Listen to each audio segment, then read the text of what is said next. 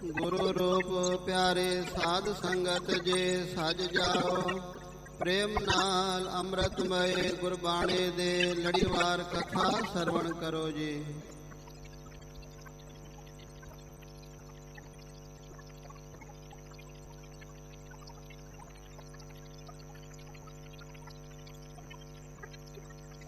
सतनाम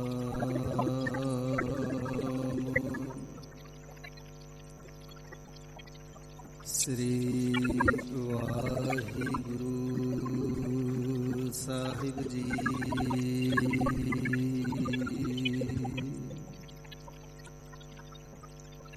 एक ओंकार सतनाम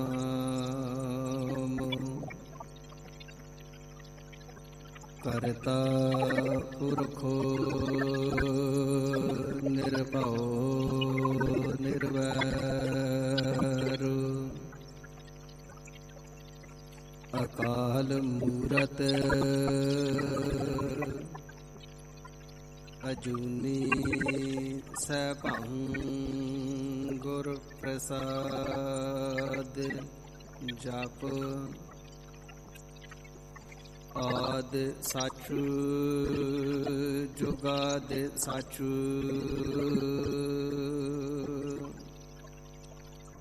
है भी साचु नानक होसी भी साचु।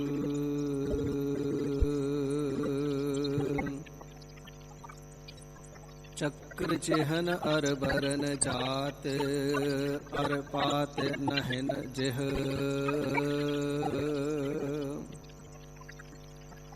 रूप रंग अर रेख पेख को कह ना सकत किह।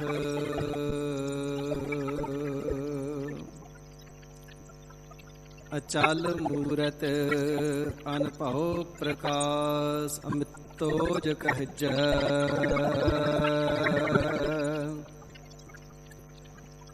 कोट इंद्र इंद्राण साहि सहाण गणिज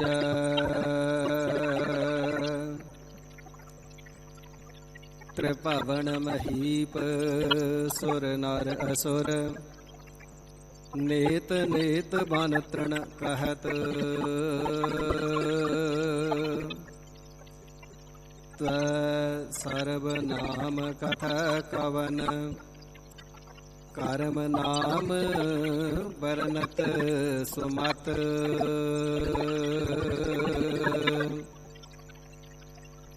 दर्शन प्यासी दिन रात चितवाओ अन दिन नीत।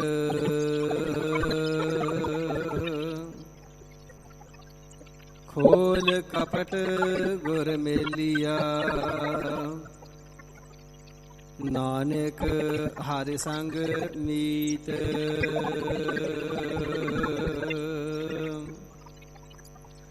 सोन यार हमारे सज्जन एक करो बेनंतिया।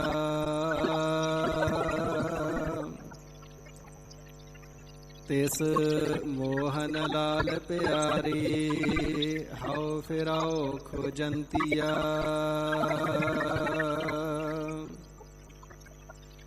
तिस दास प्यारे सिर धरी उतारे एक पूरी दर्शन दीजै।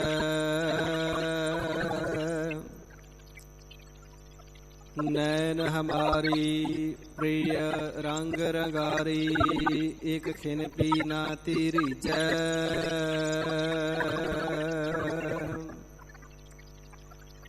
प्रभ स्यो मन लीना ज्यो जल मीना चात्रिक जिवै ते संतिया।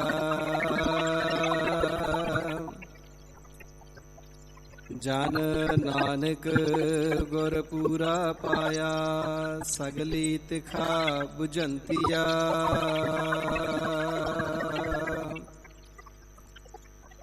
आस प्यासी फिर कहताई ज्यो चात्रिक बुंदेरे।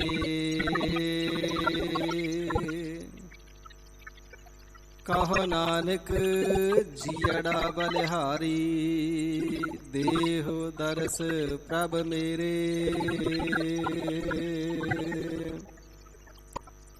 ਤੂੰ ਚਾਉ ਸੱਜਣ ਮੈਡਿਆ, ਦੇਈ ਸਿਸ ਉਤਾਰ। ਨੈਣ ਮਹਿੰਜੇ ਤਰਸ ਦੇ, ਕਦ ਪਸੀ ਦੀਦਾਰ।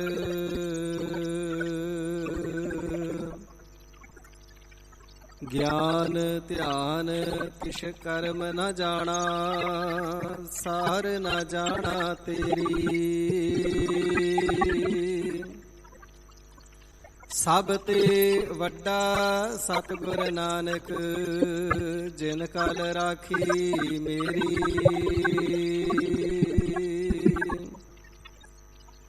ਧਰਨ ਸੁਵੰਨੀ ਖੜ ਰਤਨ ਜੜਾਵੀ, ਹਰ ਪ੍ਰੇਮ ਪੁਰਖ ਮਨ ਉਠਾ। ਸਭੇ ਕਾਜ ਸੁਹੇਲੜੇ ਥੀਏ, ਗੁਰ ਨਾਨਕ ਸਤਿਗੁਰ ਤੁਠਾ।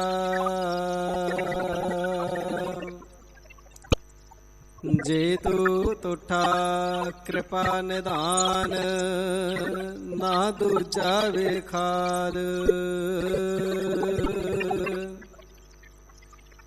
ਇਹਾ ਪਾਈ ਮੂਦਾ ਤੜੀ, ਨਿਤ ਹਿਰਦੈ ਰਖਾ ਸਮਾਲ।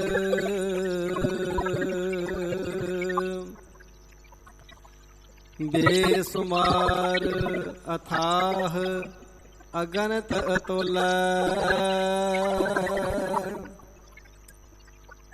ਜਿਉ ਬੁਲਾਵਹੁ ਤਿਉ ਨਾਨਕ ਦਾਸ ਬੋਲੇ।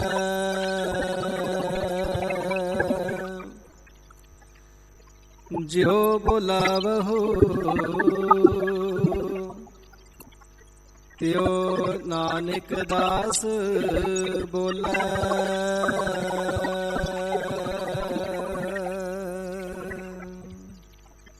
ਸਤਨਾਮ ਸ੍ਰੀ ਵਾਹਿਗੁਰੂ ਸਾਹਿਬ ਜੀਓ। ਗੌੜੀ ਮਹੱਲਾ ਪੰਜਵਾ। ਕਰ ਕਰ ਟਹਲ ਰਸਨਾ ਗੁਣ ਗਾਵੋ, ਚਰਨ ਠਾਕੁਰ ਕੈ ਮਾਰਗ ਧਾਵੋ। ਕਰ ਕਰ ਟਹਲ ਰਸਨਾ ਗੁਣ ਗਾਵੋ, ਚਰਨ ਠਾਕੁਰ ਕੈ ਮਾਰਗ ਧਾਵੋ। ਭਲੋ ਸਮੋ ਸਿਮਰਨ ਕੀ ਬਰਿਆ, ਸਿਮਰਤ ਨਾਮ ਭੈ ਪਾਰ ਉਤਰਿਆ। ਰਹਾਉ ਨੇਤਰ ਸੰਤਨ ਕਾ ਦਰਸ਼ਨ ਪੇਖ, ਪ੍ਰਭ ਅਵਿਨਾਸੀ ਮਨ ਮਹਿ ਲੇਖ। ਸੁਣ ਕੀਰਤਨ ਸਾਧ ਪਹਿ ਜਾਏ, ਜਨਮ ਮਰਨ ਕੀ ਤਰਾਸ ਮਿਟਾਏ। ਚਰਨ ਕਮਲ ਠਾਕੁਰ ਉਰ ਧਾਰਾ, ਦੁਲਭ ਦੇਹ ਨਾਨਕ ਨਿਸਤਾਰਾ। ਚਰਨ ਕਮਲ ਠਾਕੁਰ ਉਰ ਧਾਰਾ, ਦੁਲਭ ਦੇਹ ਨਾਨਕ ਨਿਸਤਾਰਾ। ਵਾਹਿਗੁਰੂ ਜੀ ਕਾ ਖਾਲਸਾ, ਵਾਹਿਗੁਰੂ ਜੀ ਕੀ ਫਤਿਹ। ਕਲਗੀਧਰ ਦਸ਼ਮੇਸ਼ ਪਿਤਾ ਸੱਚੇ ਸਾਹਿਬ, ਚੋਜੀ ਪ੍ਰੀਤਮ ਅੰਮ੍ਰਿਤ ਕੇ ਦਾਤੇ ਪੰਥ ਕੇ ਵਾਲੀ। ਧੀਰਜ ਧਾਰੀ ਪਰ ਉਪਕਾਰੀ, ਨੀਵਿਆਂ ਨੂੰ ਉੱਚੇ ਕਰਨ ਵਾਲੇ। ਨੀਲੇ ਦੇ ਸ਼ਾਹ ਅਸਵਾਰ, ਜ਼ਾਲਮਾਂ ਜ਼ਰਵਾਣਿਆਂ ਦੇ ਸੰਘਾਰਿਕ, ਗਰੀਬਾਂ ਮਜ਼ਲੂਮਾਂ ਦੇ ਤਾਰਕ। ਤਖਤਾਂ ਵਾਲੇ, ਤਾਜਾਂ ਵਾਲੇ, ਫੌਜਾਂ ਵਾਲੇ, ਬਾਜਾਂ ਵਾਲੇ।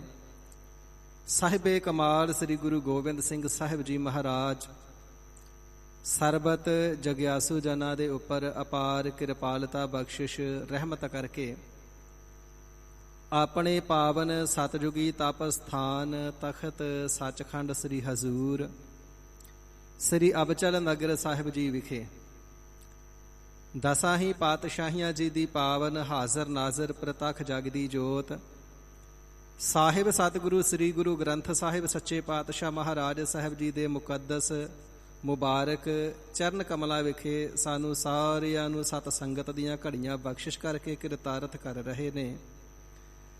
ਸਤ ਸੰਗੀ ਜਨਾਂ ਨੇ ਸਤਿਗੁਰੂ ਜੀ ਦੇ ਦਰ ਘਰ ਵਿਖੇ ਆ ਕਰਕੇ ਹਾਜ਼ਰੀਆਂ ਭਰ ਕੇ ਪਾਵਨ ਅੰਮ੍ਰਿਤਮਈ ਗੁਰਬਾਣੀ ਨੂੰ ਪੜ੍ਹ ਸ਼ਰਵਣ ਗਾਇਨ ਕਰਕੇ ਸਤਿਗੁਰੂ ਜੀ ਦੇ ਪਾਵਨ ਦਰ ਤੋਂ ਆਤਮ ਰਸ ਨੂੰ ਮਾਨਣੇ ਦਾ ਯਤਨ ਕਰਨਾ ਕੀਤਾ ਹੈ। ਸਾਧ ਸੰਗਤ ਜੀ, ਹੁਣ ਸਮਾਂ ਹੈ ਸਤਿਗੁਰੂ ਜੀ ਦੇ ਪਾਵਨ ਤਖਤ ਸਾਹਿਬ ਜੀ ਦੀ ਮਰਿਆਦਾ ਦੇ ਅਨੁਸਾਰ ਸਤਿਗੁਰੂ ਜੀ ਦੀ ਪਾਵਨ ਅੰਮ੍ਰਿਤਮਈ ਗੁਰਬਾਣੀ ਦੀ ਚੱਲ ਰਹੀ ਲੜੀਵਾਰ ਕਥਾ ਵਿਚਾਰ ਨੂੰ ਸ਼ਰਵਣ ਕਰਨੇ ਦਾ।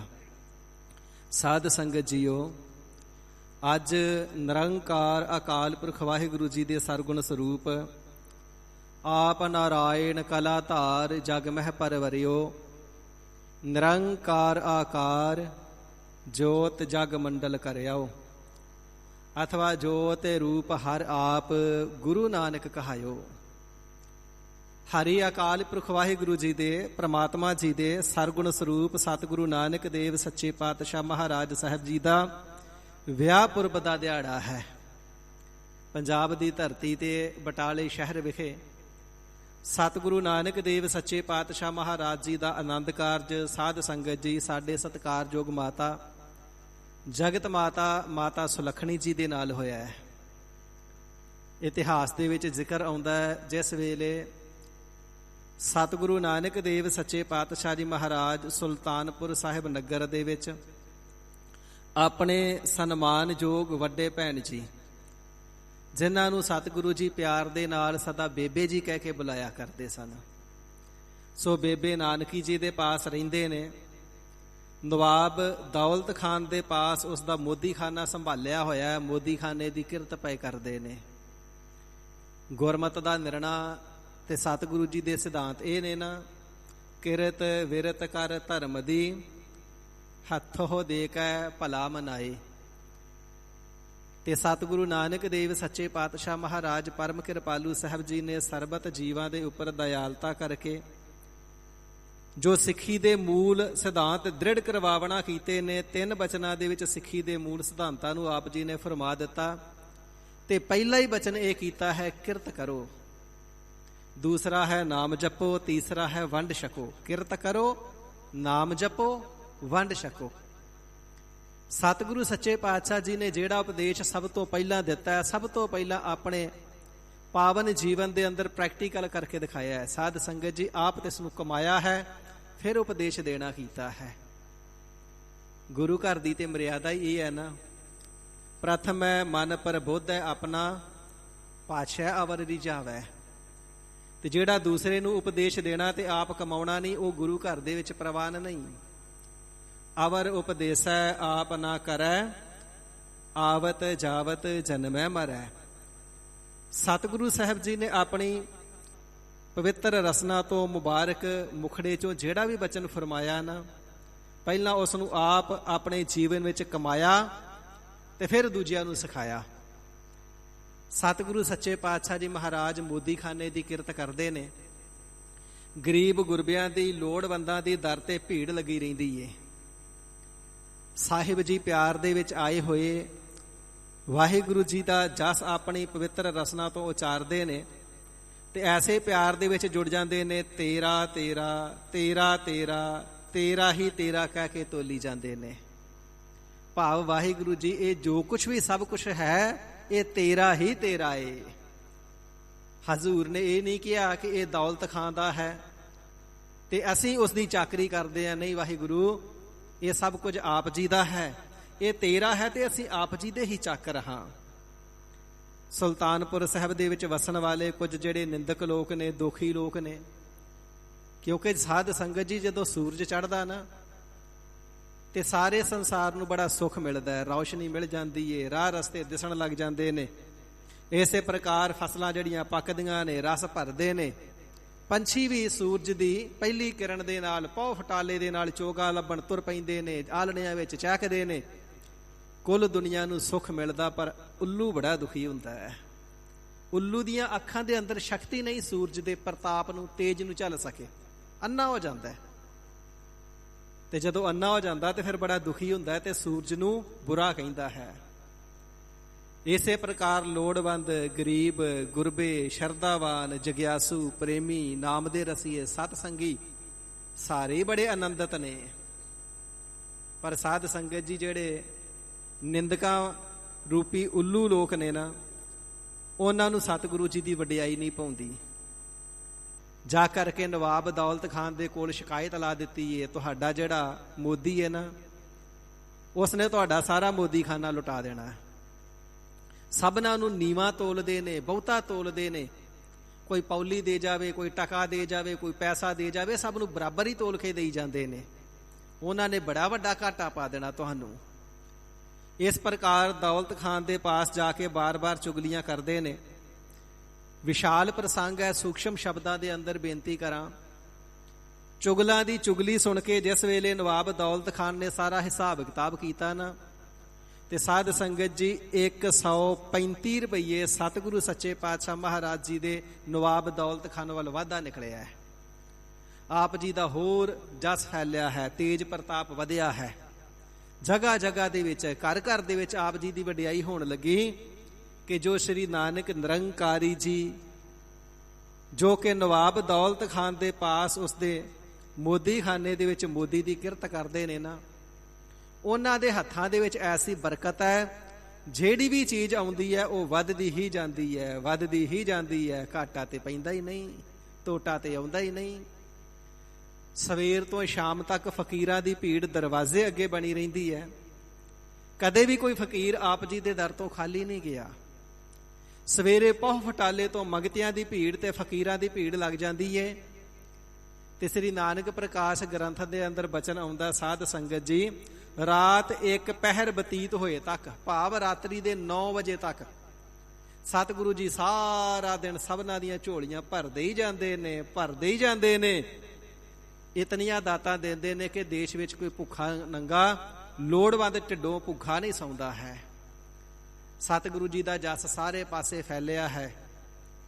ਇਸ ਪ੍ਰਕਾਰ ਸਤਿਗੁਰੂ ਜੀ ਦੀ ਵਡਿਆਈ, ਸਤਿਗੁਰੂ ਜੀ ਦਾ ਜਸ ਚੰਦਰਮਾ ਦੀ ਚਾਨਣੀ ਵਾਂਗੂ ਉਜਲ ਪ੍ਰਕਾਸ਼ਮਾਨ ਹੋ ਰਿਹਾ ਹੈ। ਤੇ ਸ੍ਰੀ ਨਾਨਕ ਪ੍ਰਕਾਸ਼ ਗ੍ਰੰਥ ਦੇ ਵਿੱਚ ਬਚਨ ਆਉਂਦਾ ਹੈ, ਜੋ ਬਟਾਲੇ ਸ਼ਹਿਰ ਦੇ ਰਹਿਣ ਵਾਲੇ ਬਾਬਾ ਮੂਲ ਚੰਦ ਜੀ ਖੱਤਰੀ ਨੇ, ਪਟਵਾਰੀ ਦੀ ਕਿਰਤ ਕਰਦੇ ਨੇ। ਪੱਖੋ ਕੇ ਰੰਧਾਵੇ, ਜੋ ਕਿ ਡੇਰਾ ਬਾਬਾ ਨਾਨਕ ਦੇ ਕੋਲ ਹੈ, ਸੋ ਉੱਥੇ ਇਹਨਾਂ ਦੀ ਨੌਕਰੀ ਹੈ। ਨੌਕਰੀ ਪੱਖੋ ਕੇ ਰੰਧਾਵੇ ਕਰਦੇ ਨੇ, ਪਰ ਬਟਾਲੇ ਸ਼ਹਿਰ ਦੇ ਵਸਣ ਵਾਲੇ ਨੇ। ਸਤਿਗੁਰੂ ਨਾਨਕ ਦੇਵ ਸੱਚੇ ਪਾਤਸ਼ਾਹ ਮਹਾਰਾਜ ਜੀ ਦਾ ਬਹੁਤ ਵੱਡਾ ਭਾਰੀ ਜਸ ਪ੍ਰਤਾਪ, ਤੇਜ ਪ੍ਰਤਾਪ ਤਿੰਨਾਂ ਨੇ ਵੀ ਸਰਵਣ ਕਰਨਾ ਕੀਤਾ ਹੈ। ਤੇ ਤਿਸ ਵੇਲੇ ਉਹਨਾਂ ਨੇ ਆਪਣੀ ਕੁਲ ਦੀ ਰੀਤੀ ਦੇ ਅਨੁਸਾਰ ਬ੍ਰਾਹਮਣਾਂ ਨੂੰ ਭੇਜਣਾ ਕੀਤਾ ਹੈ, ਲਾਗੀ ਬਣਾ ਕਰਕੇ। ਤੇ ਸਤਿਗੁਰੂ ਨਾਨਕ ਦੇਵ ਸੱਚੇ ਪਾਤਸ਼ਾਹ ਮਹਾਰਾਜ ਸਾਹਿਬ ਜੀ ਦੇ ਵਾਸਤੇ ਰਿਸ਼ਤਾ ਲੈ ਕਰਕੇ ਜਿਹੜੇ ਲਾਗੀ ਨੇ, ਸ੍ਰੇਸ਼ਟ ਬ੍ਰਾਹਮਣ ਨੇ, ਸੁਲਤਾਨਪੁਰ ਸਾਹਿਬ ਚੱਲ ਕੇ ਆਏ ਨੇ ਬੇਬੇ ਨਾਨਕੀ ਜੀ ਦੇ ਗ੍ਰਹਿ ਵਿਖੇ। ਬੇਬੇ ਨਾਨਕੀ ਜੀ ਨੇ ਸਭਨਾਂ ਨੂੰ ਅਤਿਅੰਤ ਸਤਿਕਾਰ ਦਿੱਤਾ ਹੈ। ਉਹਨਾਂ ਨੂੰ ਸੋਹਣੇ ਆਸਨ ਬੈਠਣ ਵਾਸਤੇ ਦਿੱਤੇ ਨੇ, ਸੋਹਣੇ ਭੋਜਨ ਛਕਾਏ ਨੇ, ਸੋਹਣੇ ਬਸਤਰ ਦਿੱਤੇ ਨੇ। ਜਦੋਂ ਆਂਢ ਗੁਆਂਢ ਸਭਨਾਂ ਨੂੰ ਪਤਾ ਲੱਗਾ ਸਤਿਗੁਰੂ ਨਾਨਕ ਦੇਵ ਸਾਹਿਬ ਜੀ ਦੀ ਕੁੜਮਾਈ ਵਾਸਤੇ ਰਿਸ਼ਤਾ ਆਇਆ ਹੈ, ਤੇ ਹਰ ਇੱਕ ਮਾਈ ਭਾਈ ਨੇ ਆ ਕਰਕੇ ਬੇਬੇ ਨਾਨਕੀ ਜੀ ਨੂੰ ਵਧਾਈਆਂ ਦਿੱਤੀਆਂ ਨੇ। ਭਾਈਆ ਜੈ ਰਾਮ ਜੀ ਬੜੇ ਪ੍ਰਸੰਨ ਨੇ। ਭਾਈਆ ਜੈ ਰਾਮ ਜੀ ਦੇ ਪਿਤਾ ਜੀ ਬਾਬਾ ਪਰਮਾਨੰਦ ਜੀ ਬੜੇ ਪ੍ਰਸੰਨ ਨੇ। ਉਸੇ ਵੇਲੇ ਰਾਏ ਭੋਈ ਦੀ ਤਲਵੰਡੀ, ਅੱਜ ਕੱਲ੍ਹ ਨਨਕਾਣਾ ਸਾਹਿਬ, ਸਾਧ ਸੰਗਤ ਜੀ, ਜੋ ਪਾਕਿਸਤਾਨ ਦੇ ਵਿੱਚ ਹੈ, ਸਤਿਗੁਰੂ ਨਾਨਕ ਦੇਵ ਸੱਚੇ ਪਾਤਸ਼ਾਹ ਮਹਾਰਾਜ ਸਾਹਿਬ ਜੀਆਂ ਦਾ ਪ੍ਰਕਾਸ਼ ਅਸਥਾਨ ਹੈ। ਮਾਤਾ ਤ੍ਰਿਪਤਾ ਜੀ ਨੂੰ, ਬਾਬਾ ਕਲਿਆਣ ਚੰਦ ਸਾਹਿਬ ਜੀ ਨੂੰ ਸੁਨੇਹਾ ਭੇਜਾ ਗਿਆ। ਆਪ ਜੀ ਦੇ ਲਖਤੇ ਜ਼ਿਗਰ, ਨੂਰੇ ਨਜ਼ਰ, ਆਪ ਜੀ ਦੇ ਇਕਲੌਤੇ ਸਪੁੱਤਰ, ਜਗਤ ਗੁਰੂ ਸ੍ਰੀ ਗੁਰੂ ਨਾਨਕ ਦੇਵ ਸੱਚੇ ਪਾਤਸ਼ਾਹ ਮਹਾਰਾਜ ਜੀ ਦੀ ਕੁੜਮਾਈ ਦਾ ਸਮਾਂ ਹੈ। ਬਟਾਲੇ ਨਗਰ ਤੋਂ ਰਿਸ਼ਤਾ ਆਇਆ ਹੈ। ਮਾਤਾ ਜੀ, ਪਿਤਾ ਜੀ ਚੱਲ ਕਰਕੇ ਆਏ ਨੇ। ਇਸੇ ਪ੍ਰਕਾਰ ਸਤਿਗੁਰੂ ਸੱਚੇ ਪਾਤਸ਼ਾਹ ਜੀ ਦੇ ਨਾਨਾ ਜੀ ਬਾਬਾ ਰਾਮਚੰਦ ਜੀ, ਉਹਨਾਂ ਨੂੰ ਰਾਮਾ ਜੀ ਇਤਿਹਾਸ ਵਿੱਚ ਕਿਹਾ ਜਾਂਦਾ, ਪੂਰਾ ਨਾਮ ਰਾਮਚੰਦ ਜੀ ਹੈ। ਆਪ ਜੀ ਦੇ ਮਾਮਾ ਜੀ ਜਿਨ੍ਹਾਂ ਦਾ ਨਾਮ ਕ੍ਰਿਸ਼ਨ ਚੰਦ ਜੀ ਆ, ਪਰ ਕ੍ਰਿਸ਼ਨਾ ਕਰਕੇ ਮਸ਼ਹੂਰ ਨੇ। ਆਪ ਜੀ ਦੀ ਨਾਨੀ ਭਿਰਾਈ ਜੀ। ਇਸੇ ਪ੍ਰਕਾਰ ਸਤਿਗੁਰੂ ਸੱਚੇ ਪਾਤਸ਼ਾਹ ਮਹਾਰਾਜ ਜੀ ਦੇ ਚਾਚਾ ਜੀ, ਚਾਚਾ ਲਾਲੂ ਜੀ, ਪੂਰਾ ਨਾਮ ਲਾਲ ਚੰਦ ਜੀ ਹੈ।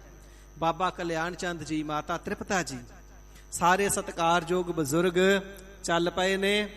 ਤੇ ਪਹਿਲਾਂ ਬਾਬਾ ਕਲਿਆਣ ਚੰਦ ਜੀ ਪਹੁੰਚੇ ਨੇ ਰਾਏ ਬੁਲਾਰ ਦੇ ਕੋਲ। ਜਾ ਕਰਕੇ ਆਗਿਆ ਲਈ ਹੈ, ਇਹ ਰਾਜਨ, ਸਾਡੇ ਸਪੁੱਤਰ ਸ੍ਰੀ ਨਾਨਕ ਜੀ ਦਾ ਕੁੜਮਾਈ ਦਾ ਵਕਤ ਹੈ, ਅਸੀਂ ਜਾਣ ਵਾਸਤੇ ਆਗਿਆ ਚਾਹੁੰਦੇ ਹਾਂ। ਆਪ ਜੀ ਦਾ ਸੇਵਕ ਜੂ ਹੋਇਆ। ਤੇ ਇਸ ਵੇਲੇ ਰਾਏ ਬੁਲਾਰ ਜੀ ਨੇ ਬੜਾ ਡਾਂਟਿਆ, ਝਿੜਕਿਆ।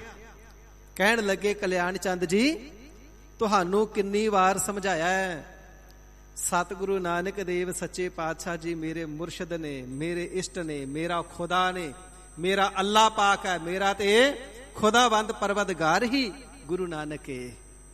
ਉਹ ਮੇਰੇ ਦਾਸ ਨਹੀਂ, ਮੈਂ ਤਿੰਨਾਂ ਦੇ ਚਰਨਾਂ ਦਾ ਦਾਸ ਹਾਂ। ਜਾ ਕਰਕੇ ਮੇਰੇ ਵੱਲੋਂ ਤਿੰਨਾਂ ਨੂੰ ਪੈਰੀ ਪਾਉਣਾ ਕਹਿਣਾ, ਮੇਰੇ ਵੱਲੋਂ ਤਿੰਨਾਂ ਨੂੰ ਚਰਨ ਬੰਦਨਾ ਕਹਿਣਾ। ਬੜੀਆਂ ਖੁਸ਼ੀਆਂ ਦੇ ਨਾਲ ਅਸਵਾਰੀਆਂ ਦੇਣਾ ਕੀਤੀਆਂ ਨੇ। ਜਿਤਨੇ ਵੀ ਗੱਡੇ ਚਾਹੀਦੇ ਲੈ ਜਾਓ, ਪਾਲਕੀਆਂ ਚਾਹੀਦੀਆਂ ਲੈ ਜਾਓ, ਜਿਤਨਾ ਧਨ ਚਾਹੀਦਾ ਲੈ ਜਾਓ, ਜਿਤਨੇ ਘੋੜੇ ਚਾਹੀਦੇ ਲੈ ਜਾਓ, ਜਿਤਨੇ ਹਾਥੀ ਚਾਹੀਦੇ ਲੈ ਜਾਓ। ਮੇਰੇ ਇਸ਼ਟ ਦੇਵ, ਮੇਰੇ ਪੂਜ, ਮੇਰੇ ਆਰਾਧਯ ਸ੍ਰੀ ਗੁਰੂ ਨਾਨਕ ਦੇਵ ਸਾਹਿਬ ਜੀ ਦੀ ਕੁੜਮਾਈ ਦਾ ਸਮਾਂ ਹੈ। ਇਹ ਸਾਰੀਆਂ ਜਾ ਕਰਕੇ ਵਸਤੂਆਂ ਮੇਰੇ ਵੱਲੋਂ ਅਰਪਿਤ ਕਰਨੀਆਂ, ਭੇਟਾ ਕਰਨੀਆਂ ਤੇ ਡੰਡੌਤ ਬੰਦਨਾ ਕਹਿਣਾ। ਆਗਿਆ ਲੈ ਕਰਕੇ ਬਾਬਾ ਕਲਿਆਣ ਚੰਦ ਸਾਹਿਬ ਜੀ ਸੁਲਤਾਨਪੁਰ ਸਾਹਿਬ ਨਗਰ ਪੁੱਜੇ ਨੇ। ਇੱਥੇ ਸਾਧ ਸੰਗਤ ਜੀ ਬੜੀਆਂ ਖੁਸ਼ੀਆਂ ਕੀਤੀਆਂ ਗਈਆਂ, ਬੜੇ ਗਰੀਬਾਂ ਨੂੰ ਦਾਨ ਦਿੱਤੇ ਗਏ। ਸਤਿਗੁਰੂ ਨਾਨਕ ਦੇਵ ਸਾਹਿਬ ਜੀ ਨੂੰ ਜਿਸ ਵੇਲੇ ਪਤਾ ਲੱਗਾ ਸਾਡੇ ਨਾਨੀ ਜੀ, ਸਾਡੇ ਨਾਨਾ ਜੀ, ਸਾਡੇ ਮਾਤਾ ਜੀ, ਸਾਡੇ ਪਿਤਾ ਜੀ, ਚਾਚਾ ਜੀ ਸਾਰੇ ਚੱਲ ਕੇ ਆਏ ਨੇ। ਮੋਦੀ ਖਾਨੇ ਤੋਂ ਚੱਲ ਕਰਕੇ ਗਰੀਬ ਨਵਾਜ ਸਾਹਿਬ ਜੀ ਘਰ ਪੁੱਜੇ ਨੇ। ਪਹਿਲਾਂ ਜਾ ਕਰਕੇ ਆਪਣੇ ਪਿਤਾ ਬਾਬਾ ਕਲਿਆਣ ਚੰਦ ਸਾਹਿਬ ਜੀ ਦੇ ਚਰਨ ਕਮਲਾਂ ਦੇ ਉੱਪਰ ਸੀਸ ਰੱਖ ਕਰਕੇ ਮਸਤਕ ਟੇਕਿਆ ਹੈ। ਸਤਿਗੁਰੂ ਸੱਚੇ ਪਾਤਸ਼ਾਹ ਜੀ ਮਰਿਆਦਾ ਪੁਰਸ਼ੋਤਮ ਨੇ, ਆਪ ਨਿਰੰਕਾਰ ਸਰੂਪ ਨੇ, ਆਪ ਪ੍ਰਮਾਤਮਾ ਸਰੂਪ ਨੇ, ਪਰ ਜਗਤ ਵਾਸਤੇ ਸਾਡੇ ਵਾਸਤੇ ਪੂਰਨੇ ਪਾ ਰਹੇ ਨੇ। ਮਾਤਾ ਪਿਤਾ ਦਾ ਤੇ ਵੱਡਿਆਂ ਬਜ਼ੁਰਗਾਂ ਦਾ ਸਨਮਾਨ ਕਿਵੇਂ ਕਰਨਾ ਹੈ। ਆਪਣੇ ਪਿਤਾ ਜੀ ਦੇ ਮੁਬਾਰਕ ਚਰਨ ਕਮਲਾਂ ਦੇ ਉੱਪਰ ਸੀਸ ਰੱਖ ਕਰਕੇ ਮਸਤਕ ਟੇਕਿਆ।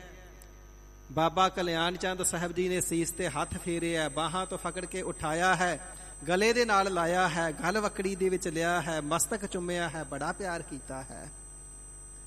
ਫਿਰ ਸਤਿਗੁਰੂ ਨਾਨਕ ਦੇਵ ਸੱਚੇ ਪਾਤਸ਼ਾਹ ਮਹਾਰਾਜ ਜੀ ਆਪਣੇ ਮਾਤਾ ਜੀ ਦੇ ਕੋਲ, ਜਨਨੀ ਜੀ ਦੇ ਕੋਲ ਗਏ ਨੇ ਤੇ ਜਾ ਕਰਕੇ ਮਾਤਾ ਤ੍ਰਿਪਤਾ ਜੀ ਦੀਆਂ ਚਰਨ ਕਮਲਾਂ ਦੇ ਉੱਪਰ ਸੀਸ ਰੱਖ ਕਰਕੇ ਮਸਤਕ ਟੇਕਿਆ ਹੈ। ਮਾਤਾ ਜੀ ਨੇ ਵੀ ਉਠਾਇਆ ਹੈ, ਕੌਰ ਦੇ ਵਿੱਚ ਗਲ ਵਕੜੀ ਦੇ ਵਿੱਚ ਭਰ ਲਿਆ ਹੈ, ਅਤਿਅੰਤ ਪਿਆਰ ਕੀਤਾ ਹੈ, ਲਾਡ ਲਡਾਇਆ ਹੈ। ਪਿਆਰ ਦੇ ਸੁੱਚੇ ਮੋਤੀਆਂ ਵਰਗੇ ਹੰਝੂ ਮਾਤਾ ਜੀ ਦੇ ਨੇਤਰਾਂ 'ਚੋਂ ਰੁਕਦੇ ਨਹੀਂ, ਬੜੇ ਯਤਨ ਦੇ ਨਾਲ ਰੋਕੇ ਨੇ। ਜਗਤ ਗੁਰੂ ਜੀ ਨੂੰ ਬੜਾ ਪਿਆਰ ਕੀਤਾ ਹੈ। ਫਿਰ ਸਤਿਗੁਰੂ ਸੱਚੇ ਪਾਤਸ਼ਾਹ ਜੀ ਨਾਨਾ ਜੀ ਦੇ ਪਾਸ ਪੁੱਜੇ ਨੇ। ਨਾਨਾ ਜੀ ਨੇ ਐਸਾ ਗਲ ਵਕੜੀ ਦੇ ਵਿੱਚ ਭਰਿਆ ਕਿ ਗਲ ਵਕੜੀ ਦੇ ਵਿੱਚੋਂ ਛੱਡਦੇ ਹੀ ਨਹੀਂ। ਕਿਤਨਾ ਹੀ ਸਮਾਂ ਲੰਘ ਗਿਆ, ਗਲ ਵਕੜੀ ਚੋਂ ਛੱਡਦੇ ਹੀ ਨਹੀਂ। ਨਾਨੀ ਭਿਰਾਈ ਜੀ ਨੇ ਬਚਨ ਕਰਨਾ ਕੀਤਾ, ਹੈ ਪਤੀ ਜੀ ਛੱਡ ਦਿਓ ਹੁਣ ਆਪਣੇ ਦੋਤੇ ਨੂੰ, ਬਾਕੀ ਸਾਰਿਆਂ ਨੇ ਵੀ ਮਿਲਣਾ ਹੈ, ਬਾਕੀਆਂ ਨੂੰ ਵੀ ਪਿਆਰ ਕਰ ਲੈਣ ਦਿਓ। ਤੇ ਨਾਨਾ ਜੀ ਕਹਿਣ ਲੱਗੇ, ਜਦ ਤੱਕ ਮੇਰੇ ਮਨ ਦੀ ਮੁਰਾਦ ਨਹੀਂ ਪੂਰੀ ਹੋ ਜਾਂਦੀ ਉਦੋਂ ਤੱਕ ਨਹੀਂ ਛੱਡਾਂਗਾ। ਜੀ ਤੁਹਾਡੇ ਮਨ ਦੀ ਮੁਰਾਦ ਕੀ ਹੈ? ਤੇ ਕਹਿਣ ਲੱਗੇ, ਮਨ ਦੀ ਮੁਰਾਦ ਇਹ ਹੈ, ਜਦ ਤੱਕ ਦਿਲ ਖੋਲ ਕੇ ਰਜਵੇਂ ਦਾਨ ਮੰਗਤਿਆਂ ਨੂੰ ਨਹੀਂ ਦੇ ਦਿੰਦੇ ਉਦੋਂ ਤੱਕ ਨਹੀਂ ਛੱਡਣਾ। ਤੇ ਮੰਗਤਾ ਅਜੇ ਦਿਸਦਾ ਕੋਈ ਨਹੀਂ, ਸਿਰ ਵਾਰਨੇ ਕਰਕੇ ਕਿਸ ਨੂੰ ਦੇਵਾਂ। ਬੇਬੇ ਨਾਨਕੀ ਜੀ ਨੇ ਉਸੇ ਵੇਲੇ ਤੁਲਸਾ ਦਾਸੀ ਨੂੰ ਆਖਿਆ, ਜਾਓ ਦੇਖੋ ਮੰਗਤੇ ਜਿੱਧਰੇ ਹੈਗੇ ਕਿਧਰੇ ਬੁਲਾ ਕੇ ਲਿਆਓ। ਉਸੇ ਵੇਲੇ ਮੰਗਤੇ ਉਹਨਾਂ ਨੂੰ ਬੁਲਾਇਆ ਗਿਆ, ਵਿਹੜਾ ਭਰ ਗਿਆ ਮੰਗਤਿਆਂ ਦੇ ਨਾਲ, ਆਜਜ਼ੀਆਂ ਦੇ ਨਾਲ, ਲੋੜਵੰਦਾਂ ਦੇ ਨਾਲ। ਤੇ 20 ਰੁਪਇਆਂ ਦੇ ਫਿਰ ਟਕੇ ਲਏ ਨਾਨਾ ਰਾਮਚੰਦ ਜੀ ਭਾਵ ਰਾਮਾ ਜੀ ਨੇ। ਗਰੀਬਾਂ ਨੂੰ ਟਕੇ ਵਰਤਾਏ ਗਏ, ਪਦਾਰਥ ਵਰਤਾਏ ਗਏ, ਵਸਤਰ ਵਰਤਾਏ ਗਏ, ਸਭਨਾਂ ਦੀਆਂ ਭੁੱਖਾਂ ਕੱਢ ਦਿੱਤੀਆਂ। ਇਸ ਪ੍ਰਕਾਰ ਸਤਿਗੁਰੂ ਸੱਚੇ ਪਾਤਸ਼ਾਹ ਜੀ ਫਿਰ ਆਪਣੀ ਨਾਨੀ ਜੀ ਨੂੰ, ਆਪਣੇ ਚਾਚਾ ਜੀ ਨੂੰ, ਸਾਰਿਆਂ ਨੂੰ ਮਿਲ ਕੇ ਅਤਿਅੰਤ ਸੁਖ ਪ੍ਰਦਾਨ ਕਰ ਰਹੇ ਨੇ। ਫਿਰ ਸਾਰਿਆਂ ਨੇ ਬੜੀਆਂ ਖੁਸ਼ੀਆਂ ਕੀਤੀਆਂ, ਵੱਡੇ ਲੰਗਰ ਲਾ ਦਿੱਤੇ, ਕੋਈ ਲੋੜਵੰਦ ਖਾਲੀ ਨਹੀਂ ਜਾਣ ਦਿੱਤਾ। ਫਿਰ ਆਪਸ ਵਿੱਚ ਮਸ਼ਵਰਾ ਕਰਕੇ ਸੁਲਤਾਨਪੁਰ ਸਾਹਿਬ ਤੋਂ ਚੱਲ ਕੇ ਬਾਬਾ ਕਲਿਆਣ ਚੰਦ ਸਾਹਿਬ ਜੀ, ਬਾਬਾ ਪਰਮਾਨੰਦ ਸਾਹਿਬ ਜੀ, ਤਿੰਨਾਂ ਦੇ ਪੁਰੋਹਿਤ ਨਿੱਧਾ ਜੀ, ਸਤਿਗੁਰੂ ਨਾਨਕ ਦੇਵ ਸੱਚੇ ਪਾਤਸ਼ਾਹ ਮਹਾਰਾਜ ਜੀ ਦੇ ਸਤਿਕਾਰਯੋਗ ਭਾਈਆ ਜੈ ਰਾਮ ਜੀ, ਸਾਰੇ ਸੁਲਤਾਨਪੁਰ ਸਾਹਿਬ ਤੋਂ ਚੱਲ ਕਰਕੇ ਬਟਾਲੇ ਨਗਰ ਦੇ ਵਿੱਚ ਪੁੱਜੇ ਨੇ। ਸਾਡੇ ਸਤਿਕਾਰਯੋਗ ਮਾਤਾ ਸੁਲੱਖਣੀ ਜੀ ਦੇ ਵਾਸਤੇ ਸਗਨ ਲੈ ਕਰਕੇ ਕੁੜਮਾਈ ਹੋ ਗਈ ਹੈ, ਵਿਆਹ ਦਾ ਦਿਨ ਨਿਰਧਾਰਤ ਕੀਤਾ ਗਿਆ ਹੈ। ਭਾਵੇਂ ਕਿ ਬਾਬਾ ਕਲਿਆਣ ਚੰਦ ਸਾਹਿਬ ਜੀ ਚਾਹੁੰਦੇ ਨੇ ਕਿ ਸਾਡੇ ਸੁਪੁੱਤਰ ਭਾਵ ਜਗਤ ਗੁਰੂ ਸਤਿਗੁਰੂ ਜੀ ਦੇ ਪਿਤਾ ਜੀ ਦੇ ਸੁਪੁੱਤਰ ਤੇ ਸਾਡੇ ਗੁਰੂ ਜਗਤ ਗੁਰੂ ਗੁਰੂ ਨਾਨਕ ਦੇਵ ਸਾਹਿਬ ਜੀ ਦਾ ਆਨੰਦ ਕਾਰਜ ਜਲਦੀ ਤੋਂ ਜਲਦੀ ਕੀਤਾ ਜਾਵੇ। ਪਰ ਬਾਬਾ ਮੂਲ ਚੰਦ ਸਾਹਿਬ ਜੀ ਨੇ ਬਚਨ ਕਰਨਾ ਕੀਤਾ ਹੈ, ਸਾਨੂੰ 1 ਸਾਲ ਦਾ ਵਕਤ ਚਾਹੀਦਾ ਹੈ, 1 ਸਾਲ ਤੋਂ ਬਾਅਦ ਆਨੰਦ ਕਾਰਜ ਕੀਤਾ ਜਾਵੇਗਾ। ਬੜੇ ਚਾਅ ਦੇ ਨਾਲ ਦਿਨ ਨਿਰਧਾਰਤ ਕਰਕੇ ਵਾਪਸ ਆ ਗਏ ਨੇ। ਜਦੋਂ ਵਿਆਹ ਦਾ ਦਿਨ ਨੇੜੇ ਆਇਆ ਹੈ, ਫਿਰ ਬਾਬਾ ਕਲਿਆਣ ਚੰਦ ਸਾਹਿਬ ਜੀ ਰਾਏ ਭੋਈ ਦੀ ਤਲਵੰਡੀ ਤੋਂ ਰਾਏ ਬੁਲਾਰ ਜੀ ਦੇ ਪਾਸੋਂ ਹੋ ਕਰਕੇ ਵਾਪਸ ਸੁਲਤਾਨਪੁਰ ਸਾਹਿਬ ਪੁੱਜੇ ਨੇ। ਇੱਥੇ ਆ ਕਰਕੇ ਤਿਆਰੀ ਕੀਤੀ ਗਈ ਹੈ। ਸਾਰੇ ਰਿਸ਼ਤੇਦਾਰ, ਸਕੇ ਸੰਬੰਧੀ ਸਾਰੇ ਹੀ ਵੱਡੀ ਕੁਲ ਵਾਲੇ ਨੇ, ਇੱਜ਼ਤਦਾਰ ਨੇ, ਸਾਰੇ ਸਮਝਦਾਰ ਨੇ, ਸਾਰੇ ਬੰਦਗੀ ਵਾਲੇ ਨੇ, ਸਾਰੇ ਭਗਤੀ ਵਾਲੇ ਨੇ, ਸਾਰੇ ਹੀ ਸਤਿਕਾਰ ਵਾਲੇ ਨੇ। ਵੱਡੀ ਭਾਰੀ ਗਿਣਤੀ ਦੇ ਅੰਦਰ ਬਰਾਤ ਤਿਆਰ ਹੋਈ ਹੈ। ਤੇ ਸਾਧ ਸੰਗਤ ਜੀ, ਨਵਾਬ ਦੌਲਤ ਖਾਂ ਕਹਿਣ ਲੱਗਾ, ਇਹ ਮੇਰੇ ਮੋਦੀ ਨੇ, ਇਹਨਾਂ ਦਾ ਆਨੰਦ ਕਾਰਜ ਸ਼ਾਨੋ ਸ਼ੌਕਤ ਦੇ ਨਾਲ ਹੋਵੇ, ਇਸ ਦੇ ਨਾਲ ਮੇਰੀ ਇੱਜ਼ਤ ਵਧੇਗੀ।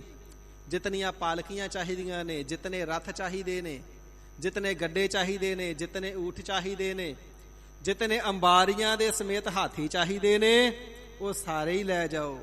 ਕਿਸੇ ਪ੍ਰਕਾਰ ਸ਼ਾਨੋ ਸ਼ੌਕਤ ਦੇ ਵਿੱਚ ਕਮੀ ਨਹੀਂ ਆਉਣੀ ਚਾਹੀਦੀ।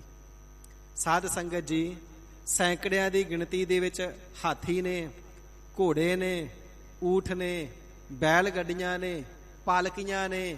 ਇਸ ਪ੍ਰਕਾਰ ਬੜੀ ਚੜ੍ਹਦੀ ਕਲਾ ਦੇ ਨਾਲ ਨਿਰਧਾਰਿਤ ਸਮੇਂ ਤੇ ਨਿਯਤ ਦਿਨ ਵਾਸਤੇ ਸੁਲਤਾਨਪੁਰ ਸਾਹਿਬ ਤੋਂ ਸਤਿਗੁਰੂ ਨਾਨਕ ਦੇਵ ਸੱਚੇ ਪਾਤਸ਼ਾਹ ਮਹਾਰਾਜ ਜੀ ਦੀ ਬਰਾਤ ਚੱਲੀ ਹੈ। ਚੱਲਦਿਆਂ ਚੱਲਦਿਆਂ ਜਿਸ ਵੇਲੇ ਬਿਆਸਾ ਦਰਿਆ ਦੇ ਕੰਢੇ ਤੇ ਪਹੁੰਚੀ ਹੈ, ਬਹੁਤ ਸਾਰੇ ਮਲਾਹ ਬੁਲਾਏ ਗਏ। ਸਾਰਾ ਸਾਜੋ ਸਮਾਨ ਹਾਥੀਆਂ, ਘੋੜਿਆਂ, ਊਠਾਂ ਤੇ ਗੱਡਿਆਂ ਦੇ ਸਮੇਤ ਬੇੜੀਆਂ ਦੇ ਨਾਲ ਪਾਰ ਕੀਤਾ ਗਿਆ। ਬਹੁਤ ਸਾਰਾ ਧਨ ਉਹਨਾਂ ਨੂੰ ਦਿੱਤਾ ਗਿਆ। ਫਿਰ ਬਟਾਲੇ ਨਗਰ ਦੇ ਕੋਲ ਚੱਲਦਿਆਂ ਚੱਲਦਿਆਂ ਪਹੁੰਚ ਗਏ। ਜਦੋਂ ਇੱਕ ਕੋਹ ਦਾ ਫਾਸਲਾ ਰਹਿ ਗਿਆ ਨਾ, ਤੇ ਫਿਰ ਨਿੱਧੇ ਪੁਰੋਹਿਤ ਨੂੰ ਬਾਬਾ ਪਰਮਾਨੰਦ ਸਾਹਿਬ ਜੀ ਨੇ ਅੱਗੇ ਭੇਜਣਾ ਕੀਤਾ ਹੈ ਕਿ ਜਾ ਕਰਕੇ ਆਨੰਦ ਕਾਰਜ ਵਾਲੇ ਘਰ ਬਾਬਾ ਮੂਲ ਚੰਦ ਸਾਹਿਬ ਜੀ ਨੂੰ ਸੁਨੇਹਾ ਦੇਣਾ ਕਰੋ, ਜਿਹੜੀ ਬਰਾਤ ਹੈ ਆ ਚੁੱਕੀ ਹੈ ਤੇ ਤੁਸੀਂ ਢੁਕਾਓ ਦੀਆਂ ਤਿਆਰੀਆਂ ਕਰ ਲਿਓ। ਤੇ ਇਸ ਵੇਲੇ ਜਦੋਂ ਨਿੱਧੇ ਪੁਰੋਹਿਤ ਨੇ ਜਾ ਕਰਕੇ ਸੁਨੇਹਾ ਦਿੱਤਾ ਹੈ, ਤੇ ਬਾਬਾ ਮੂਲ ਚੰਦ ਖੱਤਰੀ ਜੀ ਨਗਰ ਦੇ ਮੁਖੀਏ ਦੇ ਕੋਲ ਗਏ ਨੇ।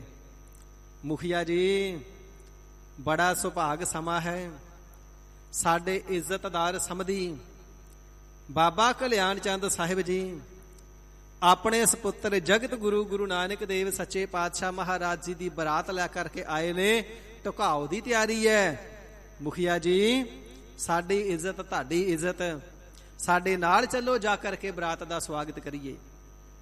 ਤੇ ਮੁਖੀਆ ਜੀ ਜੋ ਸਰੀਰ ਕਰਕੇ ਬਹੁਤ ਬਜ਼ੁਰਗ ਹੋ ਚੁੱਕੇ ਨੇ, ਕਹਿਣ ਲੱਗੇ ਮੈਂ ਆਪ ਜੀ ਦੇ ਨਾਲ ਜ਼ਰੂਰ ਜਾਂਦਾ, ਪਰ ਸਰੀਰ ਇਜਾਜ਼ਤ ਨਹੀਂ ਦੇ ਰਿਹਾ।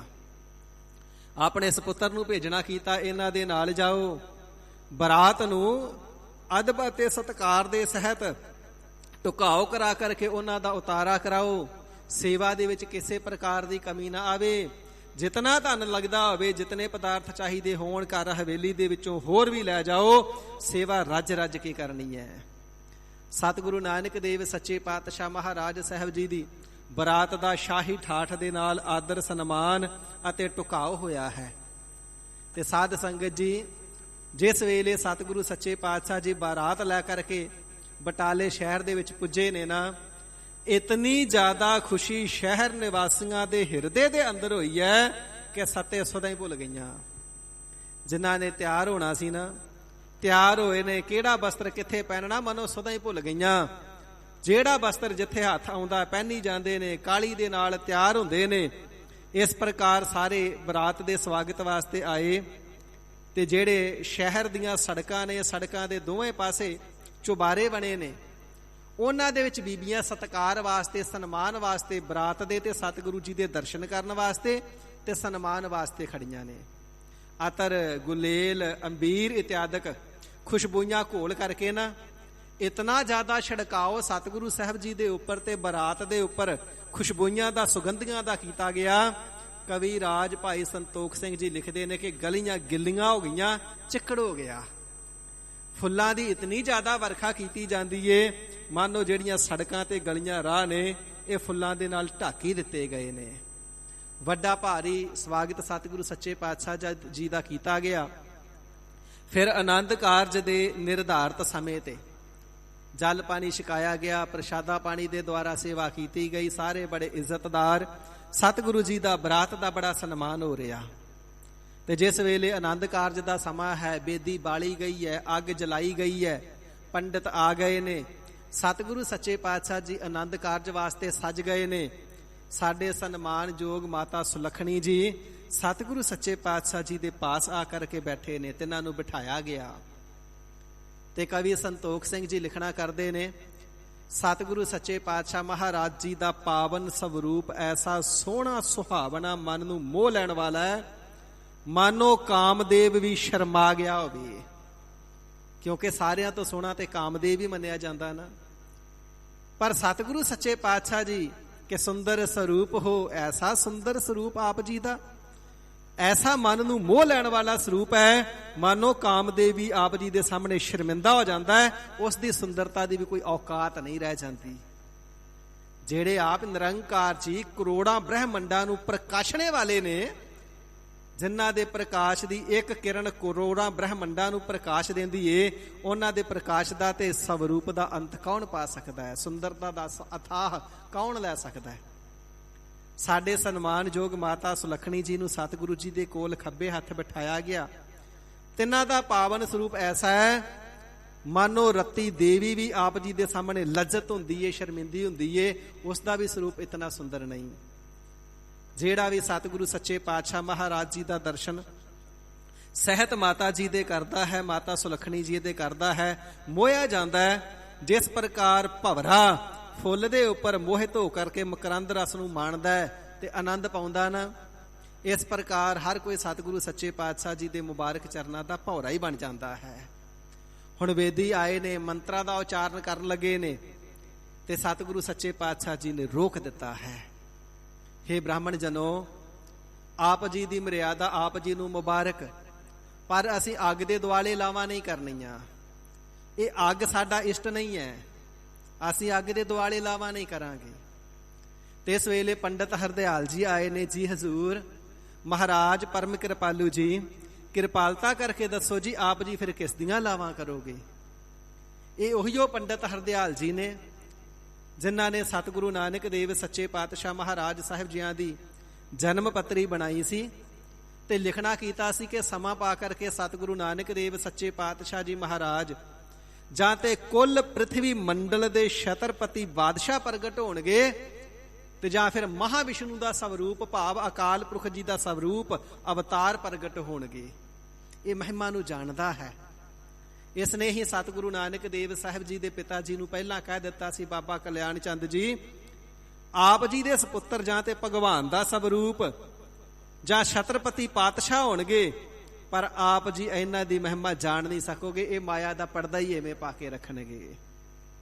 ਇਹ ਉਹੀ ਪੰਡਤ ਹਰਦਿਆਲ ਜੀ ਨੇ ਜਿਸ ਵੇਲੇ ਸਤਿਗੁਰੂ ਨਾਨਕ ਦੇਵ ਸੱਚੇ ਪਾਤਸ਼ਾਹ ਮਹਾਰਾਜ ਸਾਹਿਬ ਜੀ ਨੂੰ ਜਨੇਊ ਪਵਾਉਣ ਦੀ ਰਸਮ ਕੀਤੀ ਜਾਣ ਲੱਗੀ ਸੀ ਤੇ ਸਤਿਗੁਰੂ ਸੱਚੇ ਪਾਤਸ਼ਾਹ ਜੀ ਨੇ ਜਨੇਊ ਪਾਉਣ ਤੋਂ ਇਨਕਾਰ ਕਰ ਦਿੱਤਾ ਸੀ ਤੇ ਸੱਤ ਦਾ ਉਪਦੇਸ਼ ਬਖਸ਼ਿਆ ਸੀ। ਦਇਆ ਕਪਾਹ ਸੰਤੋਖ ਸੂਤ ਜਤ ਗੰਢੀ ਸਤ ਵਟ, ਇਹੋ ਜਨੇਊ ਜੀਅਕਾ ਹਈ ਤਾਂ ਪਾਂਡੇ ਘੱਤ, ਨਾ ਇਹੋ ਟੁੱਟੈ ਨਾ ਮਲ ਲੱਗੈ, ਨਾ ਇਹੋ ਜਲੈ ਨਾ ਜਾਏ, ਧੰਨ ਸੋ ਮਾਨਸ ਨਾਨਕਾ ਜੋ ਗੱਲ ਚੱਲੇ ਪਾਏ। ਜਿਸ ਵੇਲੇ ਉਪਦੇਸ਼ ਦਿੱਤਾ ਸੀ ਇਸ ਪੰਡਤ ਹਰਦਿਆਲ ਦਾ ਹਿਰਦਾ ਜਿਹੜਾ ਸੀਤਲ ਹੋਇਆ ਸੀ। ਫਿਰ ਇਸ ਨੇ ਹੱਥ ਜੋੜੇ ਨੇ, ਗਰੀਬ ਨਿਵਾਜ ਸਾਹਿਬ ਜੀ ਦੇ ਸਨਮੁਖ ਆਇਆ, ਹੈ ਸੱਚੇ ਪਾਤਸ਼ਾਹ, ਧੀਰਜ ਧਾਰੀ ਪਰ ਉਪਕਾਰੀ ਜੀ, ਆਪ ਜੀ ਦਾ ਆਸ਼ਾ, ਆਪ ਜੀ ਦਾ ਸਿਧਾਂਤ ਬੜਾ ਗੁਹਜ ਹੈ, ਬੜਾ ਰਹੱਸਮਈ ਹੈ। ਮਹਾਰਾਜ ਅਸੀਂ ਅਲਪੱਗ ਜੀਵ ਆਪ ਜੀ ਦੀਆਂ ਵਡਿਆਈਆਂ ਤੋਂ ਅਣਜਾਣ ਹਾਂ, ਅਣਭਿੱਜ ਹਾਂ। ਆਪ ਜੀ ਦੇ ਇਸ਼ਾਰੇ ਸਾਨੂੰ ਸਮਝ ਨਹੀਂ ਆਉਂਦੇ। ਕਿਰਪਾਲਤਾ ਕਰਕੇ ਸ੍ਰੀ ਕੰਠ ਚੋਂ ਜ਼ੁਬਾਨੇ ਪਾਕ ਚੋਂ ਪ੍ਰਗਟ ਕਰਨਾ ਕਰੋ ਜੀ, ਆਪ ਜੀ ਦਾ ਇਸ਼ਟ ਕੌਣ ਹੈ ਤੇ ਆਪ ਜੀ ਕਿਸ ਦੀਆਂ ਪਰਿਕਰਮਾ ਕਰੋਗੇ। ਸਾਧ ਸੰਗਤ ਜੀ, ਗਰੀਬ ਨਿਵਾਜ ਸਾਹਿਬ ਜੀ ਨੇ ਤਿਸ ਵੇਲੇ ਬਚਨ ਕਰਨਾ ਕੀਤਾ, ਸਾਡਾ ਇਸ਼ਟ ਸ਼ਬਦ ਹੈ, ਕਿਉਂਕਿ ਜੋ ਸ਼ਬਦ ਹੈ ਇਹ ਅਕਾਲ ਪੁਰਖ ਵਾਹਿਗੁਰੂ ਜੀ ਦਾ ਸਰੂਪ ਹੈ। ਸ਼ਬਦ ਗੁਰ ਪੀਰਾ ਗਹਿਰ ਗੰਭੀਰਾ, ਬਿਨ ਸ਼ਬਦੈ ਜਗ ਬਾਉਰਾਨੰ। ਸਾਡਾ ਗੁਰੂ ਸ਼ਬਦ ਹੈ। ਸ਼ਬਦ ਗੁਰੂ ਸੁਰਤ ਧੁਨ ਚੇਲਾ। ਸਿੱਧਾਂ ਦੇ ਨਾਲ ਚਰਚਾ ਕਰਦਿਆਂ ਵੀ ਗਰੀਬ ਨਿਵਾਜ ਜੀ ਨੇ ਬਾਅਦ ਵਿੱਚ ਇਹੋ ਉਪਦੇਸ਼ ਦ੍ਰਿੜ ਕਰਵਾਇਆ ਸੀ, ਅਸੀਂ ਸ਼ਬਦ ਦੀਆਂ ਪਰਿਕਰਮਾ ਕਰਾਂਗੇ ਜੀ। ਪਾਤਸ਼ਾਹ ਸ਼ਬਦ ਕਿੱਥੋਂ ਪ੍ਰਾਪਤ ਹੋਵੇਗਾ, ਕਿਵੇਂ ਪਰਿਕਰਮਾ ਕਰੋਗੇ?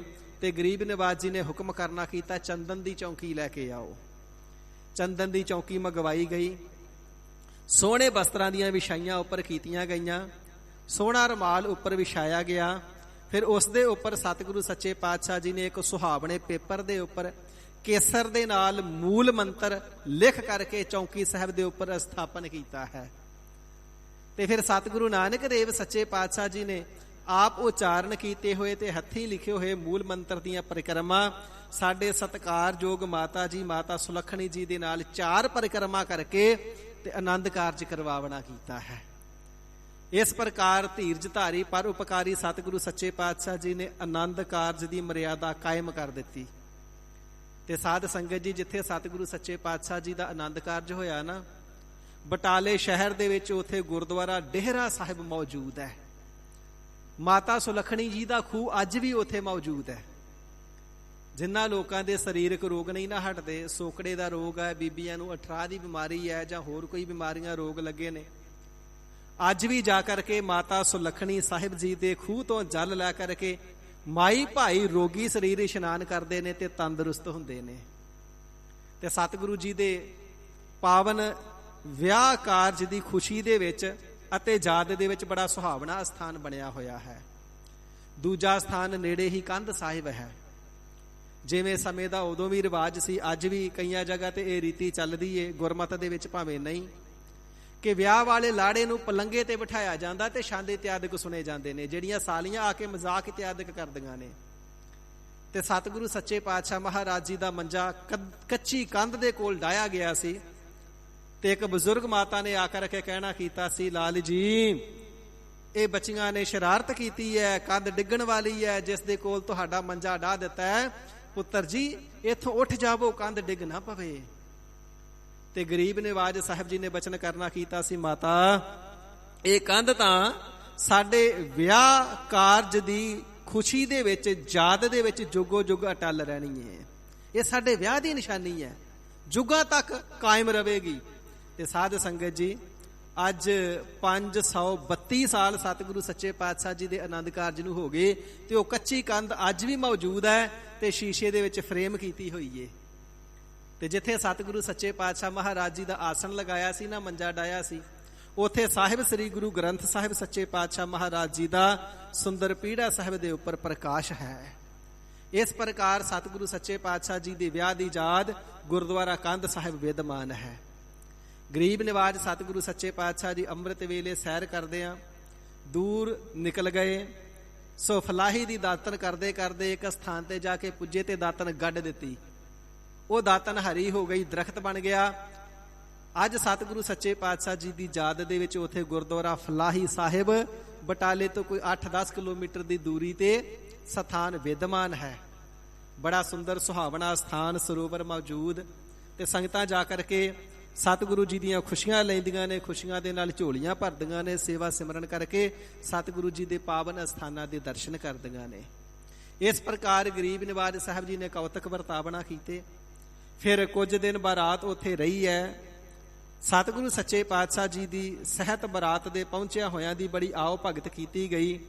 ਉਪਰੰਤ ਸਾਧ ਸੰਗਤ ਜੀ ਫਿਰ ਬਰਾਤ ਚੱਲ ਕਰਕੇ ਬਟਾਲੇ ਨਗਰ ਤੋਂ ਵਿਦਾਇਗੀ ਲੈ ਕਰਕੇ ਵਾਪਸ ਸੁਲਤਾਨਪੁਰ ਸਾਹਿਬ ਆਏ ਨੇ। ਇਥੋਂ ਫਿਰ ਮਾਤਾ ਜੀ ਦੀ ਇੱਛਾ ਦੇ ਅਨੁਸਾਰ, ਕਿਉਂਕਿ ਮਾਤਾ ਤ੍ਰਿਪਤਾ ਜੀ ਬਰਾਤ ਵਿੱਚ ਨਾਲ ਨਹੀਂ ਆਏ ਸਨ, ਉਹ ਸਮੇਂ ਐਸੇ ਸਨ ਬੀਬੀਆਂ ਨੂੰ ਬਰਾਤਾਂ ਵਿੱਚ ਨਹੀਂ ਲਿਜਾਇਆ ਜਾਂਦਾ ਸੀ, ਪੁਰਸ਼ ਹੀ ਜਾਇਆ ਕਰਦੇ ਸਨ। ਪਰ ਮਾਤਾ ਜੀ ਦੀ ਇੱਛਾ ਸੀ ਅਸੀਂ ਆਪਣੇ ਪੁੱਤਰ ਦਾ ਨੂੰਹ ਦੇ ਸਮੇਤ ਦੀਦਾਰ ਕਰੀਏ। ਫਿਰ ਸਤਿਗੁਰੂ ਸੱਚੇ ਪਾਤਸ਼ਾਹ ਜੀ ਨੇ, ਬਾਬਾ ਪਰਮਾਨੰਦ ਸਾਹਿਬ ਜੀ ਨੇ, ਭਾਈਆ ਜੈ ਰਾਮ ਜੀ ਨੇ, ਸਭਨਾਂ ਨੇ ਵਿਚਾਰ ਕੀਤੀ, ਗੁਰਮਤਾ ਕੀਤਾ। ਫਿਰ ਸਭਨਾਂ ਦੀ ਇੱਛਾ ਦੇ ਮੁਤਾਬਕ ਸਤਿਗੁਰੂ ਨਾਨਕ ਦੇਵ ਸੱਚੇ ਪਾਤਸ਼ਾਹ ਜੀ ਡੋਲੀ ਨੂੰ ਲੈ ਕਰਕੇ ਸੁਲਤਾਨਪੁਰ ਸਾਹਿਬ ਤੋਂ ਰਾਏ ਭੋਏ ਦੀ ਤਲਵੰਡੀ ਪੁੱਜੇ ਨੇ, ਭਾਵ ਨਨਕਾਣਾ ਸਾਹਿਬ ਪੁੱਜੇ ਨੇ। ਕੁਝ ਸਮਾਂ ਫਿਰ ਸਤਿਗੁਰੂ ਨਾਨਕ ਦੇਵ ਸੱਚੇ ਪਾਤਸ਼ਾਹ ਜੀ ਨਨਕਾਣਾ ਸਾਹਿਬ ਆਪਣੀ ਮਾਤਾ ਜੀ ਦੇ ਕੋਲ ਰਹਿ ਕਰਕੇ, ਤਿੰਨਾਂ ਨੂੰ ਦੀਦਾਰ ਬਖਸ਼ ਕਰਕੇ, ਤਿੰਨਾਂ ਦੇ ਪੁੱਤਰ ਪ੍ਰੇਮ ਤਿੰਨਾਂ ਨੂੰ ਬਖਸ਼ ਕਰਕੇ ਨਿਹਾਲ ਕਿਰਤਾਰਥ ਕਰਨਾ ਕੀਤਾ ਹੈ। ਉਪਰੰਤ ਸਤਿਗੁਰੂ ਸੱਚੇ ਪਾਤਸ਼ਾਹ ਜੀ ਫਿਰ ਸੁਲਤਾਨਪੁਰ ਸਾਹਿਬ ਆਏ ਨੇ, ਜਿੱਥੇ ਆ ਕਰਕੇ ਮਾਤਾ ਜੀ ਵੀ ਆਪ ਜੀ ਦੇ ਕੋਲ ਰਹੇ ਨੇ ਤੇ ਬੜੀਆਂ ਬੇਨਤੀਆਂ ਕਰਦੇ ਨੇ, ਬਚਨ ਕਰਦੇ ਨੇ, ਹੇ ਲਾਲ ਜੀ ਤੁਸੀਂ ਘਰ ਦੇ ਵਿੱਚ ਆਉਂਦੇ ਹੀ ਨਹੀਂ, ਦਿਨੇ ਵੀ ਫਕੀਰਾਂ ਦੇ ਕੋਲ, ਰਾਤ ਵੀ ਫਕੀਰਾਂ ਦੇ ਕੋਲ, ਦਿਨੇ ਵੀ ਸੰਗਤ ਵਿੱਚ, ਰਾਤ ਵੀ ਸੰਗਤ ਦੇ ਵਿੱਚ, ਸਾਰਾ ਦਿਨ ਦਾਤਾਂ ਵੰਡਦੇ ਰਹਿੰਦੇ ਹੋ, ਮੋਦੀ ਖਾਨੇ ਦੇ ਵਿੱਚ ਬੈਠ ਕੇ ਰਾਤ ਨੂੰ ਵੀ ਫਕੀਰਾਂ ਦੇ ਕੋਲ ਰਹਿੰਦੇ ਹੋ। ਸੋ ਮਹਾਰਾਜ ਜੀ, ਲਾਲ ਜੀ ਕਿਰਪਾ ਕਰੋ, ਸਾਡੀ ਬੜੀ ਖੁਆਇਸ਼ ਹੈ ਆਪਣੇ ਪੋਤਿਆਂ ਨੂੰ ਗੋਦੀਆਂ ਦੇ ਵਿੱਚ ਖਿਡਾਉਣ ਦੀ। ਸਿਆਣੇ ਕਹਿੰਦੇ ਨੇ ਨਾ, ਮੂਲ ਦੇ ਨਾਲੋਂ ਵਿਆਜ ਪਿਆਰਾ ਹੁੰਦਾ ਹੈ। ਭਾਵ ਇਹ ਆ ਕਿ ਪੁੱਤਾਂ ਦੇ ਨਾਲੋਂ ਵੀ ਪੋਤੇ ਪਿਆਰੇ ਹੁੰਦੇ ਨੇ। ਤੇ ਮਾਤਾ ਤ੍ਰਿਪਤਾ ਜੀ ਬਾਰ-ਬਾਰ ਬਚਨ ਕਰਦੇ ਨੇ, ਲਾਲ ਜੀ ਪੋਤਿਆਂ ਨੂੰ ਖਿਡਾਉਣ ਦੀ ਸਾਡੀ ਬੜੀ ਰੀਝ ਹੈ, ਕਿਰਪਾ ਕਰੋ, ਅਸੀਂ ਆਪਣੇ ਪੋਤਿਆਂ ਨੂੰ ਖਿਡਾਉਣਾ ਚਾਹੁੰਦੇ ਹਾਂ।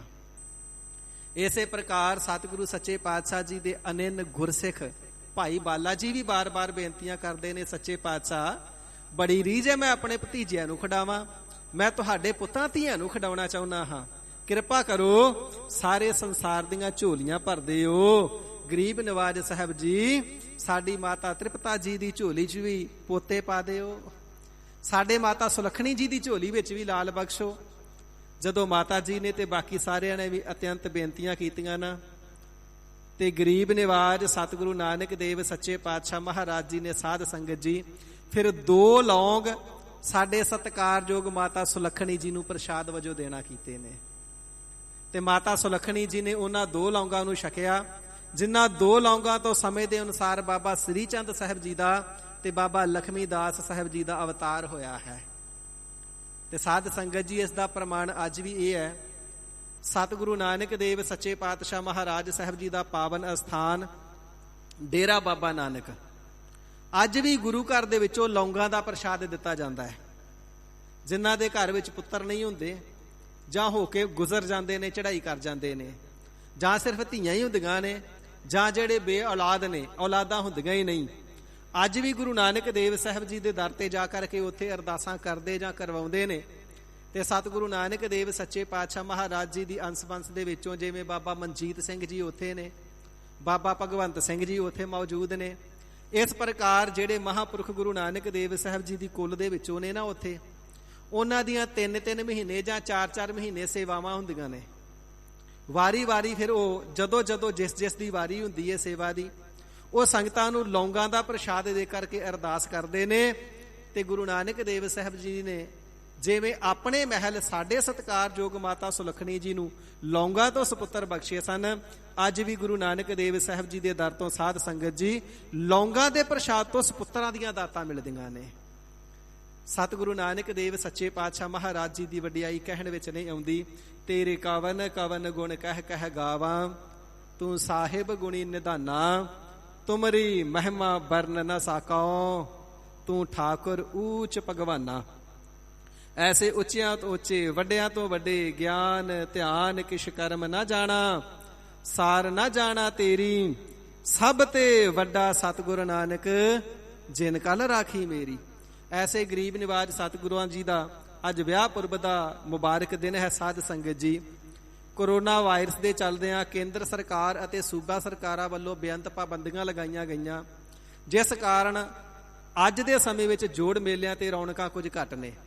ਨਹੀਂ ਤਾਂ ਸਾਧ ਸੰਗਤ ਜੀ, ਸਤਿਗੁਰੂ ਨਾਨਕ ਦੇਵ ਸੱਚੇ ਪਾਤਸ਼ਾਹ ਮਹਾਰਾਜ ਜੀ ਦੇ ਵਿਆਹ ਪੁਰਬ ਵਾਲੇ ਦਿਨ ਜਿਵੇਂ ਸੁਲਤਾਨਪੁਰ ਸਾਹਿਬ ਤੋਂ ਬਰਾਤ ਬਟਾਲੇ ਨਗਰ ਪਹੁੰਚੀ ਸੀ ਨਾ, ਹਰ ਸਾਲ ਵਿਆਹ ਪੁਰਬ ਵਾਲੇ ਦਿਨ ਸੁਲਤਾਨਪੁਰ ਸਾਹਿਬ ਤੋਂ ਵਿਆਹ ਬਰਾਤ ਦੇ ਸਵਰੂਪ ਦੇ ਵਿੱਚ ਨਗਰ ਕੀਰਤਨ ਬਟਾਲੇ ਪਹੁੰਚਦਾ ਹੈ। ਸੁਲਤਾਨਪੁਰ ਸਾਹਿਬ ਤੋਂ ਹਰ ਸਾਲ ਵਿਆਹ ਪੁਰਬ ਵਾਲੇ ਦਿਨ ਬਰਾਤ ਦੇ ਰੂਪ ਦੇ ਵਿੱਚ ਨਗਰ ਕੀਰਤਨ ਬਟਾਲੇ ਪਹੁੰਚਦਾ ਹੈ।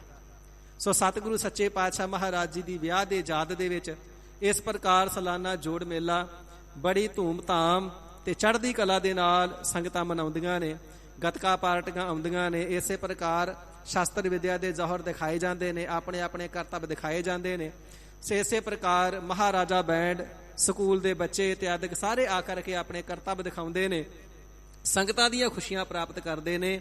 ਗੁਰੂ ਜੀ ਕੇ ਆਨੰਦ ਕਾਰਜ ਦੇ ਵਿੱਚ ਆ ਕਰਕੇ ਹਾਜ਼ਰੀਆਂ ਭਰ ਕੇ ਤੇ ਸਤਿਗੁਰੂ ਜੀ ਦੇ ਦਰ ਤੋਂ ਦਾਤਾ ਦੀਆਂ ਝੋਲੀਆਂ ਭਰ ਕੇ ਲੈ ਜਾਂਦੇ ਨੇ।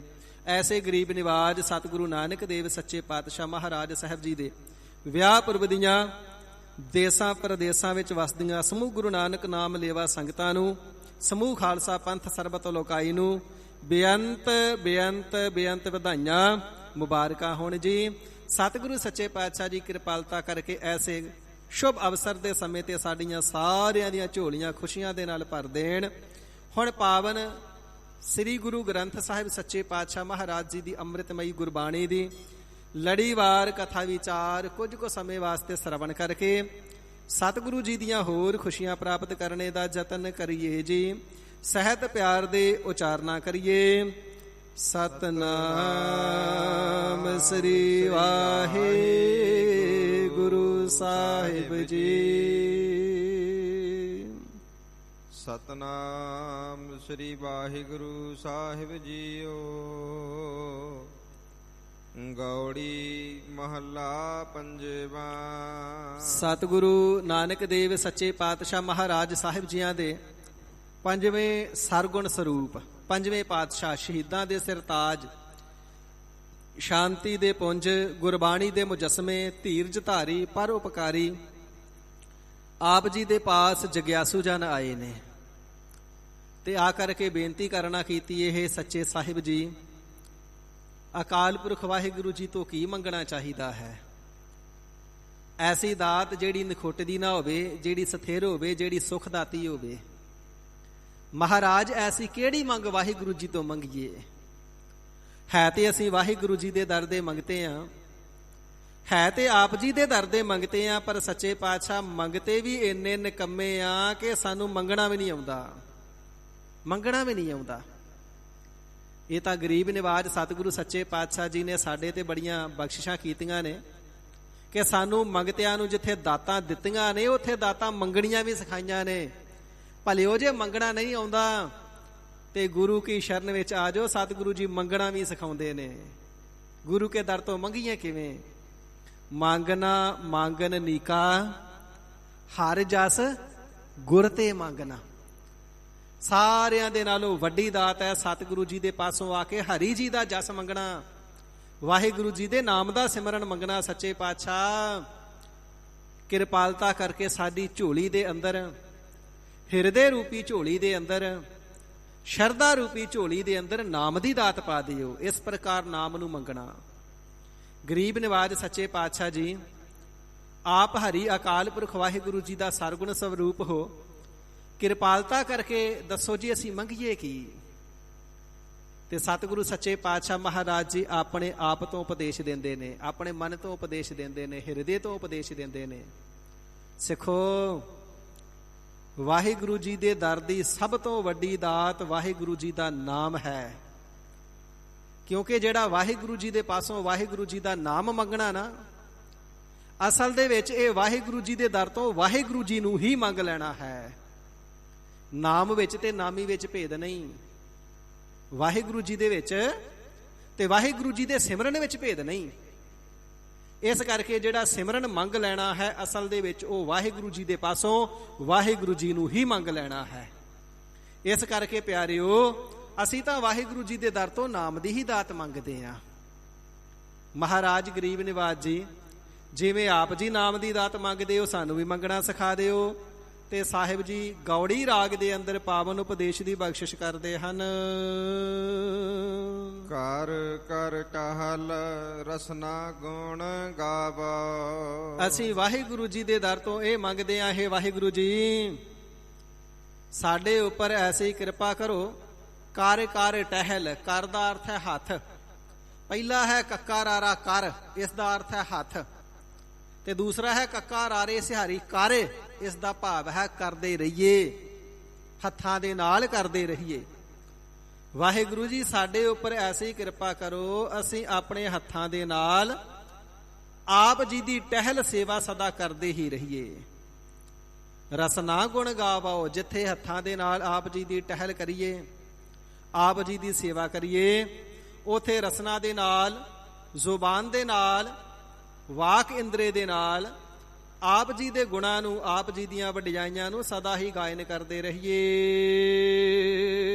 ਚਰਨ ਠਾਕੁਰ ਕੈ ਮਾਰਗ ਧਾਵਾ। ਤੇ ਬੇਨਤੀ ਕਰਦੇ ਹਾਂ, ਇਹ ਸੱਚੇ ਪਾਤਸ਼ਾਹ ਵਾਹਿਗੁਰੂ ਜੀ, ਕਿਰਪਾ ਕਰੋ ਸਾਡੇ ਜਿਹੜੇ ਇਹ ਚਰਨ ਨੇ, ਜਿਹੜੇ ਪੈਰ ਨੇ ਨਾ, ਠਾਕੁਰ ਜੀ, ਮਾਲਕ ਜੀ, ਆਪ ਜੀ ਦੀ ਪ੍ਰਾਪਤੀ ਦੇ ਮਾਰਗ ਦੇ ਉੱਪਰ ਧਾਵਾਓ, ਸਦਾ ਦੌੜਦੇ ਹੀ ਰਹਿਣ।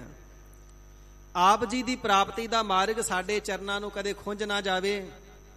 ਹੱਥੀ ਸੇਵਾ ਕਰਨੇ ਦਾ ਕਦੇ ਮੌਕਾ ਅਵਸਰ ਸਾਡੇ ਹੱਥੋਂ ਖੁੰਝ ਨਾ ਜਾਵੇ। ਤੇ ਇਹ ਬਚਨ ਸਤਿਗੁਰੂ ਅਰਜਨ ਦੇਵ ਸਾਹਿਬ ਜੀ ਨੇ ਸਾਧ ਸੰਗਤ ਜੀ ਕੇਵਲ ਮਾਤਰ ਫਰਮਾਏ ਹੀ ਨਹੀਂ, ਆਪ ਹੱਥੀ ਸੇਵਾ ਕਰਦੇ ਨੇ। ਸਤਿਗੁਰੂ ਨਾਨਕ ਦੇਵ ਸੱਚੇ ਪਾਤਸ਼ਾਹ ਮਹਾਰਾਜ ਜੀ ਦੀ ਗੁਰਸਿੱਖੀ ਦਾ ਪ੍ਰਚਾਰ ਕਰਦੇ ਨੇ, ਬਾਣੀ ਦਾ ਪ੍ਰਚਾਰ ਕਰਦੇ ਨੇ। ਤੇ ਜਿਸ ਵੇਲੇ ਆਪ ਜੀ ਨੇ ਤਰਨ ਤਾਰਨ ਸਾਹਿਬ, ਪਲਾਸੌਰ ਇਤਿਆਦਿਕ ਨਗਰਾਂ ਦੀ ਜ਼ਮੀਨ 1,57,000 ਰੁਪਏ 'ਚ ਮੁੱਲ ਲਈ ਤੇ ਸਿੱਖ ਧਰਮ ਦਾ ਸਭ ਤੋਂ ਵੱਡਾ ਸਰੋਵਰ ਬਣਾਵਣਾ ਕੀਤਾ, ਅੰਮ੍ਰਿਤ ਸਰੋਵਰ ਤਰਨ ਤਾਰਨ ਸਾਹਿਬ। ਤੇ ਸਾਧ ਸੰਗਤ ਜੀ ਇੱਥੇ ਕੋੜੀ ਬੜੇ ਨੇ, ਤੇ ਸਤਿਗੁਰੂ ਨਾਨਕ ਦੇਵ ਸੱਚੇ ਪਾਤਸ਼ਾਹ ਜੀ ਨੇ ਅੰਮ੍ਰਿਤ ਸਰੋਵਰ ਸ੍ਰੀ ਤਰਨ ਤਾਰਨ ਸਾਹਿਬ ਦਰਬਾਰ ਸਾਹਿਬ ਬਣਾ ਦੇਣਾ ਕੀਤਾ ਤੇ ਵਰ ਦੇਣਾ ਕੀਤਾ, ਜਿਹੜਾ ਵੀ ਇੱਥੇ ਕੋੜੀ ਇਸ਼ਨਾਨ ਕਰੇਗਾ ਕੋੜ ਦੇ ਰੋਗ ਦੂਰ ਹੋ ਜਾਣਗੇ। ਤੇ ਸਾਧ ਸੰਗਤ ਜੀ ਕਿੰਨੇ ਹੀ ਕੋੜੀਆਂ ਦਾ ਦਵਾ ਦਾਰੂ ਸਤਿਗੁਰੂ ਜੀ ਹੱਥੀ ਕਰਦੇ ਨੇ, ਉਹਨਾਂ ਦੀ ਸੇਵਾ ਕਰਦੇ ਨੇ, ਉਹਨਾਂ ਦੀਆਂ ਲੋੜਾਂ ਪੂਰੀਆਂ ਕਰਦੇ ਨੇ, ਤੇ ਉਹਨਾਂ ਦਾ ਅੰਮ੍ਰਿਤ ਸਰੋਵਰ ਦੇ ਵਿੱਚ ਇਸ਼ਨਾਨ ਕਰਵਾ ਕਰਕੇ ਉਹਨਾਂ ਦੇ ਤਨ ਦੇ ਰੋਗ ਦੂਰ ਕਰਦੇ ਨੇ ਤੇ ਨਾਮ ਜਪਾ ਕਰਕੇ ਮਨ ਦੇ ਰੋਗ ਦੂਰ ਕਰਦੇ ਨੇ। ਇਸੇ ਪ੍ਰਕਾਰ ਤਰਨ ਤਾਰਨ ਸਾਹਿਬ ਤੋਂ ਕੁਝ ਦੂਰੀ ਤੇ ਇੱਕ ਨਗਰ ਹੈ, ਸੋ ਠੱਠੀ ਖਾਰਾ। ਸਤਿਗੁਰੂ ਅਰਜਨ ਦੇਵ ਸੱਚੇ ਪਾਤਸ਼ਾਹ ਜੀ ਮਹਾਰਾਜ ਪਿੰਡਾਂ ਪਿੰਡਾਂ ਵਿੱਚ ਜਾਇਆ ਕਰਦੇ, ਦੀਵਾਨ ਸਜਾਇਆ ਕਰਦੇ, ਸੰਗਤਾਂ ਨੂੰ ਇਕੱਤਰ ਕਰਿਆ ਕਰਦੇ, ਫਿਰ ਸੰਗਤਾਂ ਨੂੰ ਪ੍ਰੇਰਨਾ ਦੇ ਕੇ ਨਾਲ ਲੈ ਕਰਕੇ ਸ੍ਰੀ ਤਰਨ ਤਾਰਨ ਸਾਹਿਬ ਪੁੱਜਿਆ ਕਰਦੇ ਤੇ ਅੰਮ੍ਰਿਤ ਸਰੋਵਰ ਦੀ ਸੇਵਾ ਕਰਵਾਇਆ ਕਰਦੇ। ਇੱਕ ਵਾਰ ਆਪ ਜੀ ਦਾ ਦੀਵਾਨ ਲੱਗਾ ਹੋਇਆ ਠੱਠੀ ਖਾਰਾ ਨਗਰ ਦੇ ਵਿੱਚ, ਤੇ ਬਾਦਸ਼ਾਹ ਦੀ ਅਸਵਾਰੀ ਜਾ ਰਹੀ ਹੈ। ਬਾਦਸ਼ਾਹ ਦਾ ਹਾਥੀ ਦੇ ਉੱਪਰ ਬਾਦਸ਼ਾਹ ਸਵਾਰ ਹੈ। ਹੁਣ ਮਸਤ ਹਾਥੀ ਝੂਲਦਾ ਜਾ ਰਿਹਾ, ਅੰਬਾਰੀ ਉੱਪਰ ਡੋਲਦੀ ਜਾ ਰਹੀ ਏ, ਝੂਲਦੀ ਜਾ ਰਹੀ ਏ, ਬੜੀ ਸੋਹਣੀ ਲੱਗ ਰਹੀ ਏ। ਨਾਲ ਊਠਾਂ ਤੇ ਐਲਕਾਰ ਸਵਾਰ ਨੇ, ਘੋੜਿਆਂ ਤੇ ਸਵਾਰ ਨੇ, ਸ਼ਾਹੀ ਅਸਵਾਰੀ ਜਾ ਰਹੀ ਏ। ਸਤਿਗੁਰੂ ਅਰਜਨ ਦੇਵ ਸੱਚੇ ਪਾਤਸ਼ਾਹ ਜੀ ਮਹਾਰਾਜ ਹਜ਼ੂਰ ਕਥਾ ਕਰ ਰਹੇ ਨੇ। ਹੁਣ ਕੁਝ ਦੂਰੀ ਤੋਂ ਜਦੋਂ ਕਾਫਲਾ ਲੰਘ ਰਿਹਾ ਬਾਦਸ਼ਾਹ ਦਾ, ਹਾਥੀ ਝੂਲਦੇ ਜਾ ਰਹੇ ਨੇ, ਬੜੇ ਸਜਾਏ ਹੋਏ ਨੇ ਗਹਿਣਿਆਂ ਦੇ ਨਾਲ, ਸੰਧੂਰ ਇਤਿਆਦਿਕ ਸ੍ਰੇਸ਼ਟ ਰੰਗਾਂ ਦੇ ਨਾਲ। ਤੇ ਸੰਗਤਾਂ ਦਾ ਜਿਹੜਾ ਧਿਆਨ ਹੈ, ਕਿਉਂਕਿ ਹਾਥੀਆਂ ਦੇ ਗਲਾਂ ਵਿੱਚ ਟੱਲ ਬੱਧੇ ਹੋਇਆ ਕਰਦੇ ਸਨ, ਤੇ ਇਹਨਾਂ ਦਾ ਖੜਾਕ ਹੁੰਦਾ, ਪਤਾ ਲੱਗਦਾ ਬਾਦਸ਼ਾਹੀ ਸਵਾਰੀ ਜਾ ਰਹੀ ਏ। ਸੰਗਤਾਂ ਉਧਰ ਦੇਖਣ ਲੱਗ ਗਈਆਂ। ਇੱਕ ਨੇ ਦੇਖਿਆ, ਦੋਵਾਂ ਨੇ ਦੇਖਿਆ, 10 ਨੇ ਦੇਖਿਆ, 50 ਨੇ ਦੇਖਿਆ, 100 ਨੇ ਦੇਖਿਆ, ਸਾਰੀਆਂ ਸੰਗਤਾਂ ਦੇਖਣ ਲੱਗ ਗਈਆਂ। ਤੇ ਹਜ਼ੂਰ ਜੀ ਨੇ ਤੱਕਣਾ ਕੀਤਾ, ਸੰਗਤਾਂ ਤੇ ਬਾਦਸ਼ਾਹ ਦੀ ਸਵਾਰੀ ਵੱਲ ਤੱਕ ਰਹੀਆਂ ਨੇ। ਪੁੱਛਣਾ ਕੀਤਾ, ਭਾਈ ਗੁਰੂ ਕਾ ਜਸ ਛੱਡ ਕਰਕੇ ਕਿੱਧਰ ਧਿਆਨ ਲਾ ਲਿਆ? ਮਨ ਤੇ ਗੁਰੂ ਕੇ ਜਸ ਵਿੱਚ ਲਾਉਣਾ ਸੀ, ਤੁਸਾਂ ਧਿਆਨ ਕਿੱਧਰ ਲਾ ਲਿਆ? ਕਹਿਣ ਲੱਗੇ, ਸੱਚੇ ਪਾਤਸ਼ਾਹ ਜੀ ਆ ਦੇਖੋ ਬਾਦਸ਼ਾਹ ਦੀ ਅਸਵਾਰੀ ਜਾ ਰਹੀ ਏ, ਹਾਥੀ ਕਿੱਡੇ ਸੋਹਣੇ ਝੂਲਦੇ ਹੋਏ ਜਾ ਰਹੇ ਨੇ, ਕਿੱਡੇ ਸੋਹਣੇ ਲੱਗ ਰਹੇ ਨੇ। ਤੇ ਮਹਾਰਾਜ ਸਾਹਿਬ ਜੀ ਨੇ ਸੁਭਾਵਕ ਬਚਨ ਕਰਨਾ ਕੀਤਾ, ਕਹਿੰਦੇ ਸਿੱਖੋ ਇਹ ਤੇ ਸਾਹ ਵਾਲੀ ਚੀਜ਼ ਹੈ, ਜਦੋਂ ਤੱਕ ਸਾਹ ਚੱਲਦੇ ਨੇ ਉਦੋਂ ਤੱਕ ਝੂਲਣਗੇ, ਜਦੋਂ ਸਾਹ ਨਿਕਲ ਗਏ ਫਿਰ ਨਹੀਂ ਝੂਲਦੇ। ਸਾਹ ਵਾਲੀ ਚੀਜ਼ ਹੈ, ਖੱਲੜਾ ਹਵਾ ਦਾ ਹੀ ਭਰਿਆ ਨਾ, ਸਰੀਰ ਰੂਪੀ ਖੱਲੜੇ ਚੋਂ ਹਵਾ ਨਿਕਲ ਗਈ ਫਿਰ ਨਹੀਂ ਝੂਲਣੇ। ਇਹ ਤੇ ਥੋੜੇ ਸਮੇਂ ਲਈ ਝੂਲਣਗੇ ਤੇ ਬੰਦ ਹੋ ਜਾਣਗੇ। ਪਰ ਜਿਸ ਸਥਾਨ ਤੇ ਸਾਧ ਸੰਗਤ ਜੀ ਤੁਸੀਂ ਬੈਠੇ ਹੋ, ਇਹ ਗੁਰੂ ਕੇ ਮਹਿਲ ਨੇ, ਇਹ ਝੂਲਣੇ ਮਹਿਲ ਨੇ, ਤੇ ਸਦਾ ਝੂਲਦੇ ਹੀ ਰਹਿਣਗੇ। ਤੇ ਸਾਧ ਸੰਗਤ ਜੀ ਉੱਥੇ ਸਥਾਨ ਬਣਿਆ ਹੋਇਆ ਝੂਲਣੇ ਮਹਿਲ ਹੈ। ਸਤਿਗੁਰੂ ਸੱਚੇ ਪਾਤਸ਼ਾਹ ਸ੍ਰੀ ਗੁਰੂ ਅਰਜਨ ਦੇਵ ਸਾਹਿਬ ਜੀ ਨੂੰ ਸ੍ਰੀ ਗੁਰੂ ਹਰਗੋਬਿੰਦ ਸਾਹਿਬ ਜੀ ਉੱਥੇ ਮਿਲੇ ਨੇ। ਮਹਾਰਾਜ ਜੀ ਨੇ ਗਲ ਵਕੜੀ ਵਿੱਚ ਲੈ ਕਰਕੇ ਪਿਆਰ ਕੀਤਾ ਸੀ, ਤੇ ਯਾਦ ਦੇ ਵਿੱਚ 2 ਜੁੜਵਾਂ ਥੰਮ ਬਣੇ ਨੇ। ਤੇ ਗੁਰਦੁਆਰਾ ਸਾਹਿਬ ਦੇ ਨਾਲ ਬਿਲਕੁਲ ਸਰੋਵਰ ਬਣਿਆ ਹੋਇਆ ਹੈ। ਸਰੋਵਰ ਦੇ ਦੋਵਾਂ ਕਿਨਾਰਿਆਂ ਤੇ ਵੱਡੀਆਂ ਚੌੜੀਆਂ ਭਾਰੀ ਦੀਵਾਰਾਂ ਬਣੀਆਂ ਹੋਈਆਂ ਨੇ। ਉਹ ਦੀਵਾਰਾਂ ਇੰਨੀਆਂ ਚੌੜੀਆਂ ਨੇ ਕਿ ਦੀਵਾਰਾਂ ਦੇ ਵਿੱਚੋਂ ਦੀ ਪੌੜੀਆਂ ਉੱਪਰ ਚੜ੍ਹਦੀਆਂ ਨੇ ਤੇ ਸੰਗਤਾਂ ਗਿਣਤੀ ਦੇ ਵਿੱਚ 30 40 50 60 ਸਰੀਰ ਕੰਧ ਦੇ ਉੱਪਰ ਬੈਠ ਜਾਂਦੇ ਨੇ। ਤੇ ਜਿਹੜੇ ਉੱਥੇ ਦੇ ਸਾਧ ਸੰਗਤ ਜੀ ਸੇਵਾਦਾਰ ਨੇ ਨਾ, ਫਿਰ ਗੁਰੂ ਅਰਜਨ ਦੇਵ ਸਾਹਿਬ ਜੀ ਦੇ ਚਰਨਾਂ ਦਾ ਧਿਆਨ ਧਰ ਕੇ ਮੂਲ ਮੰਤਰ ਦਾ ਪਾਠ ਕਰਕੇ ਕੰਧ ਤੇ ਖਲੋਤਿਆਂ ਜਾਂ ਬੈਠਿਆਂ ਹੋਇਆਂ ਉੱਪਰ ਫੜ ਕੇ ਕੰਧ ਨੂੰ ਹਿਲਾਉਂਦੇ ਨੇ। ਤੇ ਅੱਜ ਵੀ ਉਹ ਕੰਧਾਂ ਹਿੱਲਦੀਆਂ ਤੇ ਉੱਤੇ ਝੂਟੇ ਆਉਂਦੇ ਨੇ। ਝੂਲਣੇ ਮਹਿਲ ਹੈ, ਗੁਰੂ ਕੇ ਮਹਿਲ ਅੱਜ ਵੀ ਝੂਲਦੇ ਨੇ। ਜਦੋਂ ਅੰਗਰੇਜ਼ਾਂ ਦਾ ਸਮਾਂ ਆਇਆ, ਉਹਨਾਂ ਨੇ ਦੇਖਿਆ ਸ਼ਾਇਦ ਦੀਵਾਰਾਂ ਦੇ ਥੱਲੇ ਕੋਈ ਐਸੀ ਬਨਾਵਟ ਹੋਵੇ ਜਿਸ ਦੇ ਕਾਰਨ ਦੀਵਾਰਾਂ ਹਿੱਲਦੀਆਂ ਨੇ ਪਰ ਡਿੱਗਦੀਆਂ ਨਹੀਂ। ਦੀਵਾਰਾਂ ਥੱਲੇ ਖੋਦ ਕੇ ਦੇਖੀਆਂ, ਪੁੱਟ ਕੇ ਦੇਖੀਆਂ, ਬਿਲਕੁਲ ਸੋਲਿਡ ਮਜ਼ਬੂਤ ਦੀਵਾਰਾਂ ਨੇ, ਥੱਲੇ ਕੋਈ ਪੋਲ ਨਹੀਂ, ਪਰ ਉੱਪਰ 40 40 50 50 ਸਰੀਰ ਬੈਠ ਕੇ ਜਦੋਂ ਹਿਲਾਇਆ ਜਾਂਦਾ ਤੇ ਫਿਰ ਦੀਵਾਰਾਂ ਅੱਜ ਵੀ ਹਿੱਲਦੀਆਂ ਨੇ। ਝੂਟੇ ਆਉਂਦੇ ਨੇ ਜਿਵੇਂ ਹਾਥੀ ਤੇ ਝੂਲੇ ਆਉਂਦੇ ਨੇ। ਸਤਿਗੁਰੂ ਜੀ ਦੇ ਝੂਲਣੇ ਮਹਿਲ ਹੈ। ਇਸ ਪ੍ਰਕਾਰ ਸਤਿਗੁਰੂ ਸੱਚੇ ਪਾਤਸ਼ਾਹ ਜੀ ਚਰਨਾਂ ਦੇ ਨਾਲ ਚੱਲ ਕੇ ਜਾਂਦੇ ਨੇ ਸੰਗਤਾਂ ਦੇ ਕੋਲ ਟਹਿਲ ਵਾਸਤੇ ਕਿ ਵਾਹਿਗੁਰੂ ਜੀ ਦਾ ਸੱਚਖੰਡ ਦਰਬਾਰ ਸਾਹਿਬ ਬਣ ਰਿਹਾ ਹੈ। ਤੇ ਨਾਲ ਆਪ ਜੀ ਬੇਨਤੀਆਂ ਕਰਦੇ ਨੇ ਵਾਹਿਗੁਰੂ ਜੀ ਦੇ ਅੱਗੇ, ਕਰ ਕਰ ਟਹਿਲ ਰਸਨਾ ਗੁਣ ਗਾਵਾਓ। ਵਾਹਿਗੁਰੂ ਜੀ ਹੱਥਾਂ ਦੇ ਨਾਲ ਆਪ ਜੀ ਦੇ ਅਸਥਾਨਾਂ ਦੀ ਸੰਗਤਾਂ ਦੀ, ਗੁਰੂ ਕੇ ਪਿਆਰਿਆਂ ਦੀ ਸਦਾ ਟਹਿਲ ਕਰਦੇ ਰਹੀਏ, ਰਸਨਾ ਦੇ ਨਾਲ ਗੁਣਾਂ ਨੂੰ ਗਾਇਨ ਕਰਦੇ ਰਹੀਏ। ਚਰਨ ਠਾਕੁਰ ਕੈ ਮਾਰਗ ਧਾਵਾਓ। ਇਹਨਾਂ ਚਰਨਾਂ ਦੇ ਨਾਲ ਠਾਕੁਰ ਜੀ, ਮਾਲਕ ਜੀ, ਸਾਹਿਬ ਜੀ ਆਪ ਜੀ ਦੇ ਬੰਦਗੀ ਵਾਲੇ ਰਸਤੇ ਤੇ, ਪ੍ਰਾਪਤੀ ਵਾਲੇ ਰਸਤੇ ਤੇ, ਸੇਵਾ ਵਾਲੇ ਰਸਤੇ ਤੇ, ਸਿਮਰਨ ਵਾਲੇ ਰਸਤੇ ਤੇ ਆਪ ਚਰਨਾਂ ਦੇ ਨਾਲ ਤੁਰਦੇ ਰਹੀਏ ਤੇ ਦੂਸਰਿਆਂ ਨੂੰ ਤੋਰਦੇ ਰਹੀਏ। ਗਰੀਬ ਨਿਵਾਜ ਸਾਹਿਬ ਜੀ ਕਿਰਪਾਲਤਾ ਕਰੋ, ਇਹ ਮੰਗਣੇ ਦੀ ਜਾਚ ਸਾਨੂੰ ਵੀ ਦੱਸ ਦਿਓ। ਤੇ ਸਾਹਿਬ ਜੀ ਫਰਮਾਉਂਦੇ ਹਨ, ਸ਼ੁਰੂ ਤੋਂ ਪੜੋ ਜੀ। ਕਰ ਕਰ ਟਹਲ ਰਸਨਾ ਗੁਣ ਗਾਵੋ। ਸਿੱਖੋ ਸਦਾ ਹੀ ਵਾਹਿਗੁਰੂ ਜੀ ਦੇ ਅੱਗੇ ਐਵੇਂ ਬੇਨਤੀਆਂ ਕਰਦੇ ਰਹੋ। ਗਰੀਬ ਨਿਵਾਜ ਸਤਿਗੁਰੂ ਜੀ ਕਿਰਪਾਲਤਾ ਕਰੋ, ਸਾਨੂੰ ਹੱਥੀਂ ਸੇਵਾ ਕਰਨੇ ਦੀ ਦਾਤ ਬਖਸ਼ੋ। ਬਿਨ ਸੇਵਾ ਧ੍ਰਿਗ ਹੱਥ ਪੈਰ ਹੋਰ ਨਿਹਫਲ ਕਰਨੀ। ਹੱਥ ਸਫਲੇ ਨਹੀਂ ਹੁੰਦੇ ਸੇਵਾ ਤੋਂ ਬਿਨਾਂ। ਇਸ ਕਰਕੇ ਸੇਵਾ ਦੀ ਦਾਤ ਮੰਗਦੇ ਰਹਿਣਾ। ਸਾਹਿਬ ਜੀ ਕਿਰਪਾਲਤਾ ਕਰੋ, ਹੱਥਾਂ ਦੇ ਨਾਲ ਟਹਿਲ ਸੇਵਾ ਸਦਾ ਆਪ ਜੀ ਦੇ ਦਰ ਦੇ ਚਾਕਰ ਬਣ ਕੇ, ਟਹਿਲੂਏ ਬਣ ਕੇ ਕਰਦੇ ਰਹੀਏ। ਤੇ ਸਾਹਿਬ ਜੀ ਨਾਮ ਦੀ ਦਾਤ ਬਖਸ਼ੋ, ਰਸਨਾ ਦੇ ਨਾਲ ਆਪ ਜੀ ਦੇ ਗੁਣਾਂ ਨੂੰ ਗਾਉਂਦੇ ਰਹੀਏ। ਗੁਣ ਗਾਵਾਂ ਦਿਨ ਰਾਤ ਨਾਨਕ ਚਾਓ ਇਹੋ, ਐਸਾ ਉਤਸ਼ਾਹ ਹਿਰਦੇ ਦੇ ਅੰਦਰ ਬਣਿਆ ਰਹੇ। ਚਰਨ ਠਾਕੁਰ ਕੈ ਮਾਰਗ ਧਾਵਾਓ। ਚਰਨ ਚਲਾਓ ਮਾਰਗ ਗੋਬਿੰਦ। ਮਹਾਰਾਜ ਸੱਚੇ ਪਾਤਸ਼ਾਹ ਜੀ ਕਿਰਪਾਲਤਾ ਕਰੋ, ਆਪਣੇ ਚਰਨ ਪੈਰਾਂ ਦੇ ਨਾਲ ਠਾਕੁਰ ਸਾਹਿਬ ਜੀ ਆਪ ਜੀ ਦੇ ਪ੍ਰਾਪਤੀ ਰੂਪੀ ਮਾਰਗ ਦੇ ਉੱਪਰ ਚੱਲਦੇ ਰਹੀਏ। ਆਪ ਜੀ ਦੇ ਸਾਧ ਸੰਗਤ ਰੂਪੀ ਰਸਤੇ ਤੇ, ਸਤ ਸੰਗਤ ਰੂਪੀ ਰਸਤੇ ਤੇ, ਧਰਮਸ਼ਾਲਾ ਦੇ ਰਸਤੇ ਤੇ, ਗਰੀਬ ਨਿਵਾਜ ਸਾਹਿਬ ਜੀ ਗੁਰੂ ਘਰ ਦੇ ਰਸਤੇ ਤੇ, ਕਲਗੀਧਰ ਸਾਹਿਬ ਜੀਓ ਆਪ ਜੀ ਦੇ ਸੱਚਖੰਡ ਦਰਬਾਰ ਦੇ ਰਸਤੇ ਤੇ, ਇਹਨਾਂ ਪੈਰਾਂ ਦੇ ਨਾਲ, ਚਰਨਾਂ ਦੇ ਨਾਲ ਸਦਾ ਹੀ ਚੱਲ ਕਰਕੇ ਧਾਵੋ, ਦੌੜ ਕੇ ਆਉਂਦੇ ਰਹੀਏ। ਕਦੇ ਉਤਸ਼ਾਹ ਮੱਠਾ ਨਾ ਪੈ ਜਾਵੇ ਕਿ ਆਪ ਜੀ ਦਾ ਦਾਰੀ ਛੁੱਟ ਜਾਵੇ ਜਾਂ ਭੁੱਲ ਜਾਵੇ। ਸਾਹਿਬ ਜੀ ਆਪ ਜੀ ਦੇ ਦਰ ਤੇ ਸਦਾ ਧਾ ਕਰਕੇ, ਦੌੜ ਕਰਕੇ, ਸਹਿਤ ਉਤਸ਼ਾਹ ਦੇ ਆਉਂਦੇ ਹੀ ਰਹੀਏ। ਚਰਨ ਚਲਾਓ ਮਾਰਗ ਗੋਬਿੰਦ, ਮਿਟਹਿ ਪਾਪ ਜਪੀਐ ਹਰ ਬਿੰਦ। ਤੇ ਸਿੱਖੋ ਫਿਰ ਸਤਿਗੁਰੂ ਜੀ ਦਾ ਬਿਰਦ ਐਸਾ ਹੈ, ਚਰਨ ਸਰਣ ਗੁਰ ਏਕ ਪੈਂਡਾ ਜਾਏ ਚੱਲ, ਸਤਿਗੁਰ ਕੋਟ ਪੈਂਡਾ ਆਗਾ ਹੋਏ ਲੇਤ ਹੈ।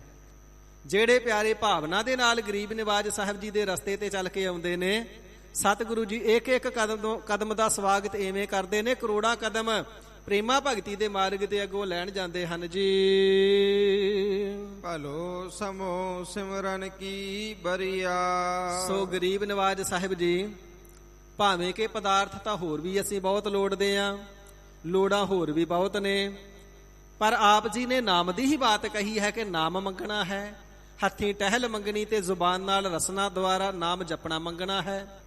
ਗਰੀਬ ਨਿਵਾਜ ਸਾਹਿਬ ਜੀ ਕੇਵਲ ਤਾਂ ਕੇਵਲ ਨਾਮ ਦੀ ਹੀ ਮੰਗ ਕਿਉਂ? ਤੇ ਹਜ਼ੂਰ ਫਰਮਾਵਣਾ ਕਰਦੇ ਨੇ, ਭਲੋ ਸਮੋ ਸਿਮਰਨ ਕੀ ਬਰੀਆ। ਕਿਉਂਕਿ ਪਿਆਰਿਓ ਇਹ ਜਿਹੜਾ ਕਲਯੁਗ ਦਾ ਸਮਾਂ ਹੈ, ਇਹ ਭਲਾ ਸਮਾਂ ਹੈ, ਚੰਗਾ ਸਮਾਂ ਹੈ, ਕਿਉਂਕਿ ਹੁਣ ਇਹ ਸਿਮਰਨ ਕਰਨੇ ਦੀ ਵਾਰੀ ਹੈ। ਘਰ-ਬਾਰ ਤਿਆਗਣੇ ਦੀ ਲੋੜ ਨਹੀਂ, ਜੰਗਲਾਂ 'ਚ ਜਾਣੇ ਦੀ ਲੋੜ ਨਹੀਂ, ਇੱਕ ਪੈਰ ਤੇ ਖਲੋਣੇ ਦੀ ਲੋੜ ਨਹੀਂ, ਬਾਹਾਂ ਖੜੀਆਂ ਕਰਕੇ ਖਲੋਣੇ ਦੀ ਲੋੜ ਨਹੀਂ।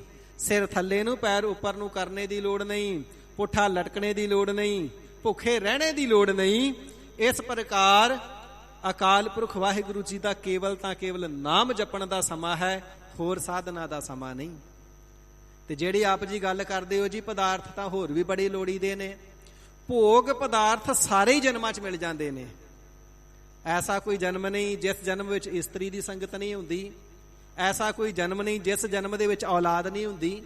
ਇਸਤਰੀ ਦੀ ਸੰਗਤ, ਪੁਰਸ਼ ਦੀ, ਮੇਲ ਫੀਮੇਲ ਦੀ ਸੰਗਤ ਸਾਰੀਆਂ ਜੂਨੀਆਂ ਵਿੱਚ ਬਣੀ ਰਹਿੰਦੀ ਹੈ। ਔਲਾਦ ਵੀ ਸਾਰੀਆਂ ਜੂਨੀਆਂ ਪ੍ਰਾਪਤ ਕਰਦੀਆਂ ਨੇ। ਪਰ ਪਿਆਰਿਓ, ਕਿਸੇ ਹੋਰ ਜੂਨੀ 'ਚ ਨਾਮ ਨਹੀਂ ਜਪਿਆ ਜਾਂਦਾ। ਨਾਮ ਕੇਵਲ ਤਾਂ ਕੇਵਲ ਮਨੁੱਖਾ ਸਰੀਰ ਦੇ ਅੰਦਰ ਹੀ ਜਪਿਆ ਜਾਂਦਾ ਹੈ। ਇਸ ਕਰਕੇ ਇਹ ਭਲਾ ਸਮਾਂ ਹੈ, ਸਿਮਰਨ ਦੀ ਵਾਰੀ ਹੈ, ਬੰਦਗੀ ਕਰਨ ਦੀ ਵਾਰੀ ਹੈ, ਨਾਮ ਜਪਣ ਦੀ ਹੀ ਵਾਰੀ ਹੈ। ਸੋ ਗਰੀਬ ਨਿਵਾਜ ਸਾਹਿਬ ਜੀ ਫਰਮਾਨ ਕਰਦੇ ਨੇ, ਇਸ ਕਰਕੇ ਸਭ ਤੋਂ ਭਲੀ ਦਾਤ ਇਹੋ ਹੈ, ਭਲੇ ਸਮੇਂ ਦੇ ਵਿੱਚ, ਕਲਯੁਗ ਦੇ ਸਮੇਂ ਦੇ ਵਿੱਚ ਵਾਹਿਗੁਰੂ ਜੀ ਦੇ ਪਾਸੋਂ ਨਾਮ ਦੀ ਦਾਤ ਮੰਗ ਲੈਣਾ ਕਰੋ। ਸਿਮਰਤ ਨਾਮ ਭੈ ਪਾਰ ਉਤਰਿਆ।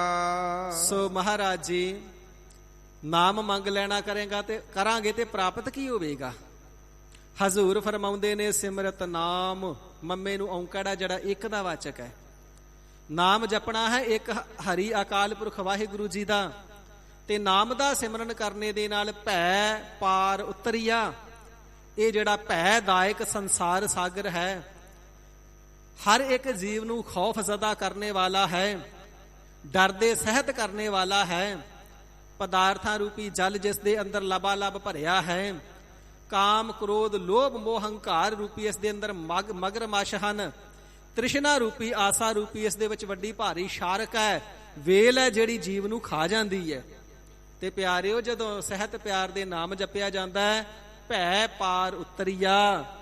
ਇਸ ਭੈਦਾਇਕ ਸਾਗਰ ਚੋਂ ਜਿਹੜਾ ਜੀਵ ਹੈ ਸਹਿਜ ਹੀ ਪਾਰ ਉਤਰਿਆ, ਪਾਰ ਉਤਰ ਜਾਂਦਾ ਹੈ। ਇਸੇ ਪ੍ਰਕਾਰ ਅਗਨ ਸ਼ੋਕ ਸਾਗਰ, ਇਹ ਜਿਹੜਾ ਸੰਸਾਰ ਹੈ ਨਾ, ਇਹ ਸ਼ੋਕ ਦਾ, ਅਗਨੀ ਦਾ ਸਾਗਰ ਹੈ। ਇਹ ਸ਼ੋਕ ਦਾ ਸਾਗਰ ਹੈ, ਤੇ ਜਿਹੜਾ ਸ਼ੋਕ ਹੈ ਇਹ ਅਗਨੀ ਦਾ ਸਾਗਰ ਹੈ।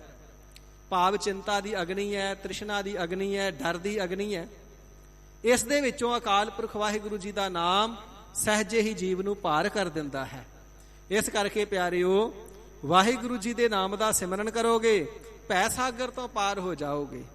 ਇਸੇ ਪ੍ਰਕਾਰ ਜੋ ਹਿਰਦੇ ਦੇ ਅੰਦਰ ਭੈ ਹੈ ਮੌਤ ਦਾ, ਹਿਰਦੇ ਦੇ ਅੰਦਰ ਭੈ ਹੈ ਜੰਮਣ ਅਤੇ ਮਰਨ ਦਾ, 84 ਲੱਖ ਜੂਨੀਆਂ ਦਾ। ਹਿਰਦੇ ਦੇ ਅੰਦਰ ਭੈ ਹੈ ਜਮਤੂਤਾਂ ਦੀ ਸਜ਼ਾਵਾਂ ਦਾ। ਕਬੀਰ, ਜਮ ਕਾ ਠੇਂਗਾ ਬੁਰਾ ਹੈ, ਉਹ ਨਹੀਂ ਸਹਿਆ ਜਾਏ। ਉਹ ਨਾ ਸਹਾਰਨੇ ਜੋਗ ਠੇਂਗੇ ਦਾ ਜਿਹੜਾ ਡਰ ਹੈ ਨਾ, ਉਸ ਭੈ ਰੂਪੀ ਸਾਗਰ ਤੋਂ ਜੀਵ ਸਹਿਜੇ ਹੀ ਪਾਰ ਉਤਰ ਜਾਂਦਾ ਹੈ।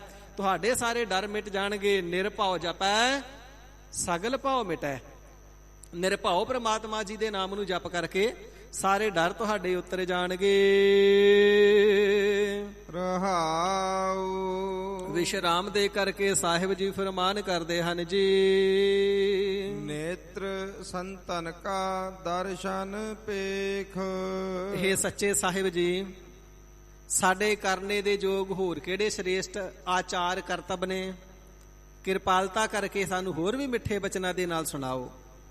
ਸਾਹਿਬ ਜੀ ਆਪ ਜੀ ਦੇ ਅੰਮ੍ਰਿਤ ਬਚਨ ਹਿਰਦੇ ਨੂੰ ਠੰਡ ਪਾਉਂਦੇ ਨੇ, ਬੜੀ ਤ੍ਰਿਪਤੀ ਦੇ ਰਹੇ ਨੇ। ਚਿੱਤ ਕਰਦਾ ਆਪ ਜੀ ਦੇ ਹੋਰ ਪ੍ਰਵਚਨਾਂ ਨੂੰ ਸਰਵਣ ਕਰੀਏ। ਕਿਰਪਾਲਤਾ ਕਰਕੇ ਸਾਡੇ ਪ੍ਰਥਾਏ ਹੋਰ ਸ੍ਰੇਸ਼ਟ ਬਚਨ ਉਚਾਰੋ ਜੀ। ਤੇ ਸਾਹਿਬ ਜੀ ਬਚਨ ਕਰਦੇ ਨੇ, ਸਿੱਖੋ ਨੇਤਰ ਸੰਤਨ ਕਾ ਦਰਸ਼ਨ ਪੇਖ। ਆਪਣੇ ਨੇਤਰਾਂ ਦੇ ਨਾਲ ਸ਼ਾਂਤ ਸਵਰੂਪ ਪੂਰੇ ਸਤਿਗੁਰੂ ਜੀ ਦਾ ਆ ਕੇ ਦੀਦਾਰ ਕਰਨਾ ਹੈ। ਇੱਥੇ ਸੰਤਨ ਦੇ ਦੋਵੇਂ ਅਰਥ ਲੱਗਣਗੇ, ਗੁਰੂ ਵੀ ਤੇ ਸੰਤ ਵੀ। ਸੰਤ ਦੇ ਨਾਲ ਨੰਨਾ ਹੈ, ਸੰਤਨ ਜਿਹੜਾ ਬਹੁ ਗਿਣਤੀ ਦਾ ਵਾਚਕ ਹੈ।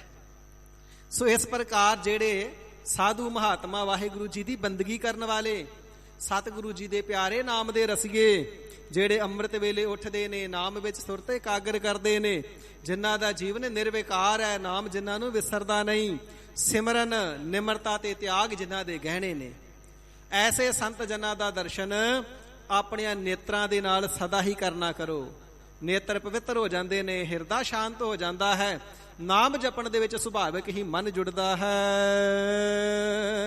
ਪ੍ਰਭ ਅਵਿਨਾਸੀ ਮਨ ਮਹਿ ਲੇਖ। ਸੋ ਸੱਚੇ ਸਾਹਿਬ ਜੀ ਹੋਰ ਫਲ ਕੀ ਪ੍ਰਾਪਤ ਹੁੰਦਾ ਹੈ ਸੰਤਾਂ ਦੀ ਸੰਗਤ ਕਰਨੇ ਦੇ ਨਾਲ? ਤੇ ਹਜ਼ੂਰ ਫਰਮਾਉਂਦੇ ਨੇ, ਜਦੋਂ ਐਸੇ ਨਾਮ ਰਸੀਏ, ਬ੍ਰਹਮ ਨੇਸ਼ਟੀ, ਬ੍ਰਹਮ ਸਰੋਤਰੀ ਸੰਤਾਂ ਦੀ ਸੰਗਤ ਵਿੱਚ ਮਿਲ ਕਰਕੇ ਨਾਮ ਨੂੰ ਜਪੀਏ ਨਾ, ਤੇ ਜਿਹੜਾ ਨਾਸ਼ ਤੋਂ ਰਹਿਤ ਸਦਾ ਸਥਿਰ ਸਰੂਪ ਪ੍ਰਮਾਤਮਾ ਵਾਹਿਗੁਰੂ ਹੈ, ਉਸ ਨੂੰ ਮਨ ਮਹਿ ਲੇਖ, ਮਨ ਵਿੱਚ ਹੀ ਲਿਖ ਲੈਣਾ ਕਰੋ। ਭਾਵ ਵਾਹਿਗੁਰੂ ਜੀ ਦਾ ਨਾਮ ਹਿਰਦੇ ਦੇ ਅੰਦਰ ਉਕਰਿਆ ਜਾਂਦਾ ਹੈ। ਐਸੇ ਸੰਤ ਜਨਾਂ ਦੀ, ਮਹਾਤਮਾ ਦੀ ਸੰਗਤ ਵਿੱਚ ਰਹਿ ਕਰਕੇ ਨਾਮ ਨੂੰ ਜਪਣਾ ਕਰੀਏ। ਤੇ ਹਜ਼ੂਰ ਫਰਮਾਵਣਾ ਕਰਦੇ ਨੇ, ਪਿਆਰ ਰੂਪੀ ਕਲਮ ਹੈ, ਹਿਰਦੇ ਰੂਪੀ ਕਾਗਜ਼ ਹੈ, ਤੇ ਸਿਆਹੀ ਜਿਹੜੀ ਉਹ ਸ਼ਰਧਾ ਰੂਪੀ ਹੈ। ਇਸ ਪ੍ਰਕਾਰ ਮਨ ਮਹਿ ਲੇਖ, ਆਪਣੇ ਮਨ ਅੰਤਹਿ ਕਰਨ ਅਥਵਾ ਆਤਮਾ ਹਿਰਦੇ ਦੇ ਅੰਦਰ ਹੀ ਵਾਹਿਗੁਰੂ ਜੀ ਦੇ ਨਾਮ ਨੂੰ ਲਿਖ ਲੈਣਾ ਹੁੰਦਾ ਹੈ। ਸੰਤ ਜਨਾਂ ਦੀ ਸੰਗਤ ਕਰਨੇ ਦੇ ਨਾਲ ਐਸਾ ਨਾਮ ਦਾ ਪਿਆਰ ਲੱਗਦਾ ਹੈ, ਨਾਮ ਹਿਰਦੇ ਦੇ ਅੰਦਰ ਉਕਰਿਆ ਜਾਂਦਾ ਹੈ। ਸੁਣ ਕੀਰਤਨ ਸਾਧ ਪਹਿ ਜਾਏ। ਇਸ ਕਰਕੇ ਪਿਆਰਿਓ, ਐਸੇ ਸੰਤ ਜਨਾਂ ਦੇ ਕੋਲ, ਸਾਧ ਜਨਾਂ ਦੇ ਕੋਲ ਜਾ ਕਰਕੇ ਅੰਮ੍ਰਿਤ ਬਾਣੀ ਦਾ ਜਿਹੜਾ ਕੀਰਤਨ ਹੈ ਉਹ ਸਦਾ ਹੀ ਸਰਵਣ ਕਰਨਾ ਹੈ। ਜਨਮ ਮਰਨ ਕੀ ਤਰਾਸ ਮਿਟਾਏ। ਸੋ ਗਰੀਬ ਨਵਾਜ ਜੀ, ਕੀਰਤਨ ਸਰਵਣ ਕਰਨੇ ਦਾ ਸਾਨੂੰ ਮਹਾਤਮ ਕੀ ਪ੍ਰਾਪਤ ਹੋਵੇਗਾ ਜੀ? ਤੇ ਸਾਹਿਬ ਜੀ ਫਰਮਾਨ ਕਰਦੇ ਨੇ, ਜਨਮ ਮਰਨ ਕੀ ਤਰਾਸ ਮਿਟਾਏ। ਤਰਾਸ ਤੋਂ ਭਾਵ ਹੈ ਡਰ, ਖੌਫ, ਖੌਫਤਾਈ। ਸਾਧ ਜਨਾਂ ਦੇ ਨਾਲ ਮਿਲ ਕਰਕੇ ਕੀਰਤਨ ਸਰਵਣ ਕਰਨਾ ਕਰੋਗੇ, ਗਾਇਨ ਕਰਨਾ ਕਰੋਗੇ, ਤੇ ਜੰਮਣ ਮਰਨ ਦਾ ਡਰ ਹੀ ਮਿਟ ਜਾਵੇਗਾ। ਜੰਮਣ ਮਰਨ ਦਾ ਕਿਸੇ ਪ੍ਰਕਾਰ ਹਿਰਦੇ ਦੇ ਅੰਦਰ ਸੰਸਾ ਹੀ ਨਹੀਂ ਰਹਿ ਜਾਵੇਗਾ। ਸਾਰਾ ਭਾਉ ਹੀ ਨਾਸ਼ ਹੋ ਜਾਵੇਗਾ। ਹਰ ਕੀਰਤਨ ਸੁਣੈ, ਹਰ ਕੀਰਤਨ ਗਾਵੈ, ਤਿਸ ਜਨ ਦੁੱਖ ਨਿਕਟ ਨਹੀਂ ਆਵੈ। ਜੰਮਣ ਮਰਨ ਦਾ ਦੁੱਖ ਵੀ ਨੇੜੇ ਨਹੀਂ ਆਉਂਦਾ, ਸਰੀਰਕ ਰੋਗ ਵੀ ਨੇੜੇ ਨਹੀਂ ਆਉਂਦੇ, ਕਿਉਂਕਿ ਦੁੱਖ ਰੋਗ ਸੰਤਾਪ ਉਤਰੇ ਸੁਣੀ ਸੱਚੀ ਬਾਣੀ। ਐਸੀ ਵਾਹਿਗੁਰੂ ਜੀ ਦੀ ਬਾਣੀ ਦੇ ਅੰਦਰ ਤਾਕਤ ਹੈ, ਤਾਸੀਰ ਹੈ। ਸੋ ਪਿਆਰਿਓ, ਸੁਣ ਕੀਰਤਨ ਸਾਧ ਪਹਿ ਜਾਏ, ਜਨਮ ਮਰਨ ਕੀ ਤਰਾਸ ਮਿਟਾਏ। ਸਾਧ ਜਨਾਂ ਦੀ ਸੰਗਤ ਵਿੱਚ ਮਿਲ ਕਰਕੇ ਵਾਹਿਗੁਰੂ ਜੀ ਦੇ ਅੰਮ੍ਰਿਤ ਰੂਪ ਬਾਣੀ ਦੇ ਕੀਰਤਨ ਨੂੰ ਸਰਵਣ ਕਰਨਾ ਕਰੋ। ਜੰਮਣ ਮਰਨ ਦਾ ਖੌਫ ਹੀ ਮਿਟ ਜਾਵੇਗਾ, ਡਰ ਹੀ ਮਿਟ ਜਾਵੇਗਾ। ਚਰਨ ਕਮਲ ਠਾਕੁਰ ਉਰਧਾਰ। ਸੋ ਜਿਵੇਂ ਭਗਤ ਕਬੀਰ ਸਾਹਿਬ ਜੀ ਫਰਮਾਨ ਕਰਦੇ ਨੇ ਨਾ, ਕਿ ਨਾ ਕਿਸੇ ਪ੍ਰਕਾਰ ਸਵਰਗਾਂ ਦੀ ਚਾਹਤ ਰਹੀ ਹੈ ਤੇ ਨਾ ਨਰਕਾਂ ਦਾ ਡਰ ਰਿਹਾ ਹੈ। ਹਮ ਕਾਹੂ ਕੀ ਕਾਣ ਨਾ ਕੱਢਤੇ, ਆਪਣੇ ਗੁਰ ਪ੍ਰਸਾਦੇ। ਕਬੀਰ, ਨਰਕ ਸੁਰਗ ਤੇ ਮੈਂ ਰਹਿਓ ਸਤਿਗੁਰ ਕੈ ਪ੍ਰਸਾਦ। ਸਤਿਗੁਰੂ ਜੀ ਦੀ ਕਿਰਪਾ ਦੇ ਨਾਲ ਨਰਕਾਂ ਸਵਰਗਾਂ ਤੋਂ ਰਹਿਤ ਹੀ ਹੋ ਗਏ ਆ, ਡਰ ਤੇ ਰਹਿ ਹੀ ਨਹੀਂ ਗਿਆ। ਇਸ ਪ੍ਰਕਾਰ ਖੌਫਤਾਈ ਹੀ ਮਿਟ ਜਾਂਦੀ ਹੈ। ਸੋ ਹਜ਼ੂਰ ਸ਼ੁਭ ਸਿੱਖਿਆ ਦਿੰਦੇ ਨੇ, ਭਾਈ ਠਾਕੁਰ ਜੀ ਜੋ ਮਾਲਿਕ ਜੀ ਵਾਹਿਗੁਰੂ ਜੀ ਨੇ ਨਾ, ਵਾਹਿਗੁਰੂ ਜੀ ਦੇ ਜਿਹੜੇ ਪ੍ਰਤੱਖ ਵੀ ਚਰਨ ਨੇ ਉਹ ਮਾਇਆ ਦੀ ਕਾਲਖ ਤੋਂ ਨਿਰਲੇਪ ਨੇ, ਕਮਲ ਉੱਜਲ ਸਰੂਪ ਨੇ। ਐਸੇ ਉੱਜਲ ਸਰੂਪ ਵਾਹਿਗੁਰੂ ਜੀ ਦੇ ਚਰਨਾਂ ਨੂੰ, ਅਧਿਸ਼ਠਾਨ ਰੂਪੀ ਚਰਨਾਂ ਨੂੰ ਔਰੇ ਧਾਰ, ਔਰ ਦਾ ਅਰਥ ਹੈ ਹਿਰਦਾ, ਹਿਰਦੇ ਦੇ ਅੰਦਰ ਧਾਰਨ ਕਰ ਲੈਣਾ ਕਰ। ਇਸੇ ਪ੍ਰਕਾਰ ਵਾਹਿਗੁਰੂ ਜੀ ਦੇ ਨਾਮ ਬਾਣੀ ਰੂਪੀ ਚਰਨ ਹਨ। ਚਿੱਤ ਚਰਨ ਨਾਮ, ਨਾਮ ਨੂੰ ਹਿਰਦੇ ਵਿੱਚ ਵਸਾਉਣਾ, ਇਹ ਚਰਨਾਂ ਨੂੰ ਹਿਰਦੇ 'ਚ ਵਸਾਉਣਾ ਹੈ। ਸੋ ਠਾਕੁਰ ਜੀ ਦੇ, ਵਾਹਿਗੁਰੂ ਜੀ ਦੇ, ਨਿਰੰਕਾਰ ਜੀ ਦੇ ਨਾਮ ਰੂਪੀ ਗੁਰਬਾਣੀ ਰੂਪੀ ਚਰਨਾਂ ਨੂੰ ਹਿਰਦੇ ਦੇ ਵਿੱਚ ਧਾਰਨ ਕਰ ਲੈਣਾ ਕਰ, ਵਸਾ ਲੈਣਾ ਕਰੋ। ਦੁਲਭ ਦੇਹ ਨਾਨਕ ਨਿਸਤਾਰ। ਤੇ ਭਾਈ ਇਹ ਜਿਹੜਾ ਦੁਰਲੱਭ ਮਨੁੱਖਾ ਜਨਮ ਮਿਲਿਆ, ਇਸ ਦਾ ਨਿਸਤਾਰਾ ਕਰ ਲਵੋ। ਮਨੁੱਖਾ ਜਨਮ ਦਾ ਨਿਸਤਾਰਾ ਹੋਰ ਕਿਸੇ ਸਾਧਨ ਦੁਆਰਾ ਨਹੀਂ, ਕੇਵਲ ਤਾਂ ਕੇਵਲ ਮੂਲ ਸਾਧਨ ਨਾਮ ਹੈ ਤੇ ਨਾਮ ਦੁਆਰਾ ਹੀ ਹੋਣਾ ਹੈ।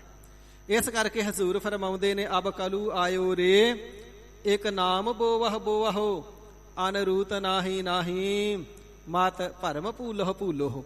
ਇਹ ਮਨੁੱਖਾ ਦੇ ਹੀ ਬੜੀ ਦੁਰਲੱਭ ਹੈ। ਕਬੀਰ, ਮਾਨਸ ਜਨਮ ਦੁਲੰਭ ਹੈ, ਹੋਏ ਨਾ ਬਾਰੈ ਵਾਰ, ਜੋ ਬਨਫਲ ਪਾ ਕੇ ਭੋਏ ਗਿਰੇ, ਬਹੁਰ ਨਾ ਲਾਗੈ ਡਾਰ। ਇਸ ਦੁਰਲੱਭ ਦੇਹ ਨੂੰ ਸਵਾਰ ਲੈਣਾ ਕਰੋ, ਸਫਲਾ ਕਰ ਲੈਣਾ ਕਰੋ, ਨਿਸਤਾਰਾ ਕਰ ਲੈਣਾ ਕਰੋ ਵਾਹਿਗੁਰੂ ਜੀ ਦੀ ਬੰਦਗੀ ਕਰਕੇ। ਇਸ ਕਰਕੇ ਗੁਰੂ ਕੇ ਪਿਆਰਿਓ, ਆਵਹੁ ਸਿੱਖ ਸਤਿਗੁਰੂ ਕੇ ਪਿਆਰਿਓ, ਗਾਵਹੁ ਸੱਚੀ ਬਾਣੀ, ਬਾਣੀ ਤਾਂ ਗਾਵਹੁ ਗੁਰੂ ਕੇਰੀ, ਬਾਣੀਆਂ ਸਿਰ ਬਾਣੀ। ਵਾਹਿਗੁਰੂ ਜੀ ਦੇ ਦਰ ਤੇ ਆ ਕਰਕੇ, ਸ੍ਰੀ ਗੁਰੂ ਗੋਬਿੰਦ ਸਿੰਘ ਸਾਹਿਬ ਜੀ ਦੇ ਦਰ ਤੇ ਆ ਕਰਕੇ, ਸ੍ਰੀ ਗੁਰੂ ਗ੍ਰੰਥ ਸਾਹਿਬ ਜੀ ਦੇ ਦਰ ਤੇ ਆ ਕਰਕੇ ਕੇਵਲ ਤਾਂ ਕੇਵਲ ਨਾਮ ਦੀ ਦਾਤ ਮੰਗਣਾ ਕਰੋ। ਮੰਗਣਾ ਮੰਗਨ ਨੀਕਾ, ਹਰ ਜਸ ਗੁਰ ਤੇ ਮੰਗਣਾ। ਇਸੇ ਪ੍ਰਕਾਰ ਜਾਗਣਾ ਜਾਗਨ ਨੀਕਾ, ਹਰ ਕੀਰਤਨ ਮਹਿ ਜਾਗਣਾ। ਇਹ ਬਿਦ ਤਿਸਹਿ ਪ੍ਰਾਪਤ ਹੈ, ਜਾ ਕੇ ਮਸਤਕ ਭਾਗਣਾ। ਜਿਸ ਦੇ ਮੱਥੇ ਦੇ ਵੱਡੇ ਸ੍ਰੇਸ਼ਟ ਉਜਲ ਭਾਗ ਹੁੰਦੇ ਨੇ, ਇਹ ਦਾਤਾਂ ਪਿਆਰੇ ਉਹਨਾਂ ਨੂੰ ਮਿਲਦੀਆਂ ਨੇ। ਤੇ ਸਤਿਗੁਰੂ ਸੱਚੇ ਪਾਤਸ਼ਾਹ ਜੀ ਨੇ ਕਿਰਪਾਲਤਾ ਕਰਕੇ ਸ੍ਰੇਸ਼ਟ ਉਪਦੇਸ਼ ਦੇ ਦੁਆਰਾ ਸ੍ਰੇਸ਼ਟ ਦਾਤਾਂ ਮੰਗਣੇ ਦੀ ਸਾਨੂੰ ਜਾਚ ਸਿਖਾਈ ਹੈ ਜੀ। ਸਤਿਗੁਰਾਂ ਦੇ ਪਾਵਨ ਅੰਮ੍ਰਿਤਮਈ ਉਪਦੇਸ਼ ਦੀ ਵਿਚਾਰ ਕਰਦਿਆਂ ਹੋਈਆਂ ਸਮੂਹ ਪ੍ਰਕਾਰ ਦੀਆਂ ਸਮੁੱਚੀਆਂ ਗਲਤੀਆਂ ਭੁੱਲਾਂ ਚੁੱਕਾਂ ਦੀ ਤਖਤਾਂ ਤੇ ਸੁਭਾਏਮਾਨ ਸਾਹਿਬੇ ਕਮਾਲ ਸ੍ਰੀ ਗੁਰੂ ਗੋਬਿੰਦ ਸਿੰਘ ਸਾਹਿਬ ਜੀ ਮਹਾਰਾਜ, ਪ੍ਰਤੱਖ ਹਾਜ਼ਰ ਨਾਜ਼ਰ ਸਤਿਗੁਰੂ ਦਸੇ ਪਾਤਸ਼ਾਹ ਸ੍ਰੀ ਗੁਰੂ ਗ੍ਰੰਥ ਸਾਹਿਬ ਜੀ ਮਹਾਰਾਜ ਤੇ ਸਤਿਗੁਰੂ ਜੀ ਦੀ ਸਾਜੀ ਨਵਾਜੀ ਸਾਧ ਸੰਗਤ ਬਖਸ਼ਣ ਯੋਗ ਹੈ। ਕਿਰਪਾਲਤਾ ਕਰਕੇ ਬਖਸ਼ ਲਵੋ, ਅੱਗੇ ਵਾਸਤੇ ਸਮਤ ਬਖਸ਼ਣੀ। ਸਤਿਗੁਰੂ ਜੀ ਦੇ ਪਾਵਨ ਉਪਦੇਸ਼ਾਂ ਨੂੰ ਹਿਰਦੇ ਵਿੱਚ ਵਸਾਉਣ ਦਾ ਯਤਨ ਕਰੀਏ, ਜਿਸ ਦੇ ਨਾਲ ਸਾਡਾ ਪੜ੍ਹਿਆ ਸੁਣਿਆ ਸਫਲਾ ਹੋਏ, ਥਾਂ ਪੈ ਜਾਵੇ ਜੀ।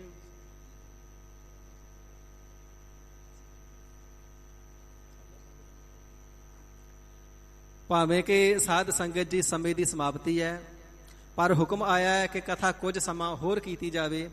ਇਸ ਕਰਕੇ ਜਿਵੇਂ ਸਤਿਗੁਰੂ ਜੀ ਅੱਗੇ ਉਪਦੇਸ਼ ਬਖਸ਼ਿਸ਼ ਕਰਦੇ ਹਨ, ਸਰਵਣ ਕਰੀਏ।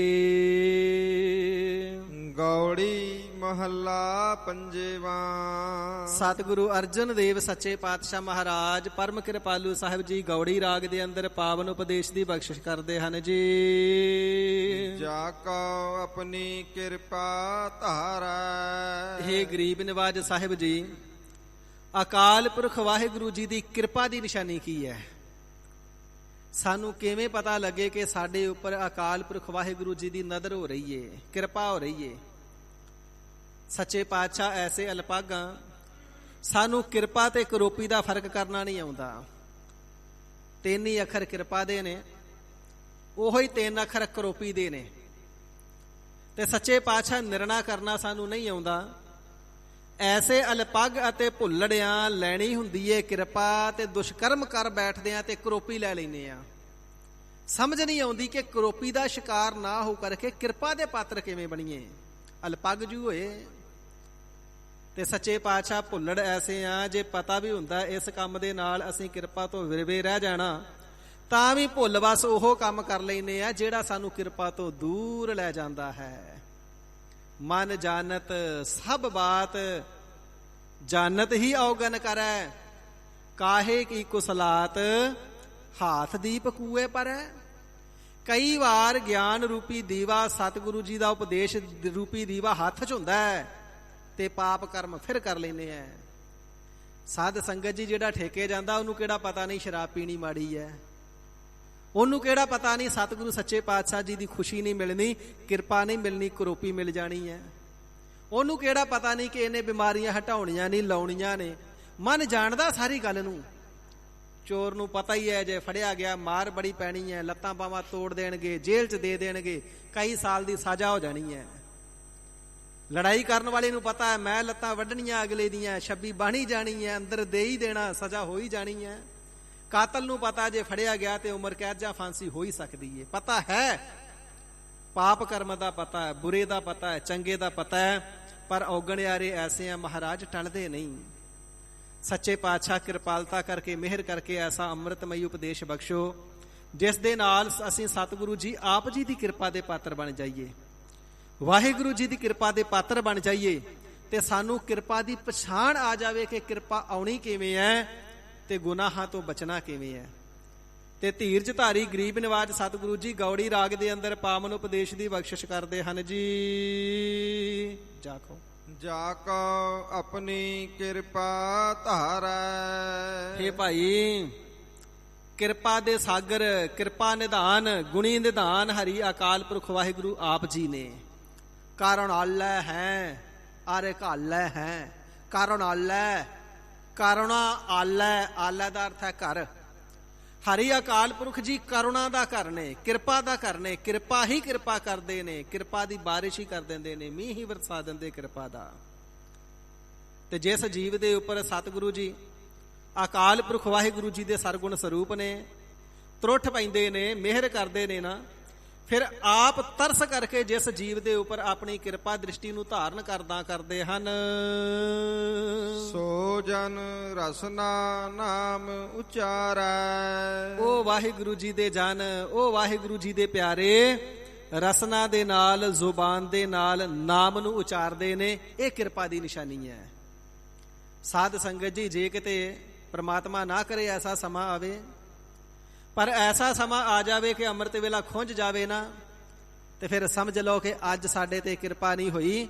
ਅੱਜ ਵਾਹਿਗੁਰੂ ਜੀ ਨੇ ਸਾਨੂੰ ਆਪਣੀ ਗੋਦ ਵਿੱਚ ਬੈਠਣਾ ਨਹੀਂ ਬਖਸ਼ਿਆ ਹੈ। ਅੱਜ ਵਾਹਿਗੁਰੂ ਜੀ ਦੀ ਗੋਦ ਤੋਂ ਵਿਰਵੇ ਰਹਿ ਗਏ ਆ। ਅੱਜ ਵਾਹਿਗੁਰੂ ਜੀ ਦੀ ਗੋਦ ਸਾਨੂੰ ਨਸੀਬ ਨਹੀਂ ਹੋਈ।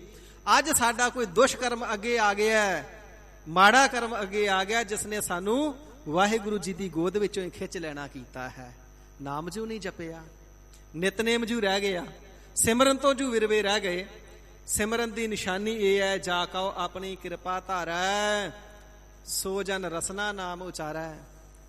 ਤੇ ਜਿਸ ਦਿਨ ਸੁਤੇ ਸੇ ਦੀ ਆਪਣੇ ਆਪ ਸੁਭਾਵਕ ਮੁਖ ਦੇ ਵਿੱਚੋਂ ਨਾਮ ਦਾ ਉਚਾਰਨ ਹੋਵੇ ਨਾ। ਸਤਿਗੁਰੂ ਅਰਜਨ ਦੇਵ ਸੱਚੇ ਪਾਤਸ਼ਾਹ ਮਹਾਰਾਜ ਸਾਹਿਬ ਜੀ ਨੂੰ ਸਿੱਖਾਂ ਨੇ ਪੁੱਛਿਆ, ਮਹਾਰਾਜ ਜੀ ਆਪ ਜੀ ਦੀ ਕਿਰਪਾ ਦੀ ਨਿਸ਼ਾਨੀ ਕੀ ਹੈ? ਤੇ ਹਜ਼ੂਰ ਜੀ ਨੇ ਫਰਮਾਵਣਾ ਕੀਤਾ ਸੀ, ਜਿਸ ਵੇਲੇ ਨਾਮ ਜਪਦਿਆਂ ਨਾਮ ਪਿਆਰਾ ਲੱਗੇ, ਨਾਮ ਚੰਗਾ ਲੱਗੇ, ਨਾਮ ਦੇ ਵਿੱਚ ਚਿੱਤ ਜੁੜੇ, ਤੇ ਮਨ ਚੋਂ ਅੰਦਰ ਆਤਮੇ ਤੋਂ ਆਵਾਜ਼ ਆਵੇ, ਮੈਂ ਹੋਰ ਜਪਾਂ, ਹੋਰ ਜਪਾਂ, ਹੋਰ ਮੂਲ ਮੰਤਰ ਪੜਾਂ, ਹੋਰ ਜਪਜੀ ਸਾਹਿਬ ਪੜਾਂ। ਜਦੋਂ ਚਿੱਤ ਹੋਰ ਨਾਮ ਜਪਣ ਨੂੰ ਕਰੇ, ਹੋਰ ਬਾਣੀ ਪੜਨ ਨੂੰ ਚਿੱਤ ਕਰੇ, ਤੇ ਸਮਝ ਲੈਣਾ ਗੁਰ ਪਰਮੇਸ਼ਰ ਅਥਵਾ ਪਾਰ ਬ੍ਰਹਮ ਪਰਮੇਸ਼ਰ ਜੀ ਦੀ ਕਿਰਪਾ ਵਰਸ ਰਹੀ ਏ, ਇਹ ਰਹਿਮਤ ਹੋ ਰਹੀ ਏ। ਤੇ ਮਹਾਰਾਜ ਜਦੋਂ ਕਿਰਪਾ ਨਾ ਹੋਵੇ ਫਿਰ ਪਤਾ ਕਿਵੇਂ ਲੱਗੇ? ਤੇ ਹਜ਼ੂਰ ਨੇ ਫਰਮਾਇਆ, ਜਦੋਂ ਬਾਣੀ ਪੜ੍ਹਦਿਆਂ ਮਨ ਆਲਸ ਕਰੇ, ਮਨ ਗੁਰਬਾਣੀ ਵੱਲੋਂ ਟੁੱਟੇ, ਚਿੱਤ ਕਰੇ ਰੱਖ ਦੋ ਗੁਟਕਾ ਸਾਹਿਬ ਬਾਣੀ ਫਿਰ ਪੜ੍ਹ ਲਵਾਂਗੇ। ਜਦੋਂ ਆਲਸ ਆਈ ਜਾਵੇ, ਮਨ ਵਿਕਾਰਾਂ ਵੱਲ ਦੌੜ ਦੌੜ ਕੇ ਜਾਵੇ, ਤੇ ਚਿੱਤ ਕਰੇ ਹੁਣ ਬਾਣੀ ਨਹੀਂ ਪੜ੍ਹਨੀ, ਹੁਣ ਨਿਤਨੇਮ ਨਹੀਂ ਕਰਨਾ, ਬਾਣੀ ਪੜ੍ਹਨ ਤੋਂ ਮਨ ਜਿਹੜਾ ਉਚਾਟ ਹੋ ਜਾਵੇ, ਤੇ ਫਿਰ ਸਮਝ ਲਓ ਕੋਈ ਬੁਰਾ ਕਰਮ ਅੱਗੇ ਆ ਗਿਆ, ਜਿਹੜਾ ਗੁਰਬਾਣੀ ਦੇ ਨਾਲੋਂ ਤੋੜ ਰਿਹਾ, ਜਿਹੜਾ ਕਿਰਪਾ ਤੱਕ ਨਹੀਂ ਪਹੁੰਚਣ ਦੇ ਰਿਹਾ। ਹਜ਼ੂਰ ਫਰਮਾਵਣਾ ਕਰਦੇ ਨੇ, ਜਿਸ ਜਗਿਆਸੂ ਦੇ ਉੱਪਰ ਵਾਹਿਗੁਰੂ ਜੀ ਨਿਰੰਕਾਰ ਜੀ ਆਪਣੀ ਕਿਰਪਾ ਦ੍ਰਿਸ਼ਟੀ ਧਾਰਨ ਕਰਦੇ ਨੇ, ਫਿਰ ਕਿਰਪਾ ਦ੍ਰਿਸ਼ਟੀ ਦਾ ਫਲ ਇਹ ਹੈ, ਉਹ ਵਾਹਿਗੁਰੂ ਜੀ ਦਾ ਪਿਆਰਾ ਰਸਨਾ ਦੇ ਨਾਲ ਨਾਮ ਨੂੰ ਉਚਾਰਦਾ ਹੈ, ਇਤਨੇ ਪਿਆਰ ਦੇ ਨਾਲ ਬੋਲਦਾ ਹੈ, ਇਤਨੇ ਪਿਆਰ ਦੇ ਨਾਲ ਜਪਦਾ ਹੈ। ਭਗਤ ਸਾਹਿਬ ਜੀ ਤੇ ਜ਼ੁਬਾਨ ਨੂੰ ਤਾੜਨਾ ਕਰਦੇ, ਤਾੜਨਾ। ਰੇ ਜ਼ਿਹਬਾ ਕਰਾਓ ਸਤਖੰਡ, ਜਾਮ ਨਾ ਉਚਰਸ ਸ੍ਰੀ ਗੋਬਿੰਦ। ਕਹਿੰਦੇ ਜ਼ੁਬਾਨ ਤੇਰੇ ਮੈਂ ਨਿੱਕੇ ਨਿੱਕੇ 100 ਟੁਕੜੇ ਕਰ ਦਿਆਂਗਾ, ਜੇ ਤੂੰ ਹਰੀ ਅਕਾਲ ਪੁਰਖ ਵਾਹਿਗੁਰੂ ਜੀ ਦੇ ਨਾਮ ਨੂੰ ਨਾ ਜਪਿਆ। ਤੇ ਜੇ ਨਾਮ ਵਿਸਾਰ ਦਿੱਤਾ ਤੇ ਮੁਖ ਵਿੱਚ ਰਹਿਣ ਦਾ ਤੇਰਾ ਕੋਈ ਕੰਮ ਨਹੀਂ। ਇਸੇ ਪ੍ਰਕਾਰ ਦਰਗਾਹ ਦੇ ਵਿੱਚ ਉਸ ਜ਼ੁਬਾਨ ਦੇ ਸੈਂਕੜੇ ਟੁਕੜੇ ਕਰ ਦਿੱਤੇ ਜਾਂਦੇ ਨੇ, ਜਿਹੜੀ ਜ਼ੁਬਾਨ ਨਾਮ ਨਹੀਂ ਜਪਦੀ। ਰਸਨਾ ਜਪੈ ਨਾ ਨਾਮ, ਤਿਲ ਤਿਲ ਕਰ ਕਟੀਐ। ਜਿਹੜੀ ਜ਼ੁਬਾਨ ਨਾਮ ਨਹੀਂ ਜਪਦੀ, ਤਿਲ ਤਿਲ ਮਾਤਰ ਟੁਕੜੇ ਟੁਕੜੇ ਕਰਕੇ ਕੱਟ ਦੇਣੀ ਚਾਹੀਦੀ ਹੈ ਮੁਖ ਵਿੱਚ। ਮੁਖ ਮੈਂ ਭਲੋ ਨਾ ਚਾਮ, ਫਿਰ ਇਹ ਚੰਮ ਦਾ ਟੁਕੜਾ ਮੂੰਹ ਵਿੱਚ ਰੱਖਿਆ ਕਾਹਦੇ ਲਈ ਹੈ ਜੇ ਨਾਮ ਵੀ ਨਹੀਂ ਜਪਣਾ। ਤੇ ਸੋ ਹਜ਼ੂਰ ਫਰਮਾਵਣਾ ਕਰਦੇ ਨੇ, ਫਿਰ ਗੁਰਮੁਖ ਪਿਆਰੇ ਸਹਿਤ ਪਿਆਰ ਦੇ, ਨਾਮ ਜਪਤ ਗੋਬਿੰਦ ਕਾ ਸੂਚੀ ਭਈ ਰਸਨਾ। ਵਾਹਿਗੁਰੂ ਜੀ ਦੇ ਨਾਮ ਨੂੰ ਜਪਦੇ ਨੇ, ਨਾਮ ਜਪਣ ਦੇ ਨਾਲ ਰਸਨਾ ਪਵਿੱਤਰ ਹੋ ਜਾਂਦੀ ਏ, ਨਿਰਮਲ ਹੋ ਜਾਂਦੀ ਏ, ਸੁੱਚੀ ਹੋ ਜਾਂਦੀ ਏ। ਮਨ ਤਨ ਨਿਰਮਲ ਹੋਈ ਹੈ, ਪ੍ਰਭ ਕਾ ਜਪ ਜਪਨਾ। ਜਦੋਂ ਜ਼ੁਬਾਨ ਦੇ ਨਾਲ ਪ੍ਰਭੂ ਜੀ ਦੇ ਨਾਮ ਦਾ ਜਪ ਜਪਿਆ ਜਾਂਦਾ, ਤੇ ਸਾਧ ਸੰਗਤ ਜੀ ਤਨ ਵੀ ਸੁੱਚਾ, ਮਨ ਵੀ ਸੁੱਚਾ, ਤੇ ਰਸਨਾ ਵੀ ਸੁੱਚੀ, ਸਰੀਰ ਵੀ ਸੁੱਚਾ ਤੇ ਹਿਰਦਾ ਵੀ ਸੁੱਚਾ। ਐਸਾ ਸੁੱਚਾ ਪ੍ਰਮਾਤਮਾ ਦਾ ਨਾਮ ਹੈ, ਜੀਵ ਦੇ ਮੈਲੇ ਅੰਤਸ਼ਕਰਨ ਨੂੰ ਵੀ ਸੁੱਚਾ ਕਰ ਦਿੰਦਾ ਹੈ, ਮੈਲੀਆਂ ਭਾਵਨਾਵਾਂ ਨੂੰ ਵੀ ਹਿਰਦੇ ਚੋਂ ਹਟਾ ਕਰਕੇ ਹਿਰਦੇ ਦੀ ਸੁਚਮਤਾ ਹੀ ਬਖਸ਼ ਦਿੰਦਾ ਹੈ। ਸੋ ਜਦੋਂ ਵਾਹਿਗੁਰੂ ਜੀ ਦੀ ਕਿਰਪਾਲਤਾ ਹੁੰਦੀ ਹੈ, ਤਾਂ ਫਿਰ ਜੀਵ ਵਾਹਿਗੁਰੂ ਜੀ ਦੇ ਨਾਮ ਨੂੰ ਰਸਨਾ ਤੋਂ ਉਚਾਰਦੇ ਹਨ, ਜਪਦੇ ਹਨ ਜੀ। ਹਰ ਬਿਸਰਤ ਸਹਸਾ ਦੁਖ ਵਿਆਪੈ। ਹਜ਼ੂਰ ਜਿਹੜੇ ਨਾਮ ਨਹੀਂ ਜਪਦੇ, ਫਿਰ ਉਹਨਾਂ ਦੀ ਹਾਲਤ ਕੀ ਹੁੰਦੀ ਏ? ਤੇ ਗਰੀਬ ਨਿਵਾਜ ਜੀ ਫਰਮਾਉਂਦੇ ਨੇ, ਹਰ ਬਿਸਰਤ, ਜਿਨ੍ਹਾਂ ਨੂੰ ਹਰੀ ਪ੍ਰਮਾਤਮਾ ਵਾਹਿਗੁਰੂ ਜੀ ਦਾ ਨਾਮ ਬਿਸਰ ਜਾਂਦਾ ਹੈ, ਨਾਮ ਭੁੱਲ ਜਾਂਦਾ ਹੈ, ਜਿਹੜੇ ਨਾਮ ਨਹੀਂ ਜਪਦੇ, ਬਾਣੀ ਨਹੀਂ ਪੜ੍ਹਦੇ, ਸਿਮਰਨ ਨਹੀਂ ਕਰਦੇ, ਸਹਸਾ ਦੁੱਖ ਵਿਆਪੈ। ਉਹਨਾਂ ਦੇ ਮਨ ਨੂੰ ਸਦਾ ਹੀ ਸੰਸੇ ਲੱਗੇ ਰਹਿੰਦੇ ਨੇ, ਸਦਾ ਮਨ ਦੇ ਵਿੱਚ ਸਹਿਮ ਬਣਿਆ ਰਹਿੰਦਾ ਹੈ।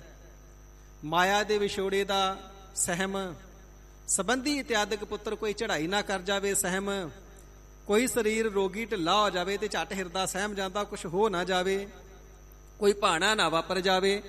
ਇਸ ਪ੍ਰਕਾਰ ਘਾਟਾ ਪੈਣ ਦਾ ਸਹਿਮ ਬਣਿਆ ਰਹਿੰਦਾ ਹੈ, ਵਿਛੋੜੇ ਦਾ ਸਹਿਮ ਬਣਿਆ ਰਹਿੰਦਾ ਹੈ, ਸਰੀਰ ਦੇ ਦੁਖੀ ਹੋਣ ਦਾ ਸਹਿਮ ਬਣਿਆ ਰਹਿੰਦਾ ਹੈ, ਮੌਤ ਦਾ ਸਹਿਮ ਬਣਿਆ ਰਹਿੰਦਾ ਹੈ। ਇਸੇ ਪ੍ਰਕਾਰ ਦੁੱਖ ਜੰਮਣ ਤੇ ਮਰਨ ਦੇ ਦੁੱਖ ਦਾ ਸਹਿਮ ਬਣਿਆ ਰਹਿੰਦਾ ਹੈ। ਦੁੱਖ ਜਮਾ ਜਿਹੜੇ ਦੁੱਖਦਾਈ ਨੇ, ਤਿੰਨਾਂ ਤੋਂ ਦੁੱਖ ਮਿਲਣੇ ਦਾ ਜਿਹੜਾ ਸਹਿਮ ਹੈ ਹਿਰਦੇ ਦੇ ਅੰਦਰ ਬਣਿਆ ਰਹਿੰਦਾ ਹੈ। ਜਿਹੜੇ ਨਾਮ ਤੋਂ ਅਧੂਰੇ ਨੇ, ਨਾਮ ਤੋਂ ਹੀਣੇ ਨੇ, ਦੁੱਖ ਵਿਆਪੈ, ਉਹਨਾਂ ਨੂੰ ਜੰਮਣ ਮਰਨ ਰੂਪੀ ਦੁੱਖ ਵਿਆਪਦਾ ਹੈ। ਤਿੰਨਾਂ ਨੂੰ ਜਮਾ ਦਾ ਨਰਕਾ ਰੂਪੀ ਦੁੱਖ ਤੇ ਮਾਤਾ ਦੀ ਗਰਭ ਜੋਨੀ ਦਾ ਦੁੱਖ ਵਿਆਪਦਾ ਹੈ। ਸਿਮਰਤ ਨਾਮ ਭਰਮ ਭਉ ਭਾਗੈ। ਤੇ ਮਹਾਰਾਜ ਜੀ ਜੇਕਰ ਐਸੇ ਨਾਮ ਤੋਂ ਹੀਣੇ ਨਾਮ ਜਪ ਲੈਣ ਕਿ ਉਹਨਾਂ ਦਾ ਵੀ ਭਲਾ ਹੋ ਜਾਵੇਗਾ। ਹਜ਼ੂਰ ਫਰਮਾਉਂਦੇ ਨੇ ਜਿਹੜਾ ਵੀ ਕੋਈ ਨਾਮ ਦਾ ਜਾਪ ਕਰ ਲਵੇ, ਸਿਮਰਨ ਕਰ ਲਵੇ ਨਾ, ਹਿਰਦੇ ਦੇ ਵਿੱਚੋਂ ਸਰੂਪ ਰੂਪ ਦੇ ਪਏ ਹੋਏ ਭਰਮ ਤੇ ਜਮਾ ਦੇ ਜਿਤਨੇ ਡਰ ਨੇ ਸਾਰੇ ਭਾਗੈ ਭੱਜ ਜਾਣਗੇ। ਇਸੇ ਪ੍ਰਕਾਰ ਲੋਕ ਦੇ ਦੁਸ਼ਮਣਾਂ ਦੇ ਡਰ, ਵਿਕਾਰਾਂ ਦੇ ਡਰ, ਮਾਇਆ ਦੀ ਪਕੜ ਦੇ ਡਰ ਸਾਰੇ ਭੱਜ ਜਾਣਗੇ।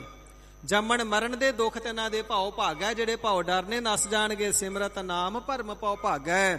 ਐਸਾ ਨਾਮ ਦਾ ਪ੍ਰਤਾਪ ਹੈ, ਜਿਹੜਾ ਵੀ ਕੋਈ ਨਾਮ ਦਾ ਸਿਮਰਨ ਕਰੇਗਾ ਪਿਆਰਿਓ, ਭਰਮ ਅਤੇ ਡਰ ਸਾਰੇ ਤਿੰਨਾਂ ਦੇ ਅਭਾਵ ਹੋ ਜਾਣਗੇ, ਮਿਟ ਜਾਣਗੇ, ਨਿਰਭਉ ਹੋ ਜਾਣਗੇ ਉਹ ਪ੍ਰਾਣੀ। ਰਹਾਉ ਵਿਸ਼ਰਾਮ ਦੇ ਕਰਕੇ ਸਾਹਿਬ ਜੀ ਫਰਮਾਨ ਕਰਦੇ ਹਨ ਜੀ। ਹਰ ਕੀਰਤਨ ਸੁਣੈ, ਹਰ ਕੀਰਤਨ ਗਾਵੈ। ਸੋ ਗਰੀਬ ਨਿਵਾਜ ਸੱਚੇ ਪਾਤਸ਼ਾਹ ਜੀ ਆਪ ਜੀ ਨੇ ਗੁਰੂ ਘਰ ਦੇ ਅੰਦਰ ਕੀਰਤਨ ਨੂੰ ਬੜੀ ਮਹਾਨਤਾ ਦਿੱਤੀ ਹੈ। ਕੀਰਤਨ ਸਰਵਣ ਕਰਨੇ ਦਾ ਕੀ ਫਲ ਹੈ, ਕਿਰਪਾਲਤਾ ਕਰਕੇ ਦੱਸੋ ਜੀ। ਤੇ ਪਾਤਸ਼ਾਹ ਜੀ ਫਰਮਾਵਣਾ ਕਰਦੇ ਨੇ, ਸਿੱਖੋ ਕਲਯੁਗ ਮਹਿ ਕੀਰਤਨ ਪ੍ਰਧਾਨਾ। ਭਗਤੀਆਂ ਦੇ ਵਿੱਚੋਂ ਮੁਖੀ ਭਗਤੀ, ਪ੍ਰਧਾਨ ਭਗਤੀ ਹੈ ਕੀਰਤਨ ਭਗਤੀ। ਕਿਉਂਕਿ ਜਿਸ ਵੇਲੇ ਰਾਗ ਦੁਆਰਾ ਸਾਜ ਵਜਾ ਕਰਕੇ ਕੀਰਤਨ ਗਾਇਨ ਅਥਵਾ ਸਰਵਣ ਕੀਤਾ ਜਾਂਦਾ ਨਾ, ਤੇ ਜਿਹੜਾ ਮਨ ਹੈ ਇਹ ਛੇਤੀ ਨਿਰਮਲ ਹੋ ਜਾਂਦਾ ਹੈ। ਸਤਿਗੁਰੂ ਨਾਨਕ ਦੇਵ ਸੱਚੇ ਪਾਤਸ਼ਾਹ ਮਹਾਰਾਜ ਸਾਹਿਬ ਜੀ ਨੇ ਇਹ ਪਾਵਨ ਮਰਿਆਦਾ ਆਪ ਚਲਾਈ ਹੈ। ਪਹਿਲਾਂ ਗਰੀਬ ਨਿਵਾਜ ਸਾਹਿਬ ਜੀ ਅੰਮ੍ਰਿਤ ਵੇਲੇ ਆਪ ਕੀਰਤਨ ਕਰਿਆ ਕਰਦੇ, ਉਪਰੰਤ ਕਥਾ ਕਰਿਆ ਕਰਦੇ। ਗੁਰੂ ਘਰ ਦੇ ਵਿੱਚ ਕੀਰਤਨ ਤੇ ਕਥਾ ਦੀ ਮਰਿਆਦਾ ਹੈ। ਤੇ ਗੁਰੂ ਕਾਲ ਦੇ ਸਮੇਂ ਤੋਂ ਪਹਿਲਾਂ ਆਸਾ ਜੀ ਦੀ ਵਾਰ ਦਾ ਕੀਰਤਨ 10 ਗੁਰੂ ਸਾਹਿਬਾਨ ਜੀ ਦੇ ਸਮੇਂ ਹੁੰਦਾ ਰਿਹਾ। ਉਪਰੰਤ ਸਤਿਗੁਰੂ ਜੀ ਕਥਾ ਵਿਖਿਆਨ ਕਰਦੇ, ਪ੍ਰਵਚਨ ਫਰਮਾਉਂਦੇ। ਕਿਉਂਕਿ ਕੀਰਤਨ ਸਰਵਣ ਕਰਨੇ ਦੇ ਨਾਲ, ਗਾਇਨ ਕਰਨੇ ਦੇ ਨਾਲ ਜਿਹੜਾ ਮਨ ਹੈ ਨਾ ਸਾਧ ਸੰਗਤ ਜੀ ਨਿਰਮਲ ਹੋ ਜਾਂਦਾ, ਇਕਾਗਰ ਹੋ ਜਾਂਦਾ। ਤੇ ਜਦੋਂ ਮਨ ਨਿਰਮਲ ਹੋ ਜਾਵੇ, ਇਕਾਗਰ ਹੋ ਜਾਵੇ, ਫਿਰ ਜਦੋਂ ਕਥਾ ਸਰਵਣ ਕਰੀਏ ਤੇ ਕਥਾ ਦਾ ਇੱਕ ਇੱਕ ਬੋਲ ਹਿਰਦੇ ਦੇ ਅੰਦਰ ਸਮਾਉਂਦਾ ਜਾਂਦਾ ਹੈ, ਰਚਦਾ ਜਾਂਦਾ ਹੈ। ਤੇ ਜੇ ਪਹਿਲਾਂ ਜੇ ਮਨ ਨਿਰਮਲ ਹੀ ਨਹੀਂ ਹੋਇਆ, ਇਕਾਗਰ ਹੀ ਨਹੀਂ ਹੋਇਆ, ਤੇ ਮੁਆਫ ਕਰਨਾ ਕਥਾ ਸਰਵਣ ਕਰਾਂਗੇ ਤੇ ਪੂਰਾ ਪ੍ਰਭਾਵ ਹਿਰਦੇ ਤੇ ਨਹੀਂ ਪਵੇਗਾ, ਪੂਰੇ ਬਚਨ ਹਿਰਦੇ 'ਚ ਸਮਾਉਣਗੇ ਨਹੀਂ। ਜਿਸ ਤਰ੍ਹਾਂ ਬੀਜ ਨੂੰ ਬੀਜਣ ਤੋਂ ਪਹਿਲਾਂ ਖੇਤ ਨੂੰ ਵਾਹੁਣਾ ਪੈਂਦਾ ਨਾ, ਉਹਦਾ ਵੱਤਰ ਦੇਖਣਾ ਪੈਂਦਾ, ਪਛਾਣਨਾ ਪੈਂਦਾ।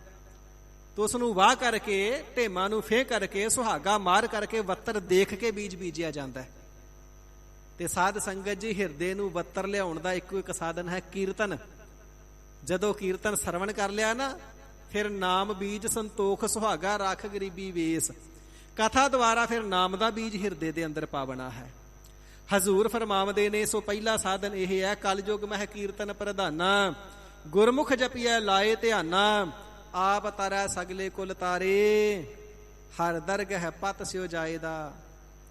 ਕੀਰਤਨ ਕਰਨ ਵਾਲਿਆਂ ਨੂੰ ਮਾਣ ਵਡਿਆਈ ਬਖਸ਼ਿਸ਼ਾਂ, ਭਲੋ ਭਲੋ ਰੇ ਕੀਰਤਨੀਆਂ। ਰਾਮ ਰਮਾ ਰਾਮਾ ਗੁਣ ਗਾਓ, ਛੋੜ ਮਾਇਆ ਕਹਿ ਧੰਦ ਸੁਆਓ। ਸੋ ਗਰੀਬ ਨਿਵਾਜ ਫਰਮਾਉਂਦੇ ਨੇ, ਹਰ ਕੀਰਤਨ ਸੁਣੈ। ਕੀਰਤਨ ਦਾ ਐਸਾ ਵੱਡਾ ਭਾਰੀ ਮਹਾਤਮ ਜਿਹੜਾ ਸੁਣਦਾ ਹੈ, ਹਰ ਕੀਰਤਨ ਗਾਵੈ। ਹਰੀ ਪਰਮਾਤਮਾ ਵਾਹਿਗੁਰੂ ਜੀ ਦੀ ਨਾਮ ਬਾਣੀ ਦਾ ਕੀਰਤਨ ਜਿਹੜਾ ਗਾਇਨ ਕਰਦਾ ਹੈ, ਤਿਸ ਜਨ ਦੁਖ ਨਿਕਟ ਨਹੀਂ ਆਵੈ। ਉਹਨਾਂ ਜਨਾਂ ਦੇ ਦੁੱਖ ਜਨ ਦਰਦ ਕਦੇ ਨੇੜੇ ਵੀ ਨਹੀਂ ਆਉਂਦੇ। ਇੱਥੇ ਦੁੱਖ ਖੱਖੇ ਨੂੰ ਔਂਕੜ ਹੈ ਜਿਹੜਾ ਇੱਕ ਦਾ ਵਾਚਕ ਹੈ। ਇੱਕ ਤੋਂ ਲੈਣਾ ਹੈ ਜੰਮਣ ਮਰਨ ਦਾ ਦੁੱਖ। ਇੱਕ ਦੁੱਖ ਰਾਮ ਰਾਏ ਕੱਟ ਹਮੇਰਾ, ਅਗਨ ਦਹਿ ਅਰ ਗਰਭ ਬਸੇਰਾ। ਸਭ ਤੋਂ ਵੱਡਾ ਇੱਕ ਦੁੱਖ ਹੀ ਮੰਨਿਆ ਗਿਆ ਹੈ ਜੰਮਣ ਤੇ ਮਰਨ ਦਾ ਦੁੱਖ। ਤੇ ਭਾਵੇਂ ਬੇਅੰਤ ਨੇ, ਦੁੱਖ ਵਿਛੋੜਾ, ਇੱਕ ਦੁੱਖ ਭੂਖ, ਇੱਕ ਦੁੱਖ ਸਖਤ ਵਾਰ ਜਮਦੂਤ, ਇੱਕ ਦੁੱਖ ਰੋਗ ਲੱਗੈ ਤਨ ਧਾਏ, ਵੈਦ ਨਾ ਭੋਲੇ ਦਾਰੂ ਲਾਏ। ਰੋਗ ਤਾਂ ਬਹੁਤ ਨੇ, ਦੁੱਖ ਬੜੇ ਨੇ, ਪਰ ਸਭ ਤੋਂ ਵੱਡਾ ਦੁੱਖ ਜੰਮਣ ਤੇ ਮਰਨ ਦਾ ਹੈ। ਸਿਰ ਪੀੜ, ਢਿੱਡ ਪੀੜ ਵਰਗੇ ਦੁੱਖ ਹੋਣਗੇ ਤੇ ਘੰਟਾ 2 ਘੰਟੇ 4 ਘੰਟੇ 6 ਘੰਟੇ ਹੋਣਗੇ। ਜੇ ਕਿਸੇ ਨੂੰ ਮਾਈਗ੍ਰੇਨ ਵਰਗੇ ਰੋਗ ਵੀ ਹੋ ਗਏ ਤੇ ਸਾਲ 2 ਸਾਲ 10 ਸਾਲ ਹੋ ਜਾਣਗੇ। ਪਰ ਸਾਧ ਸੰਗਤ ਜੀ, ਜੰਮਣ ਮਰਨ ਦਾ ਦੁੱਖ ਤੇ ਕਰੋੜਾਂ ਸਾਲਾਂ ਦਾ ਦੁੱਖ ਹੈ। ਇਹ ਤੇ 7.5 ਖਰਬ ਸਾਲ ਦਾ ਲੰਬਾ ਦੁੱਖ ਹੈ। ਇਸ ਕਰਕੇ ਇਸ ਨੂੰ ਵੱਡਾ ਦੁੱਖ ਤੇ ਇੱਕ ਦੁੱਖ ਆਖਿਆ ਹੈ। ਹਜ਼ੂਰ ਫਰਮਾਉਂਦੇ ਨੇ, ਹਰੀ ਅਕਾਲ ਪੁਰਖ ਵਾਹਿਗੁਰੂ ਜੀ ਦੀ ਨਾਮ ਬਾਣੀ ਦਾ ਕੀਰਤਨ ਸਰਵਣ ਕਰਨੇ ਦੇ ਨਾਲ ਤੇ ਗਾਇਨ ਕਰਨੇ ਦੇ ਨਾਲ ਸਾਧ ਸੰਗਤ ਜੀ ਐਸਾ ਵੱਡਾ ਭਾਰੀ ਫਲ ਮਿਲਦਾ ਹੈ, ਮਹਾਤਮ ਪ੍ਰਾਪਤ ਹੁੰਦਾ ਹੈ। ਕੀਰਤਨ ਕਰਨ ਅਤੇ ਸਰਵਣ ਕਰਨ ਵਾਲਿਆਂ ਦੇ ਦੁੱਖ ਜੰਮਣ ਮਰਨ ਦਾ ਕਦੇ ਨੇੜੇ ਵੀ ਨਹੀਂ ਆਉਂਦਾ ਹੈ। ਉਹ ਜੰਮਣ ਮਰਨ ਤੋਂ ਮੁਕਤ ਹੋ ਜਾਂਦੇ ਨੇ। ਜੰਮਣ ਮਰਨ ਨਾ ਤਿਨ ਕਉ, ਜੋ ਹਰ ਲੜ ਲਾਗੇ। ਹਰੀ ਪਰਮਾਤਮਾ ਜੀ ਦੇ ਜੋ ਲੜ ਲੱਗ ਜਾਂਦੇ ਨੇ, ਜੰਮਣ ਮਰਨ ਦਾ ਦੁੱਖ ਕਟਿਆ ਜਾਂਦਾ ਤਿੰਨਾਂ ਦਾ। ਹਰ ਕੀ ਟਹਲ ਕਰਤ ਜਨ ਸੋ ਹੈ। ਹਰੀ ਪਰਮਾਤਮਾ ਜੀ ਦੀ ਸੇਵਾ ਕਰਨ ਰੂਪੀ ਟਹਿਲ, ਬਾਣੀ ਕਰਨ ਪੜਨ ਰੂਪੀ ਟਹਿਲ, ਕੀਰਤਨ ਕਰਨ ਅਤੇ ਸਰਵਣ ਕਰਨ ਰੂਪੀ ਟਹਿਲ, ਜਸ ਵਾਹਿਗੁਰੂ ਜੀ ਦਾ ਵਡਿਆਈ ਨੂੰ ਕਰਨ ਅਤੇ ਸਰਵਣ ਕਰਨ ਰੂਪੀ ਟਹਿਲ ਜਿਹੜਾ ਵੀ ਜਨ ਕਰਦਾ ਹੈ ਨਾ, ਜਨ ਸੋ ਹੈ, ਬੜੀ ਸੋਭਾ ਪਾਉਂਦਾ ਹੈ, ਬੜਾ ਮਾਣ ਪਾਉਂਦਾ ਹੈ, ਬੜੀ ਵਡਿਆਈ ਪ੍ਰਾਪਤ ਕਰਦਾ ਹੈ ਜਿਹੜਾ ਵਾਹਿਗੁਰੂ ਜੀ ਦੇ ਦਰ ਦੀ ਸੇਵਾ ਰੂਪੀ ਟਹਿਲ ਕਰਦਾ ਹੈ। ਸਾਧ ਸੰਗਤ ਜੀ, ਟਹਿਲ ਭਾਵੇਂ ਜੋੜੇ ਝਾੜਨ ਦੀ ਹੈ, ਚਾਹੇ ਭਾਂਡੇ ਮਾਂਜਣ ਦੀ ਹੈ, ਚਾਹੇ ਦਰੀਆਂ ਝਾੜਨ ਦੀ ਏ, ਚਾਹੇ ਝਾੜੂ ਦੀ ਏ, ਚਰਨ ਗੰਗਾ ਦੀ ਸਫਾਈ ਕਰਨ ਦੀ ਏ, ਸਤਿਗੁਰੂ ਸਾਹਿਬ ਜੀ ਦੇ ਰੁਮਾਲੇ ਧੋਣ ਦੀ, ਪ੍ਰੈਸ ਕਰਨੇ ਦੀ ਏ, ਸਤਿਗੁਰੂ ਜੀ ਦੇ ਘਰ ਵਿੱਚ ਝਾੜੂ ਪੋਚੇ ਲਾਉਣ, ਦਰੀਆਂ ਵਿਛਾਉਣ ਦੀ ਏ। ਜਿਹੜੀ ਵੀ ਟਹਿਲ ਕਰ ਲਈ ਜਾਵੇ ਮੁਬਾਰਕ ਹੈ, ਸੁਭਾਵਕ ਹੈ। ਸਤਿਗੁਰੂ ਸੱਚੇ ਪਾਤਸ਼ਾਹ ਜੀ ਦੀ ਐਸੀ ਸੁਭਾਨ ਟਹਿਲ ਫਲਦਾਤੀ ਹੈ ਜੋ ਸਤਿਗੁਰੂ ਜੀ ਦੇ ਚਰਨਾਂ ਵਿਖੇ ਪ੍ਰਵਾਨ ਚੜਾ ਦਿੰਦੀ ਏ। ਭਾਈ ਜੱਗਾ ਜੀ ਵਰਗਾ ਨੇ ਭਾਵਨਾ ਰੱਖੀ ਨਾ ਕਿ ਸਤਿਗੁਰੂ ਸਾਹਿਬ ਜੀ ਦੇ ਘੋੜੇ ਨੇ, ਤੇ ਘੋੜਿਆਂ ਦੀ ਟਹਿਲ ਕੀਤੀ ਤੇ ਸਤਿਗੁਰੂ ਜੀ ਦੀ ਗਲ ਵਕੜੀ ਦਾ ਸ਼ਿੰਗਾਰ ਬਣਿਆ। ਸਤਿਗੁਰੂ ਜੀ ਗਲ ਵਕੜੀ ਚ ਲੈਂਦੇ ਨੇ। ਭਾਈ ਕਨ੍ਹਈਆ ਜੀ ਨੇ ਜਲ ਪਿਲਾਉਣ ਦੀ ਟਹਿਲ ਕੀਤੀ ਨਾ, ਸਾਰਿਆਂ ਦੇ ਵਿੱਚ ਸਵਰੂਪ ਕਲਗੀਧਰ ਸਾਹਿਬ ਜੀ ਦਾ ਤੱਕਣਾ ਕੀਤਾ ਹੈ ਤੇ ਸ਼ਿਕਾਇਤ ਲੱਗਣੇ ਤੇ ਬੇਨਤੀ ਕੀਤੀ, ਸੱਚੇ ਪਾਤਸ਼ਾਹ ਮੈਨੂੰ ਤੇ ਕੋਈ ਤੁਰਕ ਦਿਖਾਈ ਨਹੀਂ ਦਿੰਦਾ, ਮੈਨੂੰ ਤੇ ਕੋਈ ਪਹਾੜੀਆਂ ਨਜ਼ਰ ਨਹੀਂ ਆਉਂਦਾ, ਜਿਹੜਾ ਵੀ ਜਲ ਮੰਗਦਾ ਮੈਨੂੰ ਤੇ ਹਸਤਕਮਲ ਤੁਹਾਡੇ ਹੀ ਦਿਸਦੇ ਨੇ ਕਿ ਆਪ ਜੀ ਜਲ ਮੰਗ ਰਹੇ ਹੋ। ਟਹਿਲ ਕੀਤੀ ਏ, ਸਤਿਗੁਰੂ ਜੀ ਨੂੰ ਭਾ ਗਏ, ਗਲ ਵਕੜੀ ਵਿੱਚ ਲੈ ਲਿਆ, ਮਰਮ ਦੀ ਡੱਬੀ ਵੀ ਦੇ ਦਿੱਤੀ। ਗਰੀਬ ਨਿਵਾਜ ਸੱਚੇ ਪਾਤਸ਼ਾਹ ਜੀ ਨੇ ਐਸੀ ਬਖਸ਼ਿਸ਼ ਕੀਤੀ, ਸਦੀਵ ਕਾਲ ਵਾਸਤੇ ਅਟਲ ਵਡਿਆਈ ਤੇ ਜਸ ਦੇ ਮਾਲਕ ਬਣਾ ਦਿੱਤਾ। ਹਜ਼ੂਰ ਫਰਮਾਉਂਦੇ ਨੇ, ਹਰੀ ਪਰਮਾਤਮਾ ਵਾਹਿਗੁਰੂ ਜੀ ਦੇ ਦਰ ਤੇ ਟਹਿਲ ਕਰਦਿਆਂ ਹੋਇਆ ਜਿਹੜਾ ਜੀਵ ਹੈ ਅਤਿਅੰਤ ਸੋਭਦਾ ਹੈ, ਸੋਭਾ ਪਾਉਂਦਾ ਹੈ, ਇੱਜ਼ਤ ਮਾਨ ਵਡਿਆਈ ਪਾਉਂਦਾ ਹੈ ਲੋਕ ਅਤੇ ਪਰਲੋਕ ਦੇ ਵਿੱਚ ਵੀ। ਤਾ ਕਉ ਮਾਇਆ ਅਗਨ ਨਾ ਪੋਹੈ। ਜਿਹੜਾ ਵਾਹਿਗੁਰੂ ਜੀ ਦੇ ਦਰ ਦਾ ਟਹਿਲੂਆ ਹੈ ਨਾ, ਉਹਨੂੰ ਮਾਇਆ ਦੀ ਅਗਨੀ ਨਹੀਂ ਪਹੁੰਚਦੀ ਹੈ ਜੀ। ਮਾਇਆ ਦੀ ਅਗਨੀ ਕਿਹੜੀ ਹੈ? ਜੈਸੀ ਅਗਨ ਉਦਰ ਮਹਿ ਤੈਸੀ ਬਾਹਰ ਮਾਇਆ, ਮਾਇਆ ਅਗਨ ਸਭ ਇੱਕੋ ਜਿਹੀ ਕਰਤਾ ਖੇਲ ਰਚਾਇਆ। ਇਹ ਵਾਹਿਗੁਰੂ ਜੀ ਦਾ ਖੇਡ ਐਸਾ ਹੈ, ਜੈਸੀ ਮਾਤਾ ਦੇ ਗਰਭ ਵਿੱਚ ਗਰਭ ਦੀ ਅਗਨੀ ਹੈ, ਇਹੋ ਜਿਹੀ ਬਾਹਰ ਮਾਇਆ ਦੀ ਅਗਨੀ ਹੈ।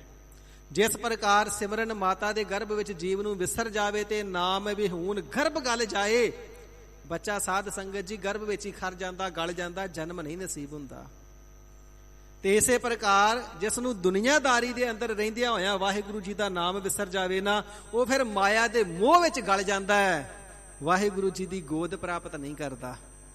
ਬੱਚਾ ਤੇ ਉਹ ਮਾਤਾ ਦੀ ਗੋਦੀ ਪ੍ਰਾਪਤ ਕਰੂ ਨਾ ਜਿਸ ਨੇ ਜਨਮ ਲਿਆ, ਤੇ ਜਿਸ ਨੇ ਜਨਮ ਨਹੀਂ ਲਿਆ ਉਹ ਗੋਦ ਪ੍ਰਾਪਤ ਨਹੀਂ ਕਰ ਸਕਦਾ। ਇਸੇ ਪ੍ਰਕਾਰ ਜਿਹੜੇ ਜੀਵ ਮਾਤਲੋਕ ਵਿੱਚ ਰਹਿ ਕਰਕੇ ਮਾਇਆ ਦੀ ਅਗਨੀ ਵਿੱਚ ਹੀ ਗਲ ਜਾਂਦੇ ਨੇ, ਭਾਵ ਸੜ ਜਾਂਦੇ ਨੇ, ਵਾਹਿਗੁਰੂ ਜੀ ਦੇ ਨਾਮ ਦਾ ਸਿਮਰਨ ਨਹੀਂ ਕਰਦੇ, ਉਹ ਸਾਧ ਸੰਗਤ ਰੂਪੀ ਸਤਿਗੁਰੂ ਜੀ ਦੀ ਗੋਦ, ਸਤਿਗੁਰੂ ਜੀ ਦੀ ਸਤ ਸੰਗਤ ਰੂਪੀ ਗੋਦ ਅਥਵਾ ਪਰਲੋਕ ਦੇ ਵਿੱਚ ਸੱਚਖੰਡ ਰੂਪੀ ਗੋਦ ਦੀ ਪ੍ਰਾਪਤੀ ਨਹੀਂ ਕਰਦੇ ਹਨ। ਕਿਉਂਕਿ ਮਾਇਆ ਦੀ ਜਿਹੜੀ ਤ੍ਰਿਸ਼ਨਾ ਏ, ਮਾਇਆ ਇਕੱਤਰ ਕਰਨੇ ਦੀ ਤ੍ਰਿਸ਼ਨਾ ਏ, ਤਿੰਨਾਂ ਦੇ ਹਿਰਦੇ ਨੂੰ ਸਦਾ ਹੀ ਸਾੜਦੀ ਰਹਿੰਦੀ ਹੈ। ਫਿਰ ਪੜ੍ਹ ਦਿਓ, ਤਾ ਕਉ ਮਾਇਆ ਅਗਨ ਨਾ ਪੋਹੈ। ਤੇ ਜਿਹੜੇ ਵਾਹਿਗੁਰੂ ਜੀ ਦੇ ਪਿਆਰੇ ਬੰਦਗੀ ਟਹਿਲ ਕਰਨ ਵਾਲੇ ਨੇ, ਇਹ ਫਿਰ ਤ੍ਰਿਸ਼ਨਾ ਦੀ ਅੱਗ ਤਿੰਨਾਂ ਦੇ ਹਿਰਦੇ ਨੂੰ ਨਹੀਂ ਸਾੜਦੀ। ਤਿੰਨਾਂ ਦਾ ਹਿਰਦਾ ਤੇ ਨਾਮ ਜਪ ਜਪ ਕਰਕੇ ਐਸਾ ਠੰਡਾ ਹੋ ਜਾਂਦਾ ਹੈ, ਚੰਦਨ ਚੰਦ ਨਾ ਸਰਦ ਰੁੱਤ, ਮੂਲ ਨਾ ਮਿਟਾਈ ਘਾਮ, ਸੀਤਲ ਥੀਵੈ ਨਾਨਕਾ ਜਪੰਦੜੋ ਹਰ ਨਾਮ। ਨਾ ਤੇ ਚੰਦਰਮਾ ਦੀ ਚਾਨਣੀ ਓਨੀ ਠੰਡੀ ਹੈ, ਨਾ ਇਸੇ ਪ੍ਰਕਾਰ ਸਿਆਲੇ ਦੀ ਰੁੱਤ ਓਨੀ ਠੰਡੀ ਹੈ, ਨਾ ਹੀ ਪਾਵਨ ਚੰਦਨ ਓਨਾ ਠੰਡਾ ਹੈ। ਸਾਧ ਸੰਗਤ ਜੀ ਜਿੰਨੀ ਠੰਡਕ ਨਾਮ ਦੇ ਅੰਦਰ ਹੈ। ਤੇ ਜਿਹੜੇ ਵਾਹਿਗੁਰੂ ਜੀ ਦੇ ਨਾਮ ਦੇ ਟਹਿਲੂਏ ਨੇ, ਨਾਮ ਰੂਪੀ ਟਹਿਲ, ਸੇਵਾ ਰੂਪੀ ਟਹਿਲ ਕਮਾਉਣ ਵਾਲੇ, ਮਾਇਆ ਦੀ ਤ੍ਰਿਸ਼ਨਾ ਰੂਪੀ ਅਗਨੀ ਉਹਨਾਂ ਦੇ ਹਿਰਦੇ ਨੂੰ ਨਹੀਂ ਸਾੜਦੀ ਹੈ ਜੀ। ਮਨ ਤਨ ਮੁਖ ਹਰ ਨਾਮ ਦਇਆਲ। ਉਹ ਮਨ ਦੇ ਨਾਲ, ਤਨ ਦੇ ਨਾਲ, ਮੁਖ ਦੇ ਨਾਲ ਦਇਆਲੂ ਹਰੀ ਪ੍ਰਮਾਤਮਾ ਜੀ ਦੇ ਨਾਮ ਦਾ ਸਦਾ ਹੀ ਉਚਾਰਨ ਕਰਦੇ ਨੇ। ਗੁਰਸਿੱਖੋ, ਮਨ ਕਰਕੇ ਵੀ ਵਾਹਿਗੁਰੂ ਜੀ ਦੇ ਨਾਮ ਦਾ ਆਰਾਧਨਾ ਕਰੋ, ਹਿਰਦੇ ਦੇ ਅੰਦਰ ਨਾਮ ਦੀ ਆਰਾਧਨਾ ਕਰੋ। ਤਨ ਰੋਮ ਰੋਮ ਕਰਕੇ ਵੀ ਵਾਹਿਗੁਰੂ ਜੀ ਦੇ ਨਾਮ ਦਾ ਹੀ ਸਿਮਰਨ ਕਰੋ। ਇਸੇ ਪ੍ਰਕਾਰ ਰਸਨਾ ਜ਼ੁਬਾਨ ਦੇ ਨਾਲ ਵੀ ਵਾਹਿਗੁਰੂ ਜੀ ਦੇ ਨਾਮ ਦਾ ਸਦਾ ਹੀ ਸਿਮਰਨ ਕਰਨਾ ਕਰੋ। ਦਇਆਲੂ ਵਾਹਿਗੁਰੂ ਜੀ ਦੇ ਨਾਮ ਦਾ ਸਿਮਰਨ ਕਦੇ ਭੁੱਲ ਨਾ ਜਾਵੇ। ਨਾਨਕ ਤਜੀਅਲੇ ਅਵਰ ਜੰਜਾਲ। ਤੇ ਗਰੀਬ ਨਿਵਾਜ ਸਾਹਿਬ ਜੀ ਫਰਮਾਨ ਕਰਨਾ ਕਰਦੇ ਨੇ, ਹੋਰ ਜਿਹੜੇ ਮਾਇਆ ਦੇ ਮੋਹ ਇਤਿਆਦਿਕ ਜੇ ਜੰਜਾਲ ਨੇ, ਉਹਨਾਂ ਸਾਰਿਆਂ ਨੂੰ ਤਜੀਅਲੇ ਛੱਡ ਦੇਣਾ ਕਰੋ। ਗਰੀਬ ਨਿਵਾਜ ਬੜਾ ਦੁਸਤਰ ਕਰਮ ਹੈ। ਇਹ ਮਾਇਆ ਦਾ ਮੋਹ ਨਹੀਂ ਛੱਡਿਆ ਜਾਂਦਾ। ਹਿਰਦੇ ਦੇ ਅੰਦਰ ਭੁੱਖ ਜੂ ਹੋਈ, ਮਹਾਰਾਜ ਹਿਰਦੇ ਦੀ ਭੁੱਖ ਐਸੀ ਹੈ, ਮਨ ਹਰ ਵੇਲੇ ਭੁੱਖਾ ਪਦਾਰਥ ਹੀ ਪਦਾਰਥ ਮੰਗਦਾ ਰਹਿੰਦਾ ਹੈ। ਇਸ ਕਰਕੇ ਸਾਡੇ ਪਾਸੋਂ ਮਾਇਆ ਦਾ ਜੰਜਾਲ ਛੱਡਿਆ ਨਹੀਂ ਜਾਂਦਾ। ਤੇ ਹਜ਼ੂਰ ਫਰਮਾਵਣਾ ਕਰਦੇ ਨੇ, ਜਿਸ ਵੇਲੇ ਮਨ ਕਰਕੇ, ਤਨ ਕਰਕੇ ਤੇ ਰਸਨਾ ਕਰਕੇ ਵਾਹਿਗੁਰੂ ਜੀ ਦੇ ਗੁਣਾਂ ਨੂੰ ਗਾਉਣਾ ਕਰੋਗੇ ਨਾ, ਫਿਰ ਮਾਇਆ ਦੇ ਜੰਜਾਲਾਂ ਨੂੰ ਤੁਸੀਂ ਨਹੀਂ ਵੀ ਛੱਡੋਗੇ ਤੇ ਤਜੀਅਲੇ ਸਰਬ ਜੰਜਾਲ, ਇਹ ਸਾਰੇ ਜੰਜਾਲ ਆਪਣੇ ਆਪ ਤੁਹਾਨੂੰ ਛੱਡ ਕੇ ਚਲੇ ਜਾਣਗੇ। ਇਹ ਮਾਇਆ ਦੇ ਜੰਜਾਲ ਤੁਹਾਡੇ ਉੱਪਰ ਆਪਣੇ ਮੋਹ ਦਾ ਜਾਲ ਨਹੀਂ ਪਾਉਣਗੇ।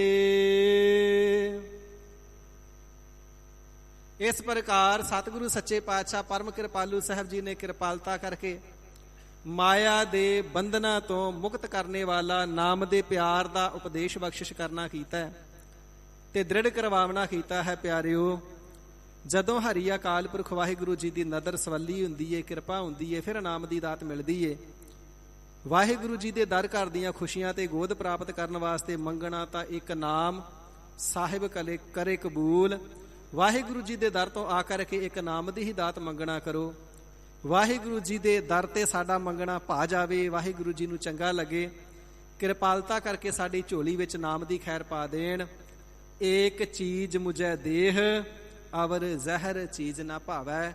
ਸੱਚੇ ਪਾਤਸ਼ਾਹ, ਬਾਕੀ ਤਾਂ ਸਾਰੇ ਪਦਾਰਥ ਜ਼ਹਿਰ ਦੇ ਨਾਲ ਹੀ ਲਿਬੜੇ ਭਰੇ ਨੇ, ਇੱਕ ਆਪ ਜੀ ਦਾ ਨਾਮ ਹੀ ਸਾਰੀਆਂ ਜ਼ਹਿਰਾਂ ਨੂੰ ਉਤਾਰਨ ਵਾਲਾ ਹੈ। ਕਿਰਪਾਲਤਾ ਕਰਕੇ ਨਾਮ ਦੀ ਦਾਤ ਸਾਨੂੰ ਬਖਸ਼ਿਸ਼ ਕਰ ਦੇਣਾ ਕਰੋ। ਸਾਹਿਬ ਜੀ ਕਿਰਪਾਲਤਾ ਕਰਕੇ ਸਭਨਾਂ ਦੀਆਂ ਹਾਜ਼ਰੀਆਂ ਤੇ ਅਰਜ਼ੋਈਆਂ ਦਰ ਪ੍ਰਵਾਨ ਕਰਨ। ਭੁੱਲਾਂ ਚੁੱਕਾਂ ਦੀ ਖਿਮਾ ਅੱਗੇ ਵਾਸਤੇ ਸੁਮਤ ਬਖਸ਼ਣੀ ਜੀ।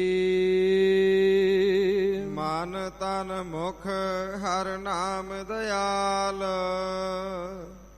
ਨਾਨਕ ਤਜੀਅਲੇ ਅਵਰ ਜੰਜਾਲ। ਵਾਹਿਗੁਰੂ ਜੀ ਕਾ ਖਾਲਸਾ, ਵਾਹਿਗੁਰੂ ਜੀ ਕੀ ਫਤਿਹ। ਹੇ ਅਚੁੱਤ ਹੈ ਪਾਰ ਬ੍ਰਹਮ ਅਬਿਨਾਸੀ ਅਗਨਾਸ। ਹੇ ਪੂਰਨ ਹੈ ਸਰਬ ਮੈਂ ਦੁਖ ਭੰਜਨ ਗੁਣਤਾਸ। ਹੇ ਸੰਗੀ ਹੈ ਨਿਰੰਕਾਰ ਹੈ ਨਿਰਗੁਣ ਸਭ ਟੇਕ। ਹੇ ਗੋਬਿੰਦ ਹੈ ਗੁਣ ਨਿਦਾਨ ਜਾ ਕੈ ਸਦਾ ਵਿਵੇਕ। ਹੇ ਅਪਰੰਪਰ ਹਰ ਹਰੇ ਹੈ ਪੀ ਹੋਵਨਹਾਰ। ਹੇ ਸੰਤਹ ਕੈ ਸਦਾ ਸੰਗ ਨਿਦਾਰਾ ਆਧਾਰ। ਹੇ ਠਾਕੁਰ ਹਉ ਦਾਸਰੋ ਮੈਂ ਨਿਰਗੁਣ ਗੁਣ ਨਹੀਂ ਕੋਈ। ਨਾਨਕ ਦੀਜੈ ਨਾਮ ਦਾਨ ਰਾਖੋ ਹੀਐ ਪਰੋਈ। ਆਈ ਪ੍ਰਭ ਸਰਨਾਗਤੀ ਕਿਰਪਾ ਨਿਧ ਦਇਆਲ। ਏਕ ਅੱਖਰ ਹਰ ਮਨ ਬਸਤ ਨਾਨਕ ਹੋਤ ਨਿਹਾਲ। ਵਾਹਿਗੁਰੂ ਨਾਮ ਜਹਾਜ਼ ਹੈ ਚੜੇ ਸੋ ਉਤਰੈ ਪਾਰ। ਜੋ ਸਰਦਾ ਕਰ ਸੇਵ ਦੇ ਗੁਰ ਪਾਰ ਉਤਾਰਨ ਹਾਰ। ਕਥਾ ਨਿਤਾ ਪ੍ਰਤ ਹੋਤ ਹੈ, ਸੁਣੋ ਸੋ ਸਿੰਘ ਸੁਜਾਨ। ਨਾਨਕ ਗੁਰੂ ਗੋਬਿੰਦ ਸਿੰਘ ਜੀ ਸਦਾ ਕਰੈ ਕਲਿਆਣ। ਨਾਨਕ ਗੁਰੂ ਗੋਬਿੰਦ ਸਿੰਘ ਜੀ ਸਦਾ ਕਰੈ ਕਲਿਆਣ। ਵਾਹਿਗੁਰੂ ਜੀ ਕਾ ਖਾਲਸਾ, ਵਾਹਿਗੁਰੂ ਜੀ ਕੀ ਫਤਿਹ। ਗਾਜ ਕੇ ਜਕਾਰਾ ਗਜਾਵੇ ਸੋ ਨਿਹਾਲ ਹੋ ਜਾਵੇ। ਸਤਿ ਸ੍ਰੀ ਅਕਾਲ। ਗੁਰਬਰ ਅਕਾਲ ਦੇ ਕੀਤੇ ਫਤਿਹ। ਗੁਰੂ ਪੰਥ ਖਾਲਸੇ ਦੀ ਦਿਨੋ ਦਿਨ ਚੜ੍ਹਦੀ ਕਲਾ ਰੱਖੋ ਜੀ ਮਹਾਰਾਜ।